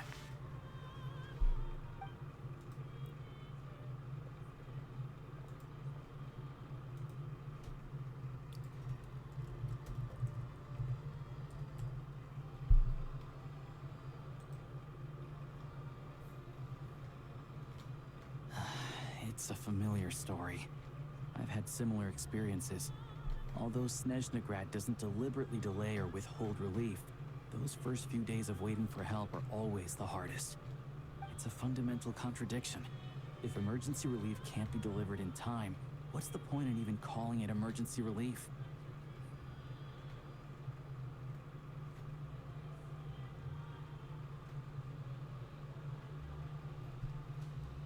Yeah. Not necessarily. I think there's a good chance that Kresnik Crystal from Chateau Morose will start flowing into the market.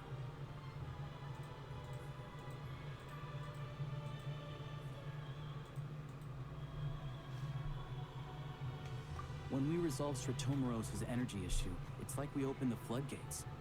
A huge backlog of Crystal is now available to the townspeople. There's no way they can use it up at once. A lot of them will probably stockpile it and slowly work their way through. Probably a good idea, since energy prices are only going to keep rising. But there will always be people who urgently need Mora.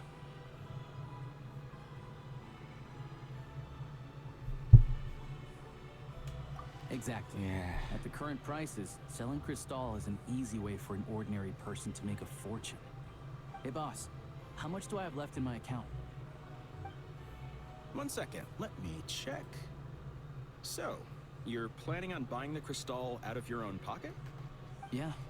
I don't know if I have enough, so I'll chip in a little extra and buy as much as I can afford. No, it's fine. You're new to Sneznhaya, and you have your own living expenses to worry about. Besides, you're already providing the train. Here's your Mora. See what you can find at the market, but I doubt there'll be much Crystal left. Yeah, well, can't hurt to take a look. Let's see. Huh?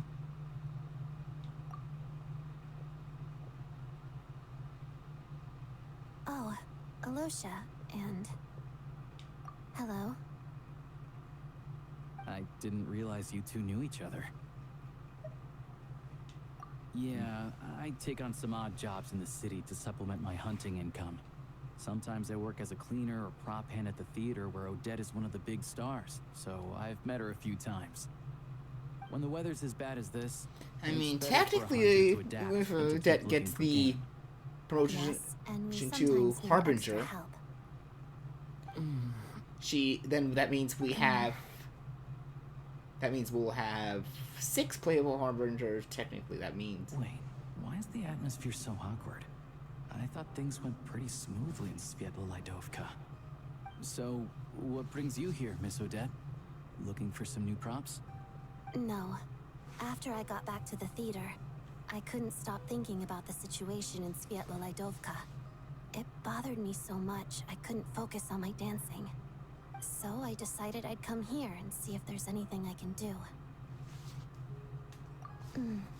You too, I presume. I suppose that's why you're here. I didn't feel comfortable expressing my true opinions in front of the Harbingers. Not least because ordinary Fatui like me don't even know what Project Stuja is all about. Without knowing the full picture, I can't make sense of it. And at some point, Harbinger, you find if out. things aren't making sense to me, I can't just keep going along with it. So many people feel the same way. Again, like I I'm wish liking they this could do direction of the something, story. but all It's kinds of reservations really hold them making back. things more complex Explains than why it be. groups like the Road Cotters Than springing up things to like fill the gap. they said, it's not all Yes. black and white. Well, Some that's people are one just thinking option. like it would be something to just see. There are The risks Fatui to are consider evil. They're with trying to take over the organizations like that. world. The Fatui does not encourage It's not their as activities. that simple. Because things can get out of hand, and it's hard Once to again, hold the right people accountable. antagonist when and they do. villain are different. I've heard about a few cases like that. Sandrone said Odette was on track to inherit the title of the Fair Lady. If so, she'll be able to find out what Project Stuja is really about. Still, it's probably a little soon to ask her about that. There may be more to the story. What's on your mind? I think we can both agree that no matter which side you're on, it can't stop you from doing the right thing. Where there's a will, there's a way. I know what Rosaline did while she was abroad. You made the right decision, so no hard feelings. As a relief. So, what's your plan? Oh, we were gonna buy some Crystal. I heard there's some on the market right now. Funny. I had the same idea. In that case, let me pay. I can claim it back as mission expenses. The real issue here is that government relief is behind schedule. Surely it makes more sense for the state to cover these costs than for us to pay out of our own pockets. True. It's a huge expense after all.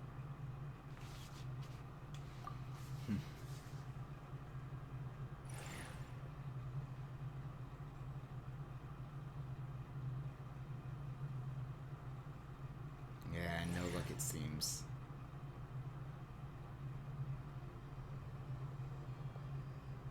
Let me see. I'll take it all, please. And I'll be needing a receipt. Right. Choose mission budget under the expense category, but be sure to specify emergency rescue operation in the description. Otherwise, the normal reimbursement limit will apply. Let's book this train. Regulations say that if we need to transport Kresnik Crystal during Project Stuja, extra carriages can be added 1 hour before departure. Yeah, excuse me.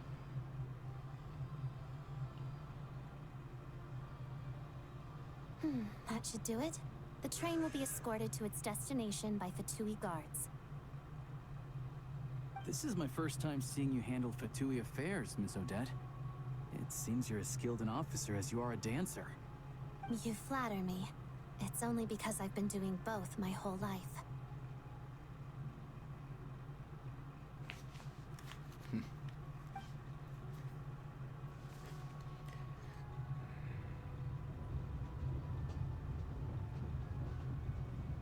I really love how expressive a lot of the new models are.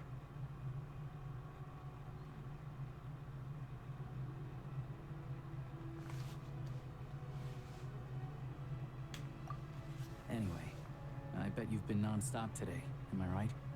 Any idea how Paimon's doing? What's wrong? Who's Paimon?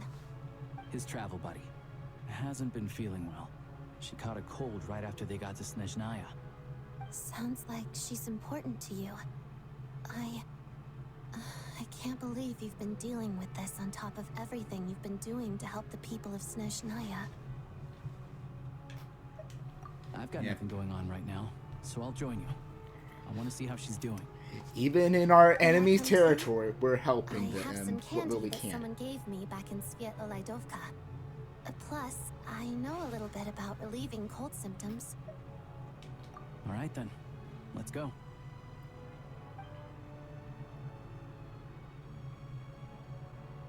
I still don't know what the deal is between these two, but at least the tension seems to have vanished. A good sign, hopefully.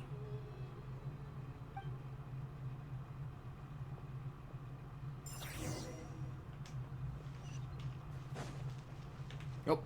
Hold on. Hold the phone. Waypoint. Hey, what are these?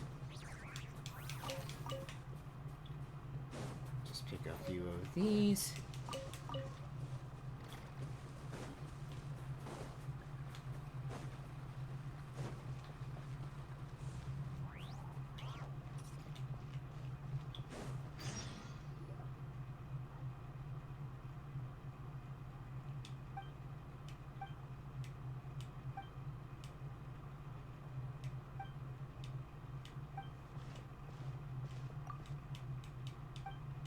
Oh, I ran into this on pure accident. Paimon, you're not supposed to be here.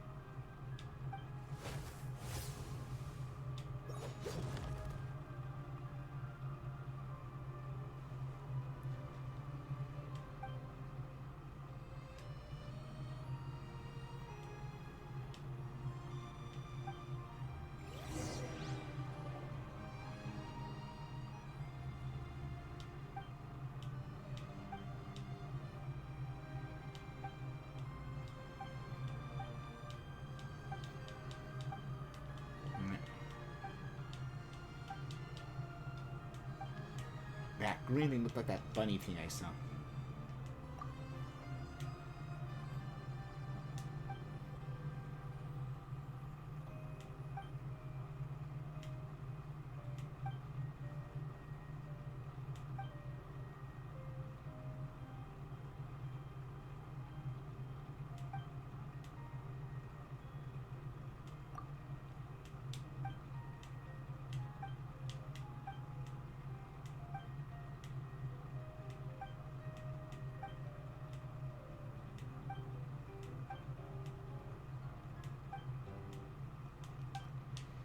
Didn't expect to bump into this on the way. Whoops.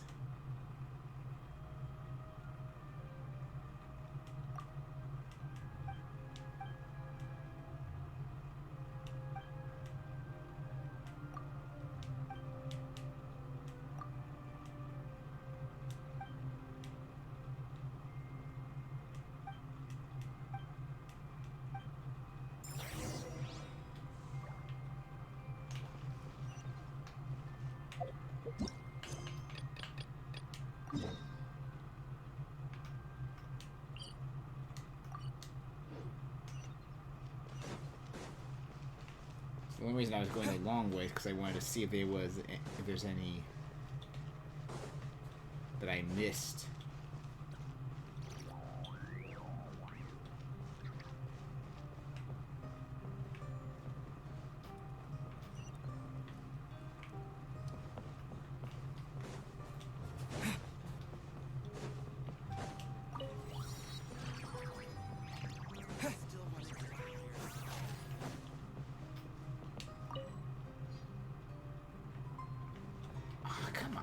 I don't have pyro on me. What now?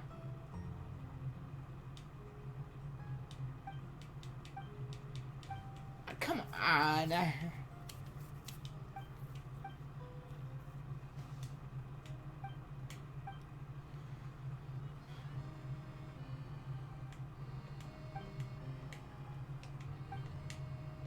You really are trying to make me teleport, aren't you?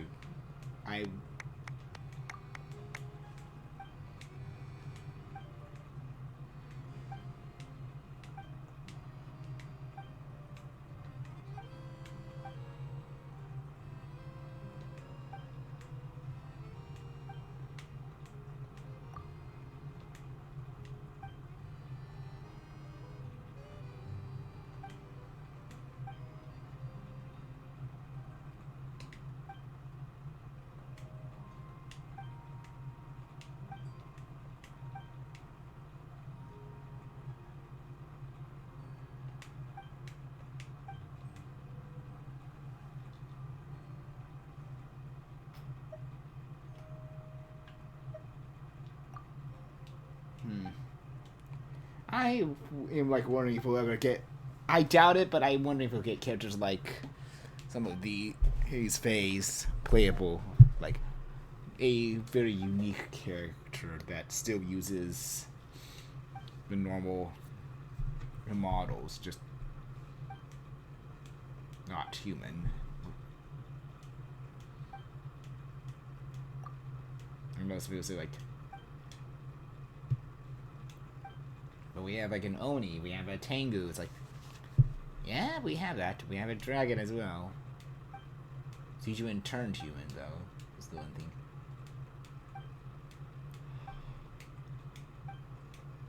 And there's definitely some kids with beast-like traits on them, but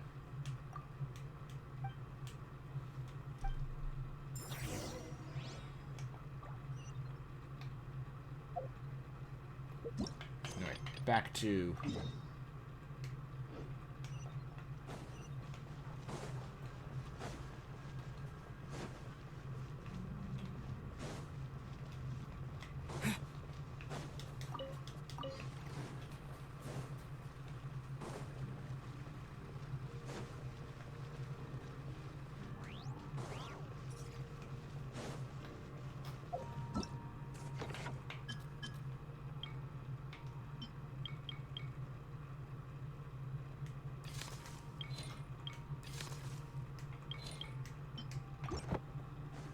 all these I will probably do in my own time.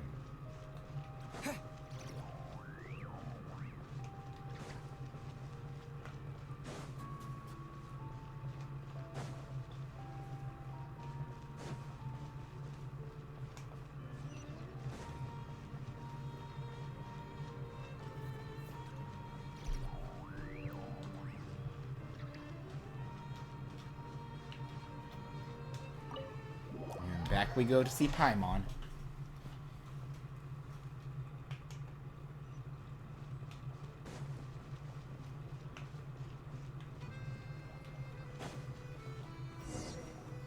Hello.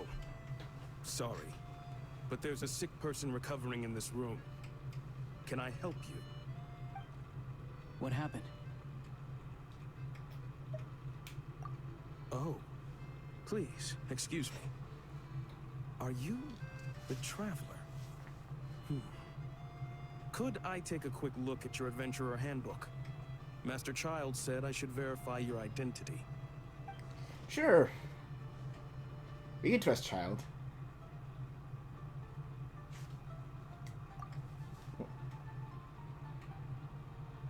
Ah, it's really you.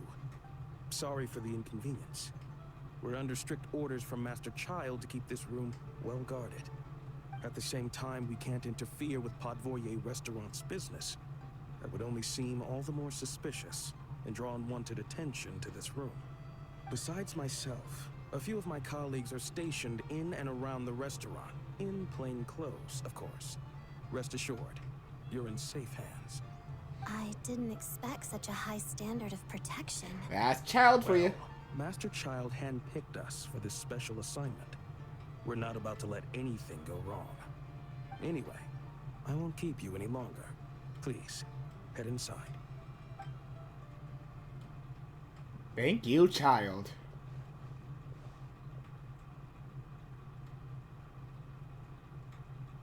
Traveler! Alosha, you're back!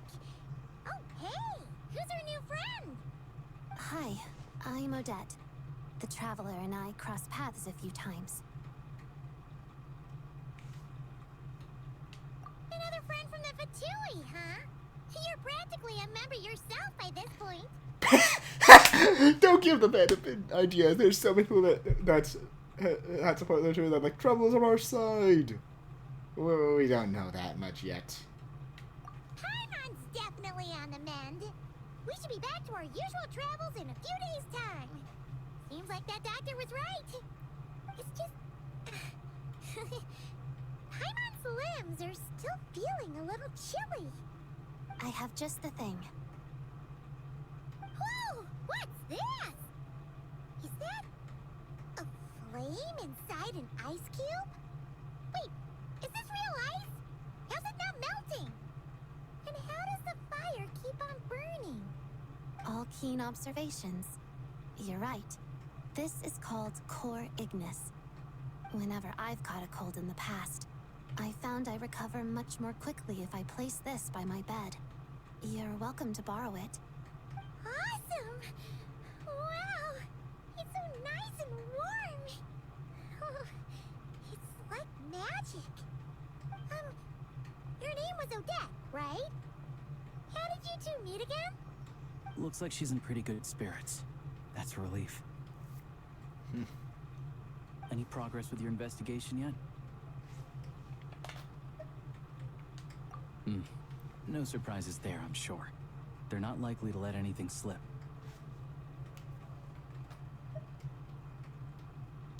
The Rokad, huh?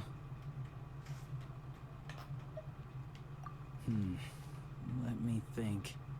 Members of the Rokad keep their true identities hidden, but I think there might be someone I can introduce you to.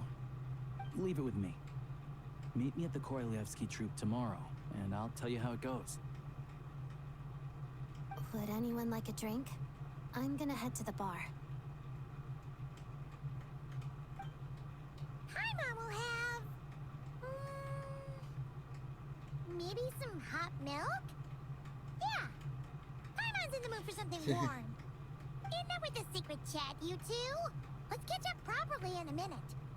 Paimon wants to know everything that's happened today. It'll be kind of like tabletop troop.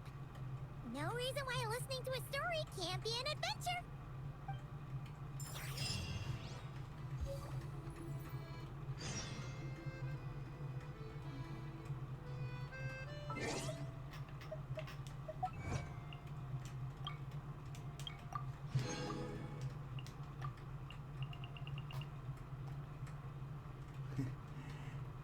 Yes.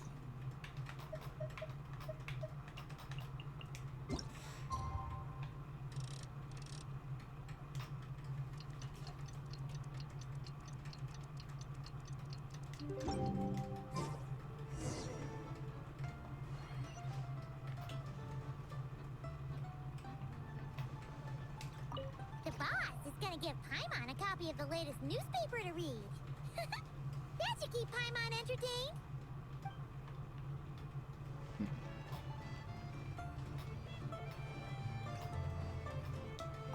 Hello again. Please rest assured, we'll keep a close watch on this place.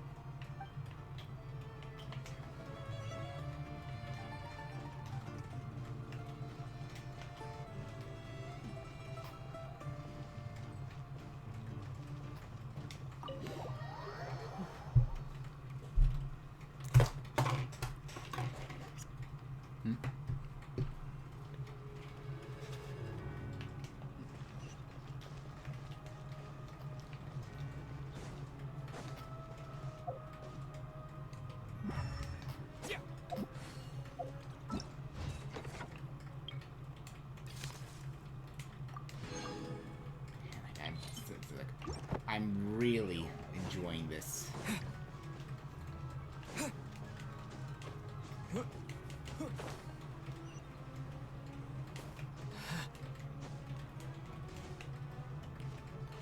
Like of course, it's too soon to call this like the best chapter. This is certainly what I'd say an extremely strong start to the long wait.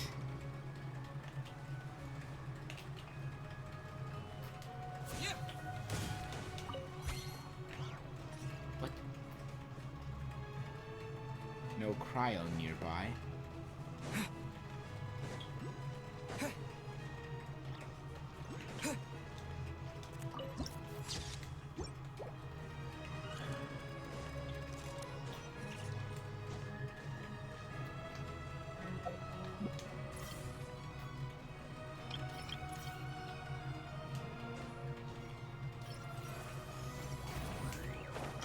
That, thank you very much.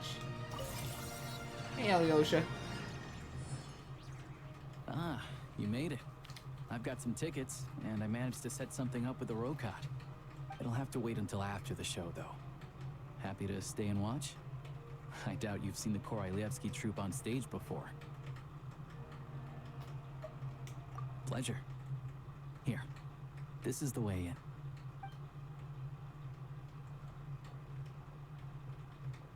Please present yourself for a routine inspection in accordance with theater regulations. Thank you.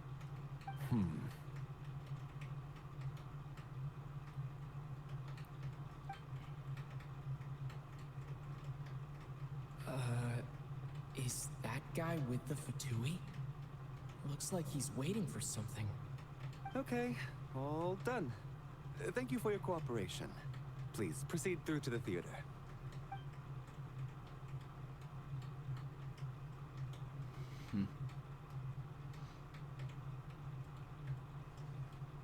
What's up? Everything okay? Sneznhaya's business and political leaders are always passing through here, so it makes sense that security's tight. Still, it's a little unusual to see the Fatui's Armory Palace guard here. You saw him, right? The guy right at the back. Strong, silent type. His name's Valeri. He's part of the Special Assignments Battalion, but I only ever see him here for one thing. To look for a guy named Mitya. Valeri. Supposedly a researcher, though he never seems to put much time in at the office. The theater is one of his favorite places to hang out when he's playing hooky from work. But that's not for us to worry about. Let's go. The show's about to start. Oh boy.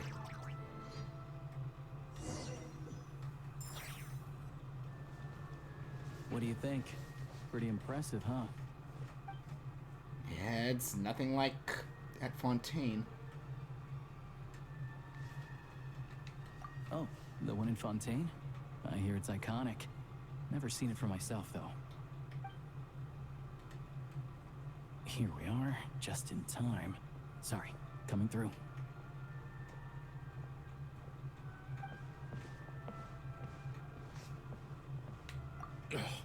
If you're gonna show up late, keep your mouth shut. What's his problem? Whatever. No point arguing with people like that. Look, there she is. That's who I'm introducing you to later. She's the lead singer of the troupe, Vodyanitsa.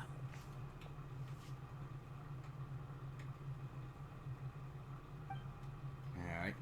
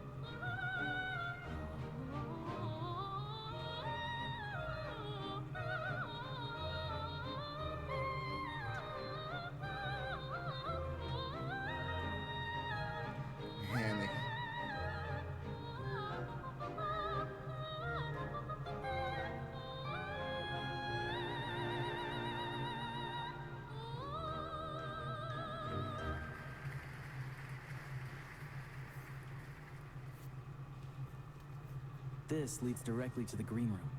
They're expecting us. Vodyanitsa will be waiting for us there. Now that was quick. I was like expecting the Odette one, but I'm guessing we'll have that big scene in Act 2.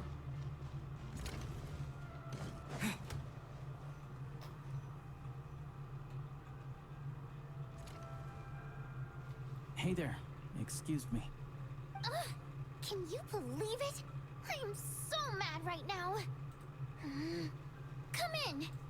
Oh, it's you two. Huh? You know each other? Oh, wait. Is this who you were telling me about? The one you met yesterday and couldn't stop thinking about? I never said that. Yes, you did. Why are you denying it? It was right before I went on that rant about the moody factory owner. Oh, I remember it so clearly. Might I ask what brings you two here?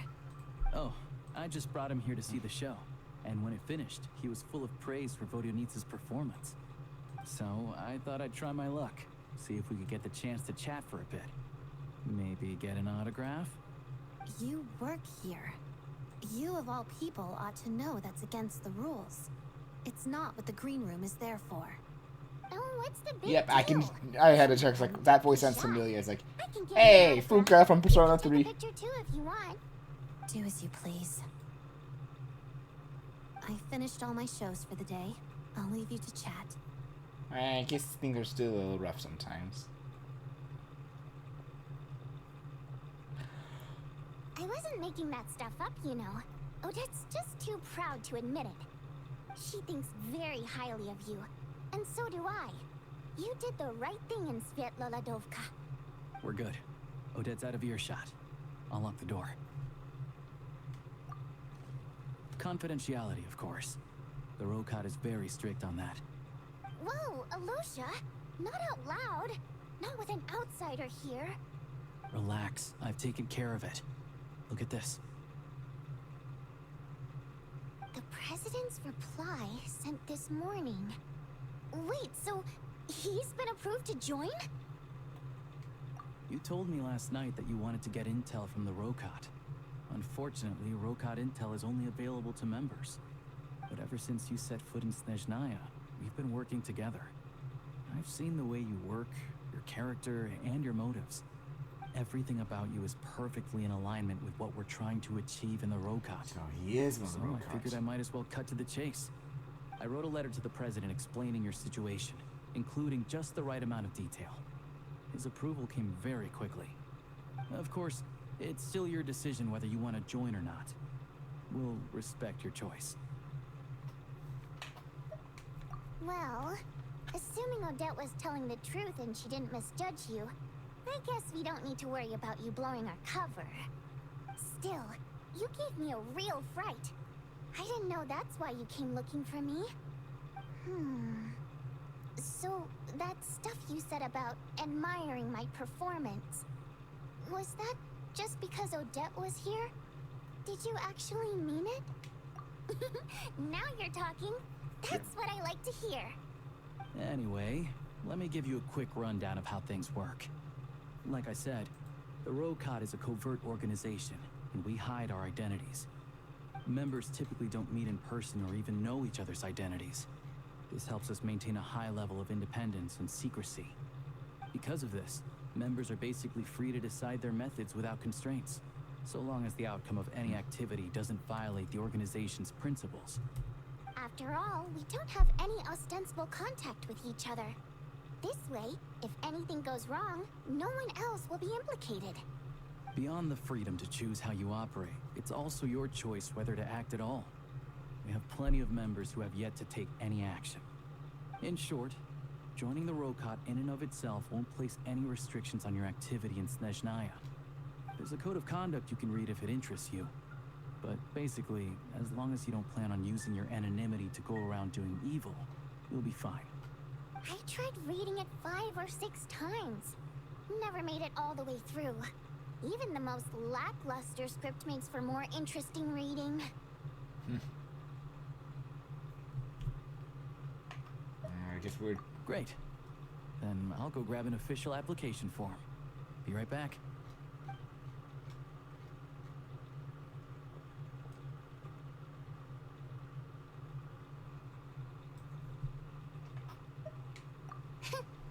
Well, Alosha has this pet dog, you see. His name's Tagarin, and this one time, Alosha brought him backstage. Tagarin took quite a liking to me, so I played with him for a little bit and fed him some treats.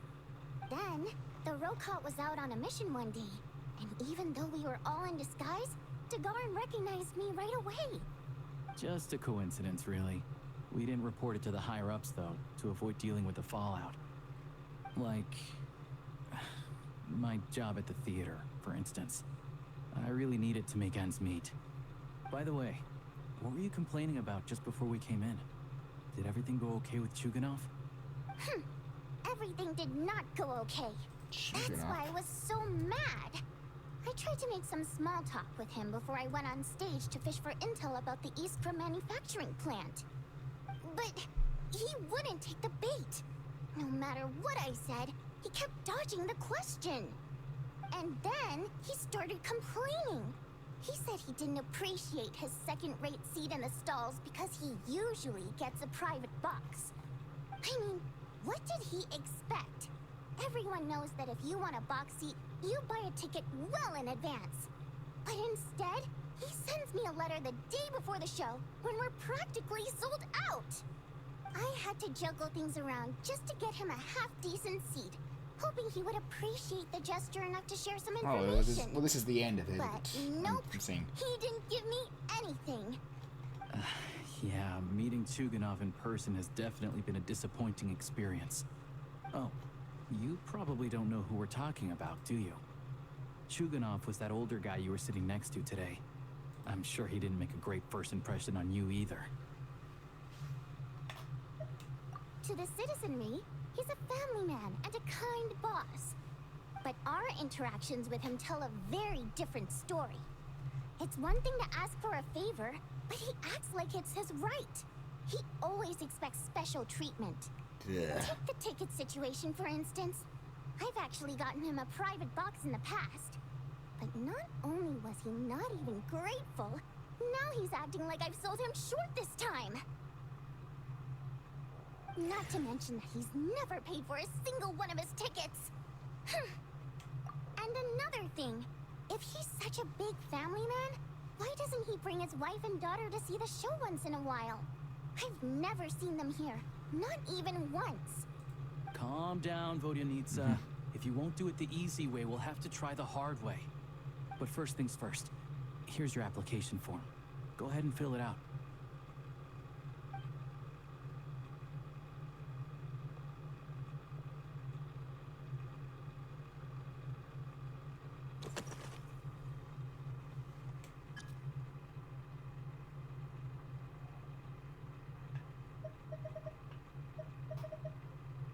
Wait.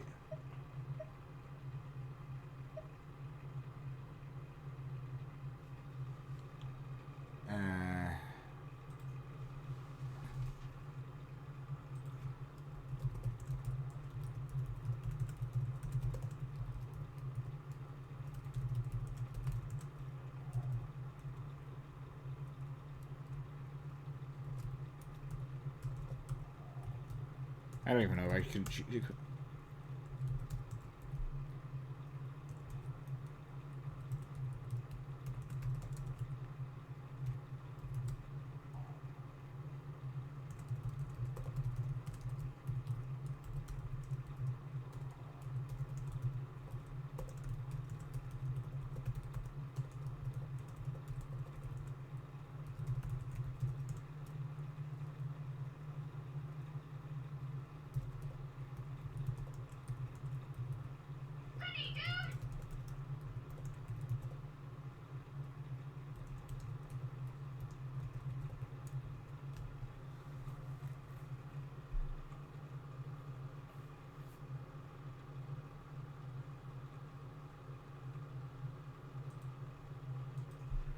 Okay, and if there's no difference, I'm gonna just.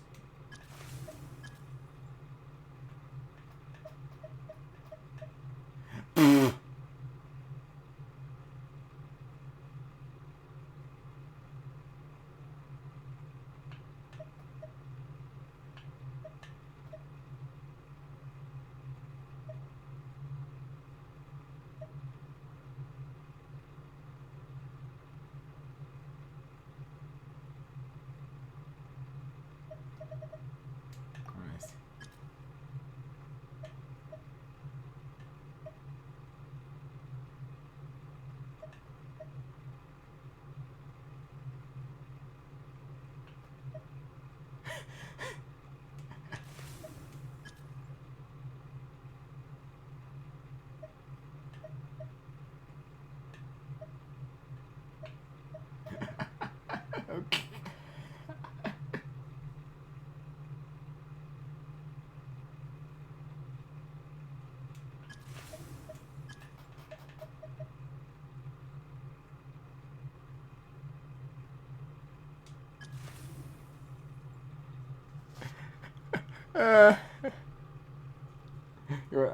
No, I was gonna let that be the only one. I'm not trying to be the only one.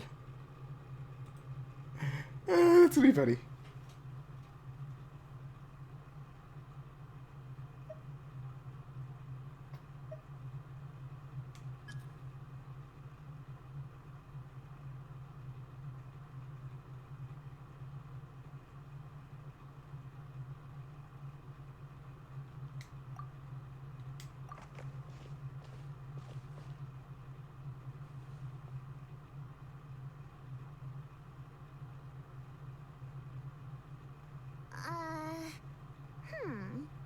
Looks like I'll need to make a few little tweaks here and there. But other than that, you're good to go. We'll hold on to this for you. All right. Now that we're officially Rokar comrades, I can tell you. Chukhanov is the target of our current operation.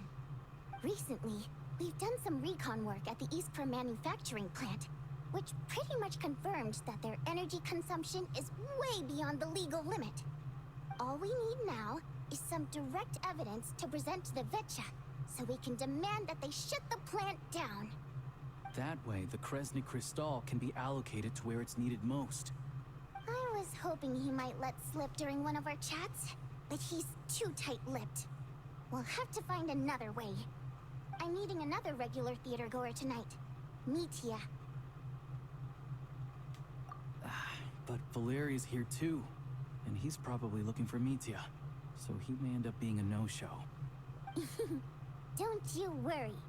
He must know how to dodge Valeri, or he wouldn't be showing up on time for every performance.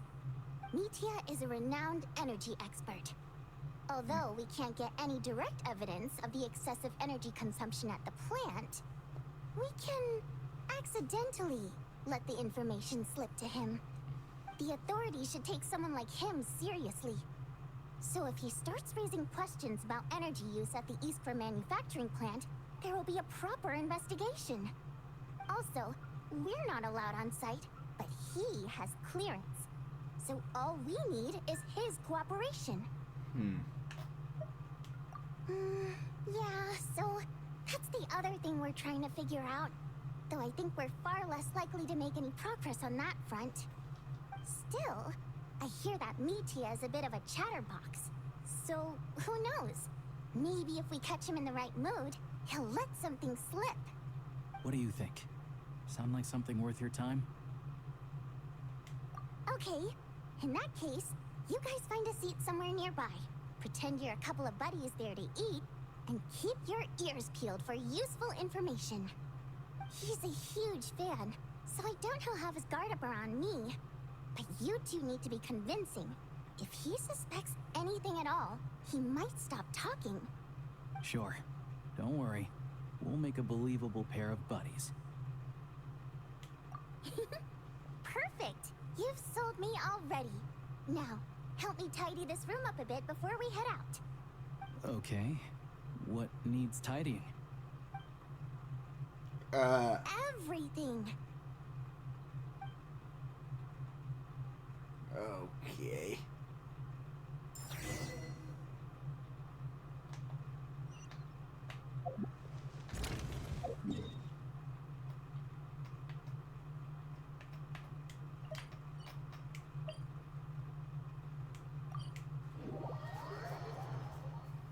Man, like, this one definitely is long.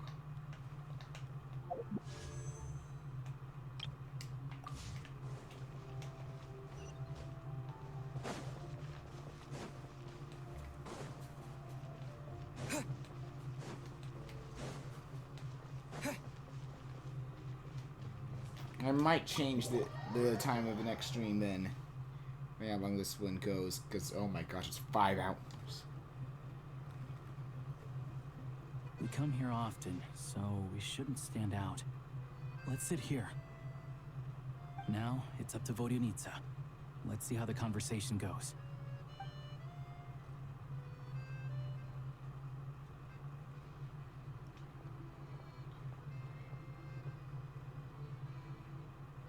Mr. Metia! Over here! Over here! Oh, sorry. I got a little held up on my way here. Now we have even less time than we planned.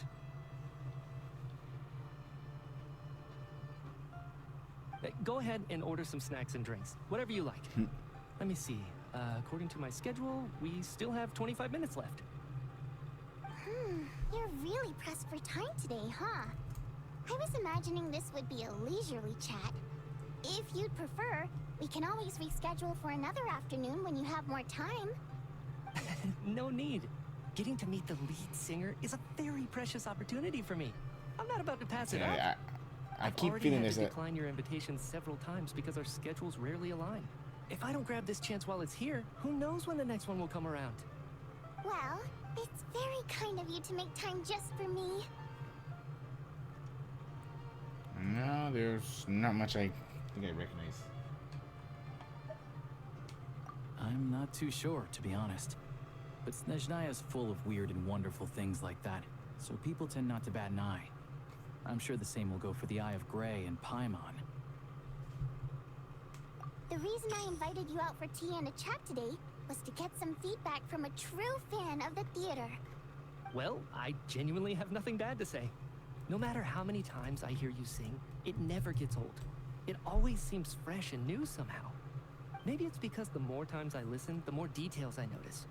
Or maybe you simply improve with every performance, delivering it better each time. Thank you! I'm delighted to hear that. Could you give me any specific examples?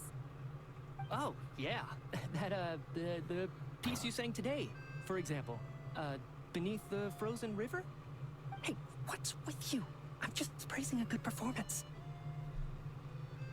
I always used to find that such a bleak and lonely song. But the more you listen, the more you realize that it's not as cold and nihilistic Come as it it is. appears. When you really dig down into it, there's a certain level where you're surprised by the emergence of hope. Wow, I'm impressed. I didn't expect you to pick up on that. Actually, I only tried out that angle after talking with a composer. Still, Beneath the Frozen River wasn't on today's program. Oh, really? But it's a classic. You sing it every time. Almost every time. Oh, Whoops. Well then, let me say a few words about that other all-time classic, Flying in the Wind from the Mountain Sparrow. I didn't sing that one today either. My voice wasn't quite up to it, so I switched it out at the last minute. Oh, but, Sorry, Mr. Mitya, but you were at the theater today, yes? Of course I was.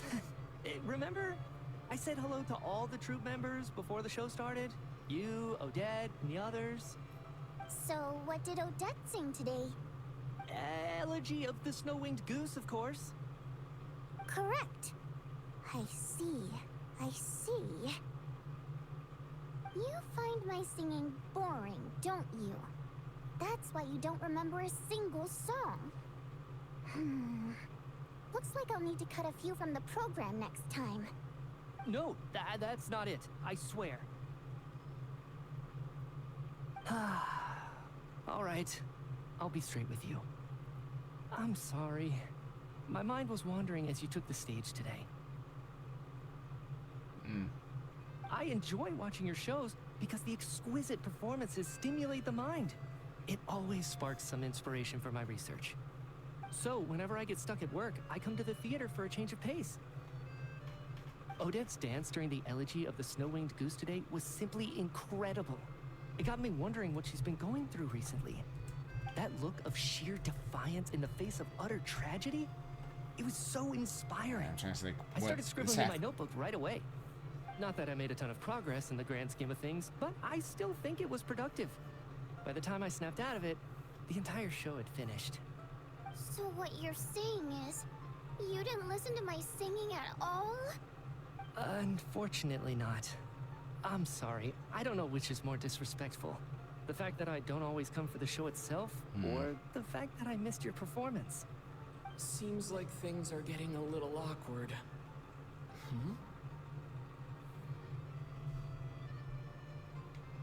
Nitya just stepped into a conversational minefield. If there's one thing Vodyanitsa doesn't like, it's people who show disrespect for her performance. This meeting was so hard to set up. Don't tell me it's already falling apart. It's fine. I suppose this is affirming in its own way. At least, it shows that our performance it's like really some of these touches people's hearts, but right? I recognize, but Don't it's let like, it bother nope. you. It Like the only one certainly was doesn't bother me. good you did. She's showing a lot of restraint. Well, I'll be sure to let Odette know how much you adored her performance. Please don't say that. I always love your performances too. It's just that inspiration struck at the wrong time today. I'm usually all ears. I know, I can tell. That's why I value your opinion. I'm sure some people can't stand it when others praise their coworkers right to their face, but not me. No, sir. Fair enough. I still feel kind of bad though. But you know what I really can't stand? People who only show up to the theater to pretend that they're cultured. Makes me sick to my stomach. Oh, yeah, 100%. There are too many of those people around.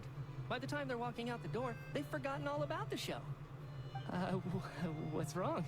You look furious. I don't know if you've heard about the boss of the Eastborough manufacturing plant. He isn't even a theater investor, but he always demands the same privileges as actual investors. Box tickets only, premium drinks, even the right to request specific songs. Well played, Vodyanitsa. Seems like she's harnessing her rage to steer the conversation back on track. Now that you mention it, I've interacted with that guy before. I gotta say, Everyone holds him up as an example of a benevolent businessman, but I don't know. I don't see it. Yeah, he couldn't care less about what's happening on stage. He's just there to flaunt his social status. I hate that I have to prepare programs for guys like that. What's the big deal with that factory he runs anyway? I asked around a bit and heard some pretty shocking stories. Sounds like he's just another greedy capitalist. Oh, really? Yep, the things people are saying are pretty damning. Low wages, insanely long working hours, equipment running around the clock. And as if that's not bad enough, he also strictly forbids his employees from giving any kind of interview. Project Stuja has now been extended so many times, we're at the point where crystal rations for the common folk are barely enough to survive on. Yet he even wants to get his greedy hands on them just to boost his own profits. If the rumors are true, he's in serious violation of the law. Interesting. So you've heard about it too? What? So it's really true? Who knows? I've only heard the same rumors you have. But there's no smoke without fire. The Rooster's been coming down on us hard lately, demanding that we track and trace every single batch of Crystal. My coworkers in the Department of Energy have been tearing their hair out over it. The Rooster? I didn't realize he cared that much. Yeah. Even though there are no restrictions on Crystal trading, the poor will wind up freezing to death if we let the rich buy as much as they want. That's clearly unfair. Yeah. Looks like we'll need to arrange an investigation into the Iskra manufacturing plant as soon as possible. I never knew you kept up with current affairs beyond the theater, Miss Vodyanica. You really have a heart for the common person. Most Fae in your position have long been indifferent to the plight of humans. Yeah, she is a Well, those of us who choose to live in human cities are naturally going to pay attention to any significant upheaval. Isn't the Rooster a Fae himself? I'm just surprised to learn that even someone with as much experience as him is getting so stressed out over Project Stuja. What is the end goal of this project anyway? This is it. We're finally going there. I'm sure Mitya can sense on some level that she's fishing for information. But since their conversation is so relaxed, he might just let something slip. It's stressing me out too. If I'd only made better progress with my research, things wouldn't have dragged on this long. Oh, so your work is related to Project Stuja? That's right. The Armory Palace needs a brand new energy source. Not the power of the Light Realm and not elemental energy. Right now, the only thing that meets the requirements is the power contained within stellar linchpins. But harnessing that power is costly. Each step of the process requires enormous amounts of Kresnik crystal, from extraction to quantification to attempts at conversion. Progress has been painfully slow, and the team is getting burned out as time goes by. Sometimes, I see people staring into space as if in a trance. Could it be that this new energy source has side effects?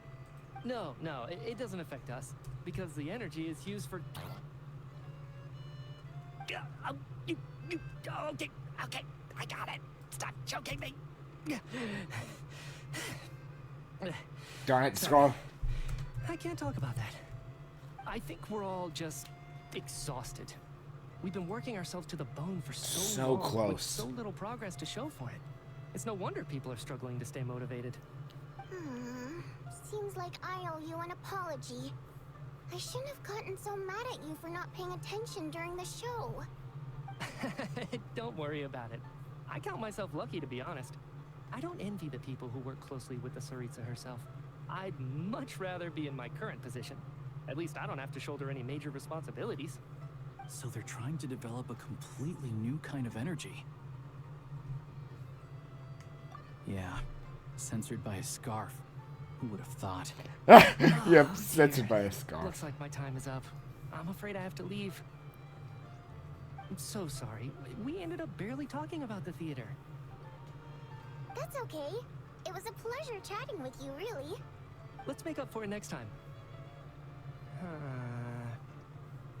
Yeah, hopefully once the work pressure eases up a little, I'll be able to focus more on the performance, and then we'll have more to discuss. We touched on some confidential issues today. I'd be grateful if you could keep it between us.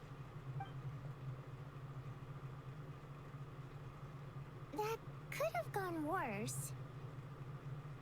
Nice job. Why was Mitya in such a hurry to leave, though? Sorry, routine inspection.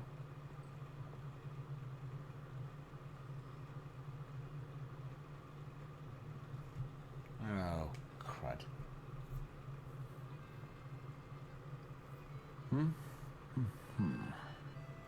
Okay, let's go. Oh, thank God. So he wasn't rushing to get back to work. He must have calculated that Valeri would find him here in exactly 25 minutes. That's frighteningly accurate. One of the main duties of the Special Assignments Battalion is to ensure that important figures stick to their schedules. All right, time for us to get going too. Excuse me, check please. We'll settle our check too, then. Oh, hello there. Mr. Mitya paid the check before leaving. He also asked me to pass on a message. He said it was an honor to share his tea break with Miss Vodyanitsa and her two friends. What? Wait. So he knew we were here all along? This raises a lot of questions. Did he deliberately mention the new energy source so that we'd overhear it? Maybe his work isn't confidential after all. Maybe the key here is the purpose of this new energy. I guess that's the next thing to look into.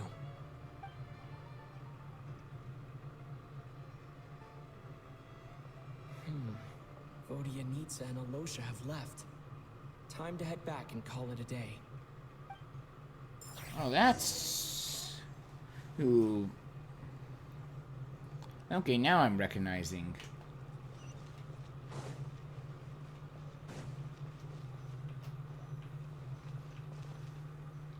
Odette's voice.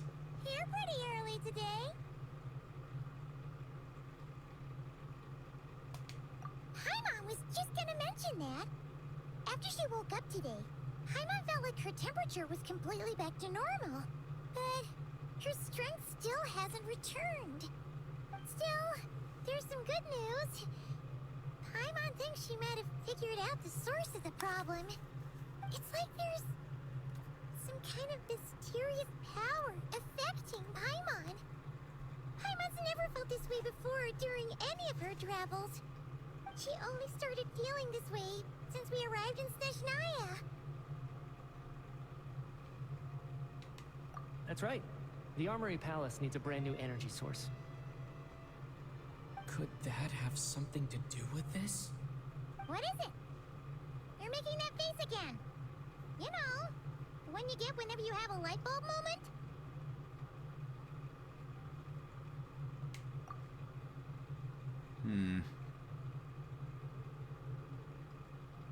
So, they're trying to develop a new energy source here? And you think that might be why Paimon's feeling unwell?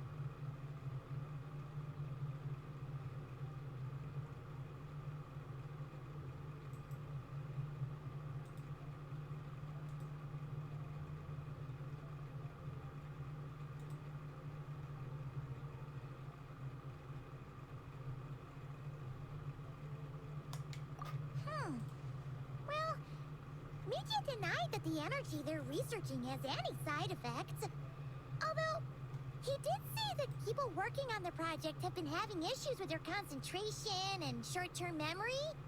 And even so, those are completely different symptoms from Paimon's.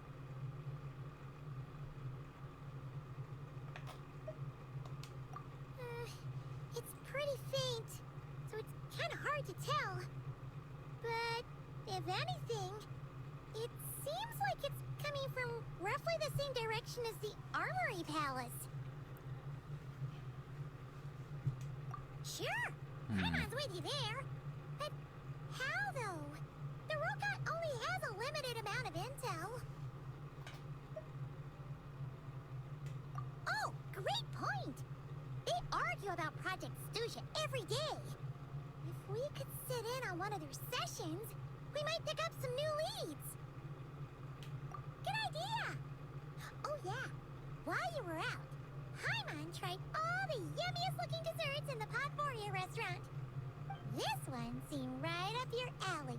So, Paimon saved some for you. Come try it once you finish writing your letter.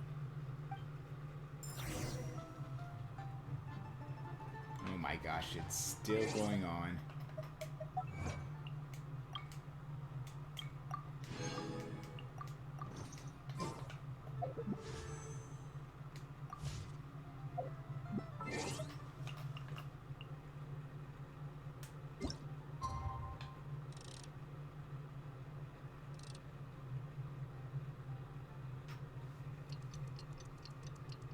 Yeah, like, oof.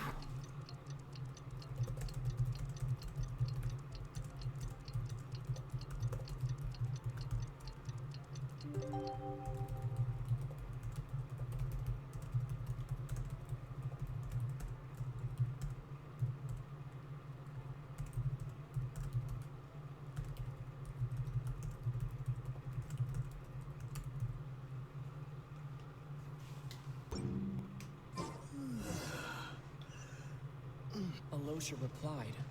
He says that we won't be able to speak at the Vetcha, but he can arrange for us to attend as visitors. Time to get ready. Then head to the Sneznhaya Vetcha.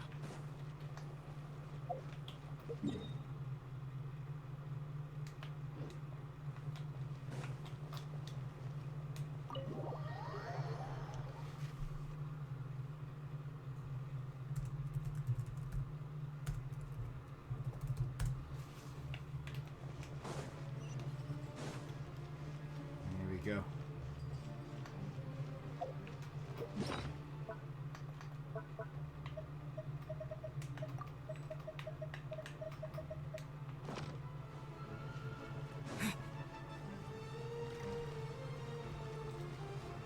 Yeah, like we're already 5 hours in and we're still not done.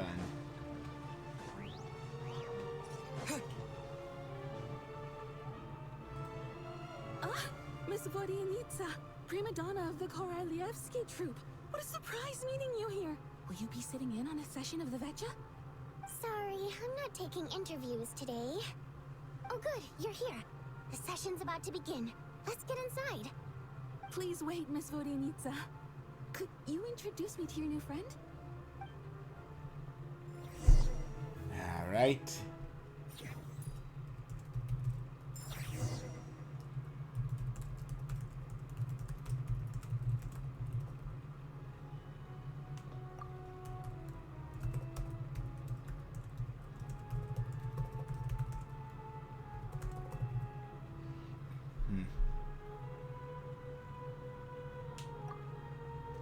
Yeah, now I can get the introduction of the rooster.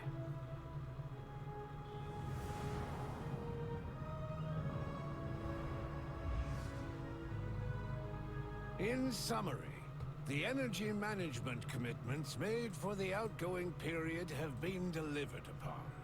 Furthermore, both the The production fifth of and the two consumption harbingers, as we of all knew. crystal show clear signs of stabilizing.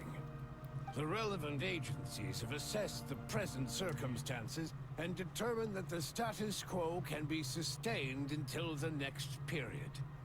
For detailed statistics, I would refer you to the industry reports that have been distributed to all persons present. It should also be noted that while the recent blizzards have led to a significant increase in people's energy expenses, this is strictly a short-term phenomenon associated with a remotely located monster. Her Majesty the Tsaritsa is giving her full attention to this matter. We should Trying have to see if I can see a every vision on him. confidence that it will be dealt with swiftly and conclusively. A financial report on disaster relief is also present in this report, courtesy of Pantalone. They cover the same old ground every single time. The rooster never seems to mind, but everyone else is getting tired of it. There's a general lack of trust. People aren't seeing any tangible benefits that affect them I guess. directly. I'm not sure how much Of I course, trust none of that will be reflected in any of the Lucina, but reports on the Pantalone I table. definitely don't trust. Yeah, if it weren't for these hard copy documents, I could have at least made something up. Oh, don't mind me. I'm just out here trying to hit my interview quotas. Bring out the kvass. Ever read it? Best-selling newspaper in town. If I remember correctly, you guys don't even have a sales permit. You have to sell from stalls on the street. Okay then, best-selling street stall newspaper in town. Still counts.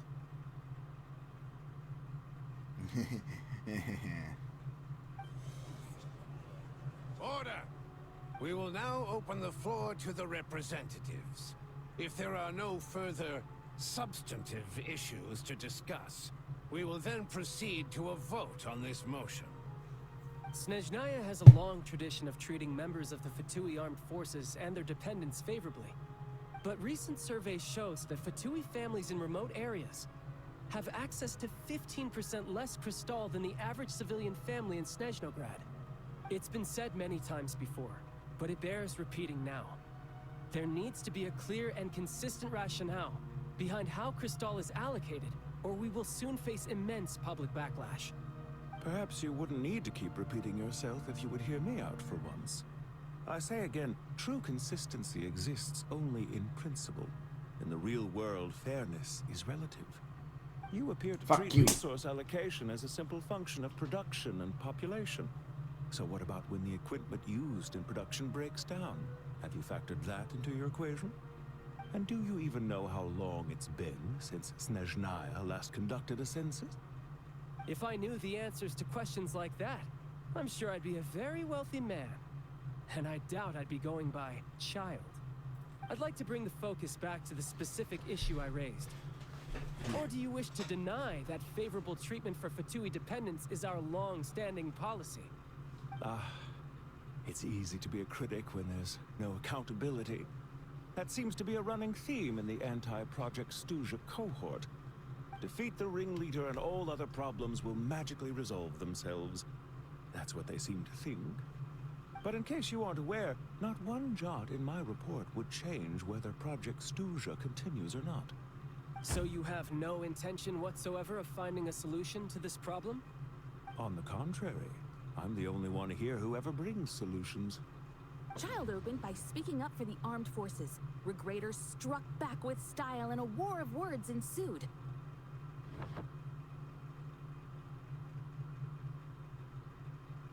Our reporter was live on the scene to get the audience's reaction as it all unfolded. Who do you support?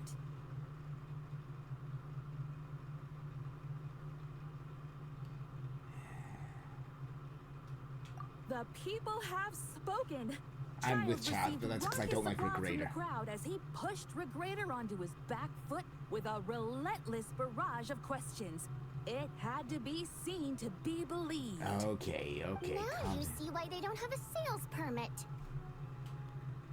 Yep. However this reporter wants to spin things, I haven't forgotten that Tartaglia was representing the Northland Bank when we first met in Liyue. So surely their relationship can't always have been this strained. You two are getting off topic. Let's focus on what the data is saying. Mr. Pantalone, may I speak on your behalf? Oh, please do. I'm more than happy to save my breath. Crystal distribution policy undergoes modifications with each new period. The ultimate goal being to find the most reasonable method of allocation, which I believe is what Mr. Tartaglia also seeks. But I fear many may have been misled on this topic by extremist activists. To clarify, Project Stuja is not the root cause of the problem. It is merely a framework for resource distribution. The most recent reports all point to Sneznhaya's resilience and adaptability during this period of fine-tuning, and give clear indications that a distribution framework is improving with each iteration. To make drastic adjustments without first considering the risks would likely do more harm than good. It would be a waste of the hard-won experience we've gained to date. Renowned scholar of finance, Arapov spoke up to clarify the fiscal logic, clearly alluding to social organizations like the Rokot in his words. With the notorious Lelek still active to this day, should the Rokot be held responsible? No, there is someone else to blame. She's just rephrasing what Mr. Pantalone said. The Rokot are the critics he accuses of taking no responsibility for their actions. As for Lilac, you won't have heard of him yet. He's currently the most famous member of the Rokot. Well, more like infamous. Ending Project Stuja has become an obsession for him. Unlike the more decent ones among us, he believes that votes in the Vetcha are all that matter. So whether it's threats, coercion, or bribery, he'll use whatever means necessary to get people to change their vote. And since we're already on the subject, what do you think of Lelek's methods? Are you for or against?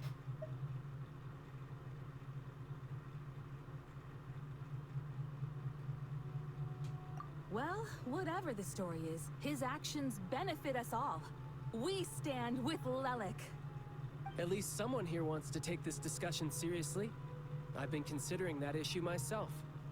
What you really need is more precise regional data, right? I think it would be easiest to let the Fatui handle it, since they're already in charge of Crystal shipments anyway. We may as well get them to collect some data while they're at it. Whatever you need, you can ask the Fatui to look into it for you. In terms of supervision, I think the Druzhna would be a good fit. I had hoped to discuss this with Miss Vesna, but sadly, she's not present.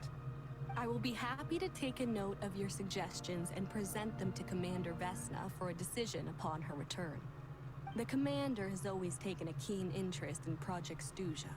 However, given the Druzhna's demanding workload, I'm afraid it may prove difficult for them to provide any practical support. Fair enough. Let us refrain from jumping to conclusions until a concrete and actionable plan is in place. My apologies, Lord Brewster.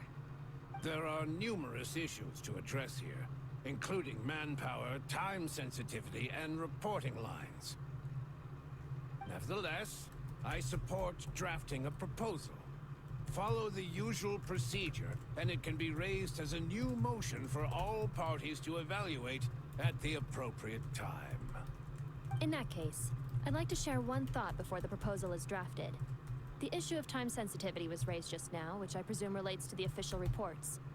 In fact, the Energy Commission already collects regular statistics on each urban center and its surrounding area. Would these be of any use? That's a good idea. I read every issue of Sviet Lolaidovka's report, and although my focus is mostly on the section about equipment operation, the energy consumption statistics also yield a lot of insights. Be that as it may, does no one see an issue with using local data to determine Crystal quotas? In the long term, it seems like a very risky solution. Not if they are used purely for reference. So long as we have the report from the Northland Bank's headquarters to corroborate it, no one will be able to fool me. Very well then. It appears that this arrangement is acceptable to all parties. Yeah, sounds good to me. The members reached a provisional consensus on the issue of improving treatment for Fatui soldiers.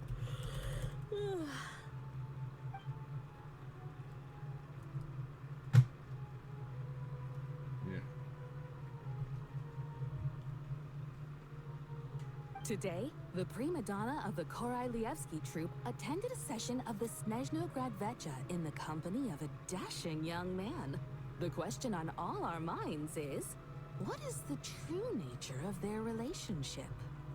Write anything like that again, and I'm revoking your permission to interview the troupe. Got it?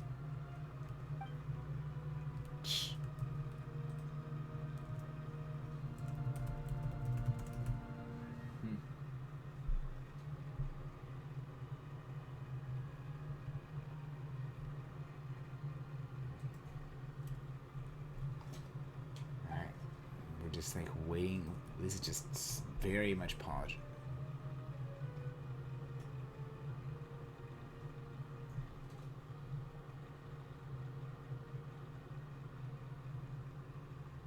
Now then, if there are no further contributions from those present, we shall proceed to the final vote.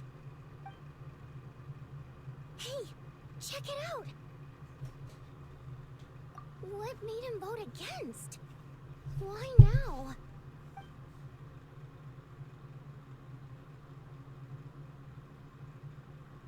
The votes have been tallied. Those in favor of continuing Project Stuja total 61%, securing a clear majority. That was too close. The margin has shrunk yet again. Chuganov was a huge loss. I'll bet Lelek is behind this. I wonder how Pulcinella will respond this time. Chuganov. I see. Lelek strikes again. Yes. Go, Lelek. Once Project Stuja is defeated, our unwavering support at Bring Out the Kvass will finally pay off when we make our comeback. I can taste our victory already!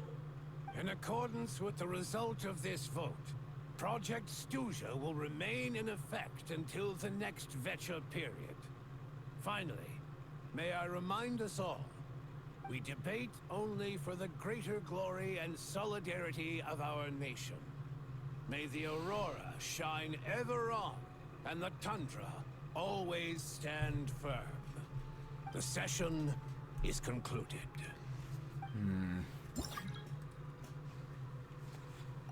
Yeah, I know.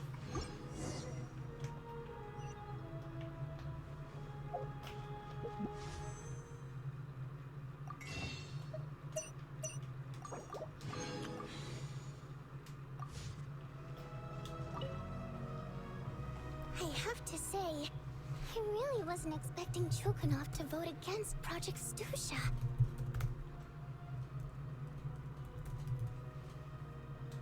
Well, in principle, Sneznhaya's business and political elites ought to be the ones least likely to oppose it. As we heard, Project Stuja is basically just a resource distribution framework that requires everyone to cut back during the winter. But even if the policy got cancelled, the Tsaritsa's energy needs wouldn't suddenly go down. The extra demand from the public would have to be filled from somewhere. So logically, the factories would have to take the hit. I got a letter from Mr. Mitya just before today's session. He said he's confirmed that there are issues around overtime and excessive energy consumption at the Eastford manufacturing plant. In a situation like this, once the Rooster receives the report, he'll order the factory to halt production and submit to an investigation before issuing a penalty. But that's a week-long process, and thus didn't make it onto the Vecha agenda this time. I don't think he suspects anything so far.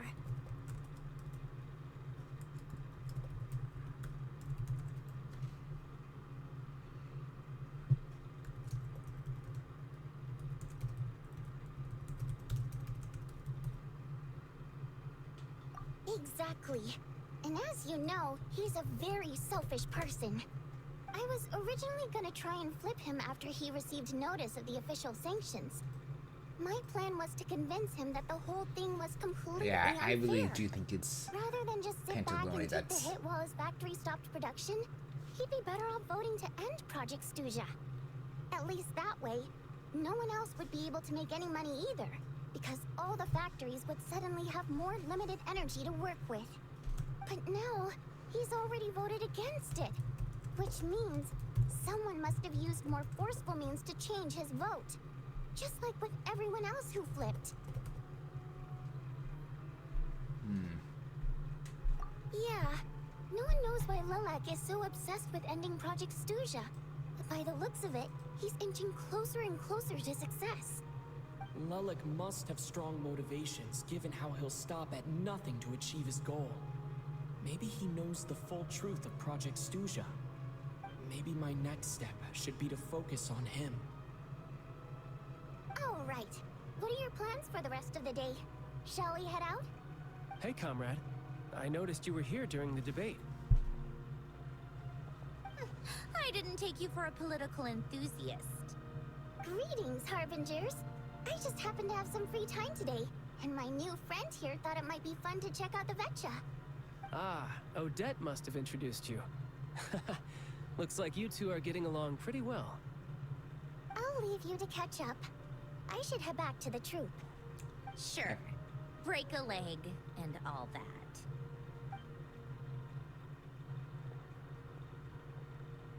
Thought it might be fun to check out the Vetcha, did you? Things are never that simple with you, Traveler. There's no way you're here for kicks and giggles. Tell me I'm wrong.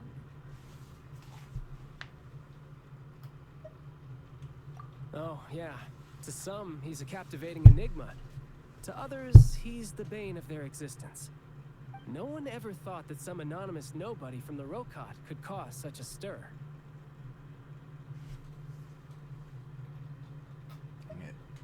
Huh? You want to look into Lelik? Then I'm sure his days of anonymity are numbered. What do you think, Sandrone? Fine by me, I guess. If the Traveler actually manages to expose Lelik, it'll be doing Pulcinella a favor. In return, it seems fair to let him in on what we've learned so far. My thoughts exactly. Sharing is caring, after all. Head back to Glupov and grab the files on Lelik. It's easier to just pull the records than go through the rigmarole of getting the Traveler a visitor's permit. As you command, child, sir. In that case, since we're going to be waiting anyway, I'll have someone brew a pot of black tea. And I think that's... Nope. One common thread among the many incidents Lelik has been involved in is that the victims are all too scared to share any real information about him. Clearly, he must have threatened them in some way. His modus operandi is to silently infiltrate the scene and leave a threatening letter behind. But neither the letters nor the crime scenes ever yield any clues to his identity. So all these files have to offer are short statements by the people affected. They don't give us a lot to go on. If nothing else, it shows we're dealing with a trained professional who's versed in counter surveillance. Yes, and to that point, he often strikes in highly secure locations. The victims are high-ranking and influential people who take their personal security very seriously. Somehow, Lelik slips right into their rooms without making a sound. There's never any eyewitnesses, nor the slightest trace of a break-in. If he can get in and out undetected, it means he can strike without warning. Not that that's ever happened so far, but the thought is enough to scare these people sleepless. It's hard to believe that a human being could pull this off flawlessly every time, so they switched the focus of the investigation to Faye. Unfortunately, no one's found anything yet. Careful, don't underestimate me. Although truth be told, I'd probably find it hard not to blow my cover. Direct confrontation is more my style. We haven't ruled out the possibility of Lelik being human. It's just, there can only be a handful of people in all of Teyvat who'd fit the profile. They, on the other hand, plenty would have the ability, but few would have the motive. No, not as strong as me. You'll never find the culprit with criteria like that. Let's go with a little weaker than me. I'm sorry to do this to you, child. Oh, you hit me right where it hurts. I'll admit, he's strong and meticulous.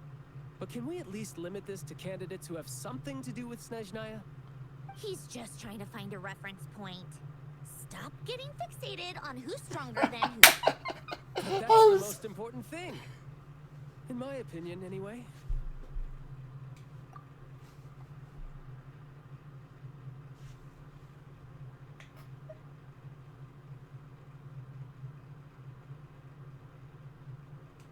Odette?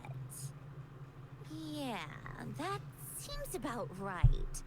Her skills are solid, and she's always calm under pressure. Except she's Fatui, so the likelihood of her working against us is pretty low. But yeah, much more accurate than your previous example, at least. No, wait a moment. Maybe we should interrogate that assumption. What do you mean? Which assumption? Her Fatui identity doesn't necessarily exonerate her. And when you think about it, the Rokot would be precisely what she needs to conceal her identity. Plus, she wouldn't need to be such a pro at covering her tracks. She'd already know where the Fatui will be and when, so she could choose the perfect time to act. Oh, yikes. I was just thinking out loud. Why is this starting to sound like such a convincing theory? Still, What reason could Odette possibly have for trying to call off Project Stuja? Arlecchino would be the best person to ask. She knows Odette best. Unfortunately, she isn't back yet. Rosaline used to open up to her in private about her struggles with Odette. As I'm sure you can imagine, Arlecchino is quite a lot better with children than Rosaline was. She gave her some tips on how to handle the situation, and Rosaline managed to reach a settlement with Odette before leaving. So I suppose there were at least no lifelong regrets left behind. Beyond that, I don't know the details about that side of things. But I do know that Odette definitely has a motive to hold a grudge against Project Stuja. The reason being, her father passed away during the early stages of the project. That was back before it had been named Project Stuja, when things were still being worked out. But in essence, it's remained the same ever since. Huh. The Things more are you adding know. up. Rosaline was always so self-centered. I never understood why she started paying so much attention to Odette. Is that such a surprise? If you cast your mind back, you may remember that Rosaline and I weren't exactly close. We had tea together a few times, but that was about it. True. Odette's past is no secret. Her father was a fatus and her mother was a very famous ballerina. On the surface, it looks like she followed right in her parents' footsteps. But the truth is quite a different story. After her father passed away on a mission, her mother was overcome with grief. She broke her leg during a performance and could never dance again. Odette was only interested in ballet at the time, but this tragedy left the family with both breadwinners gone. They could barely make ends meet. Per Capitano's policy, family members of Fatui who died in the line of duty had to be appropriately accommodated and provided with adequate assistance. So, regardless of how Rosaline may have felt about it, it fell to her to resolve the issue of Odette's family's livelihood. In the end, the solution they agreed upon was to have Odette join the Fatui. Right, because the alternative would have been a one-off compensation payment, I guess. In that sense, joining up was definitely the better option. Yikes. Still, she must have had mixed feelings about it, right? If she doesn't even like the Fatui. It's just a theory, a possibility. But as a motive for Odette to become Lelik, it holds up. That said, I have no idea where Odette's head is at right now, or what her conflict with Rosaline was about. Plenty of people were on bad terms with Rosaline. I have no intention of trying to figure it all out.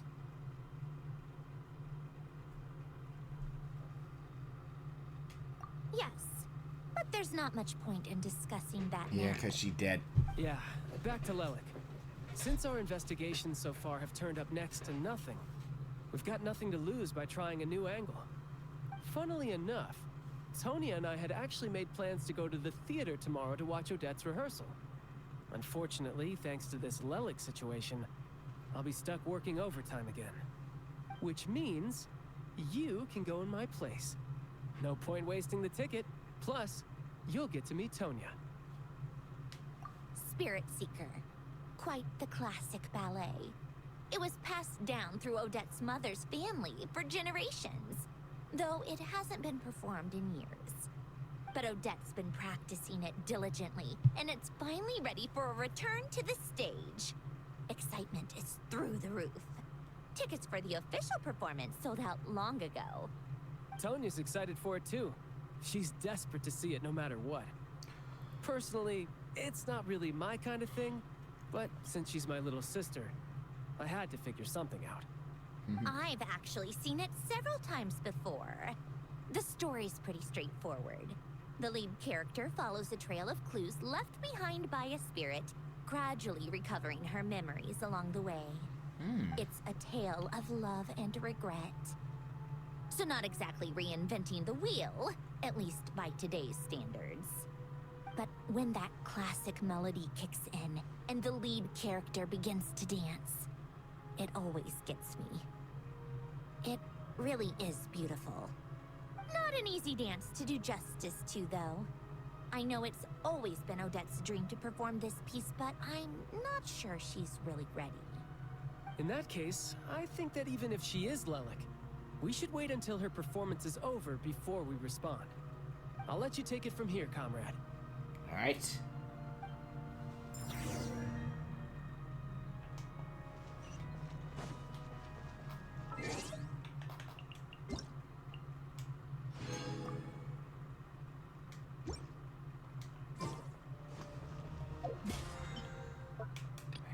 God, we're so close. We're so close to the end of this. I can feel it.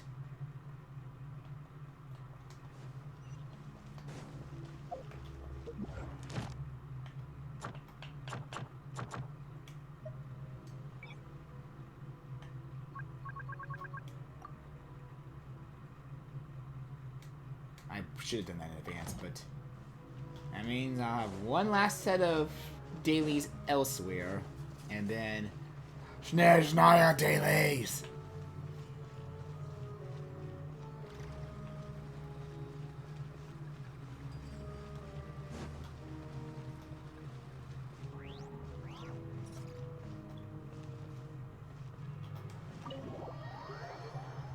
Like I'm just this story is beautiful. Like, oh my gosh, I love the tense atmosphere. It's like the drama, the characters. Oh, it's so good. So good. It's like Sounds like you made a ton of progress already fit what I was expecting from the trailer. Everything's going so smoothly. My initial thought of like it's just gonna be a lot of unfriendly faces. Answer from Odette. This is like pre the trailer, like when it was just the snow one, like the animated teaser. It was like there's going to be a lot of friendly faces as we like confront the Tsaritsa.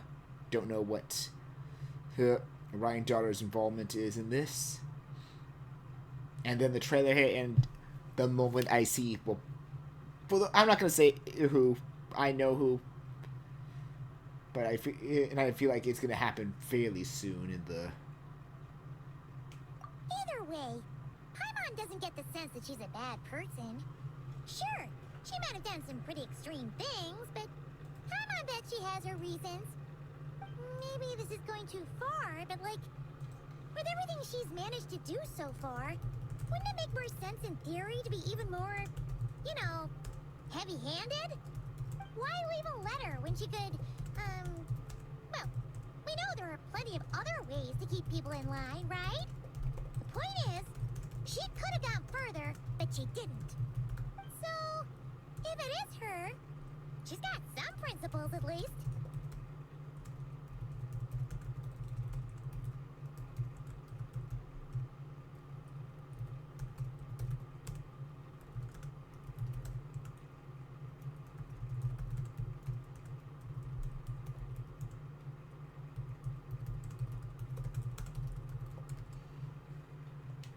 Yeah. Well, all you can do is follow the facts wherever they lead. Yep, that's all we can do. No change, really. But that thing Paimon told you about yesterday? Paimon feels like she can sense it more clearly now. Hearing you talk about your day makes Paimon itch for an adventure. If only she could be there with you so we could experience it all together. Yeah, I wish you could be there too. I'm not used to adventuring alone. But don't worry, we'll get to the bottom of this. Guess it's just one of those things. Never mind. Paimon will behave herself and keep resting.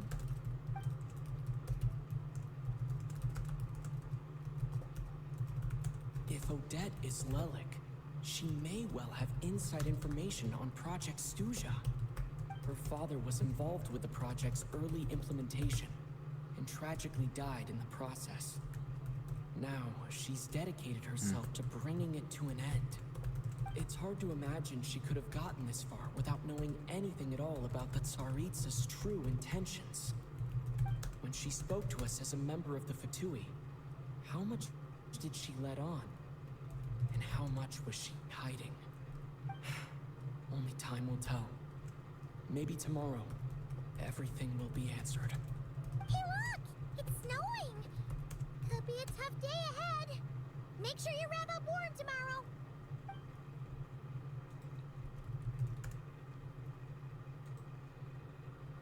Yeah, let's hope things go. And that's the end of Act 1.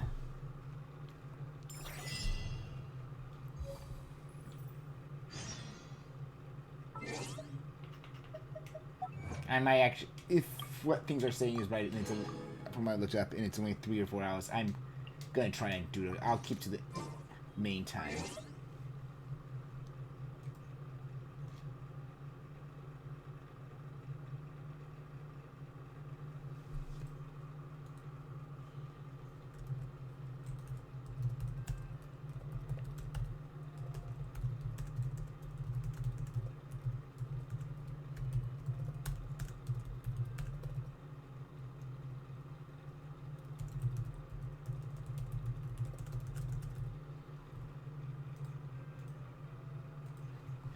Yeah, that is it. I need to get to bed so I can actually have some energy to stream this tomorrow.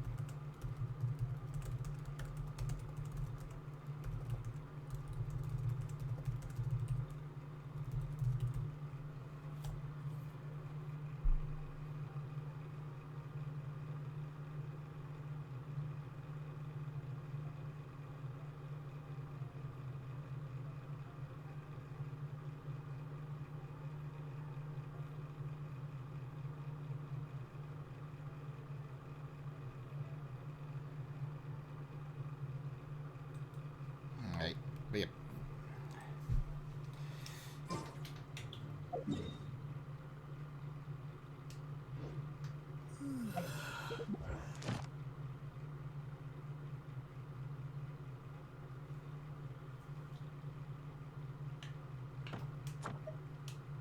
I'm just gonna clean that right away, just to... I might skip the dailies then.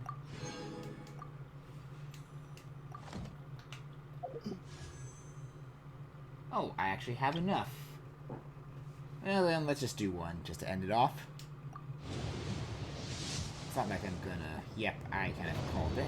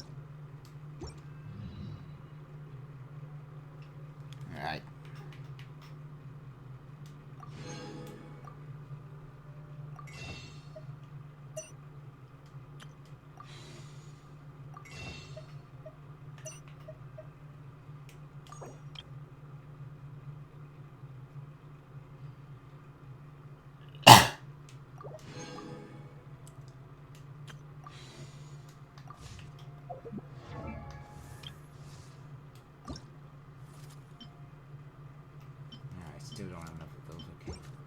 I don't have actually any of those. Dang.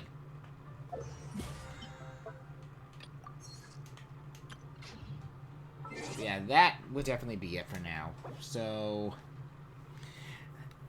because I'm not sure, because I want to see if I can do it. I'm going to stick to the original time, if not start at 10.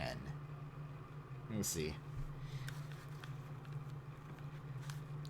And let's see if there's anyone I can raid. Whoops. Is there anyone worth raiding? Because I want to avoid spoilers.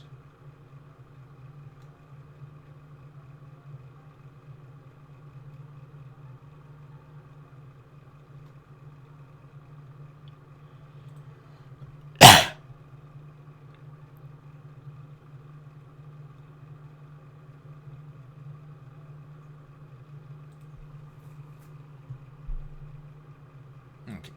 This one seems like good. I can raid here and I can safely raid this person and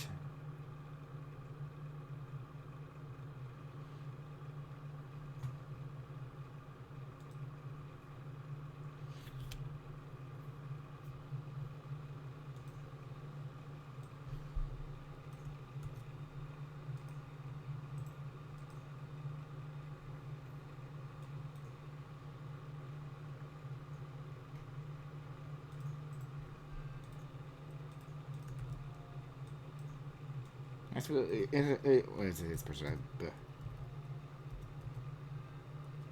Bubble you. Me. Who would raid Bubble you me again? Let's see. As for raid message.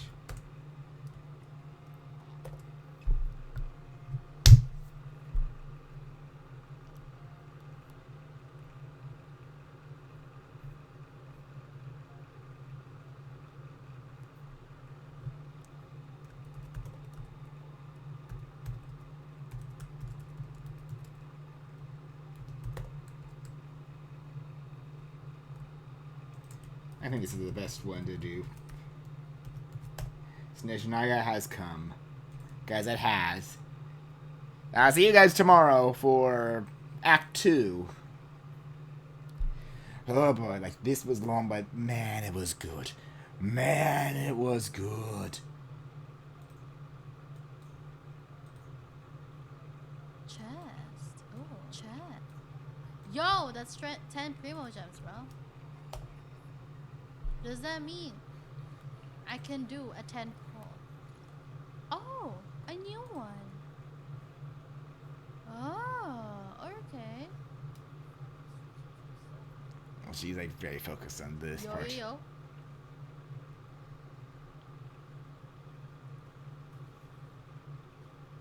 Hey, yo.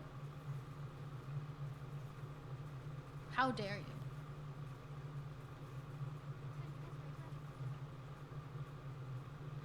And it, like, the means outfit also looks pretty good.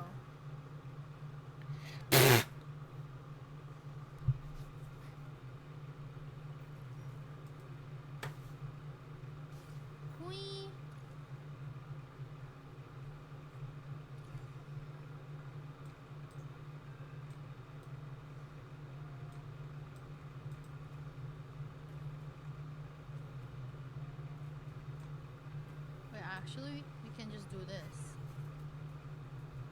Oh my god! It can't reach that far?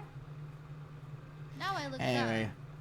yeah, but she's having fun with this one. Like, it was definitely enjoyable. Hey, good night, everyone. I'll see you all tomorrow.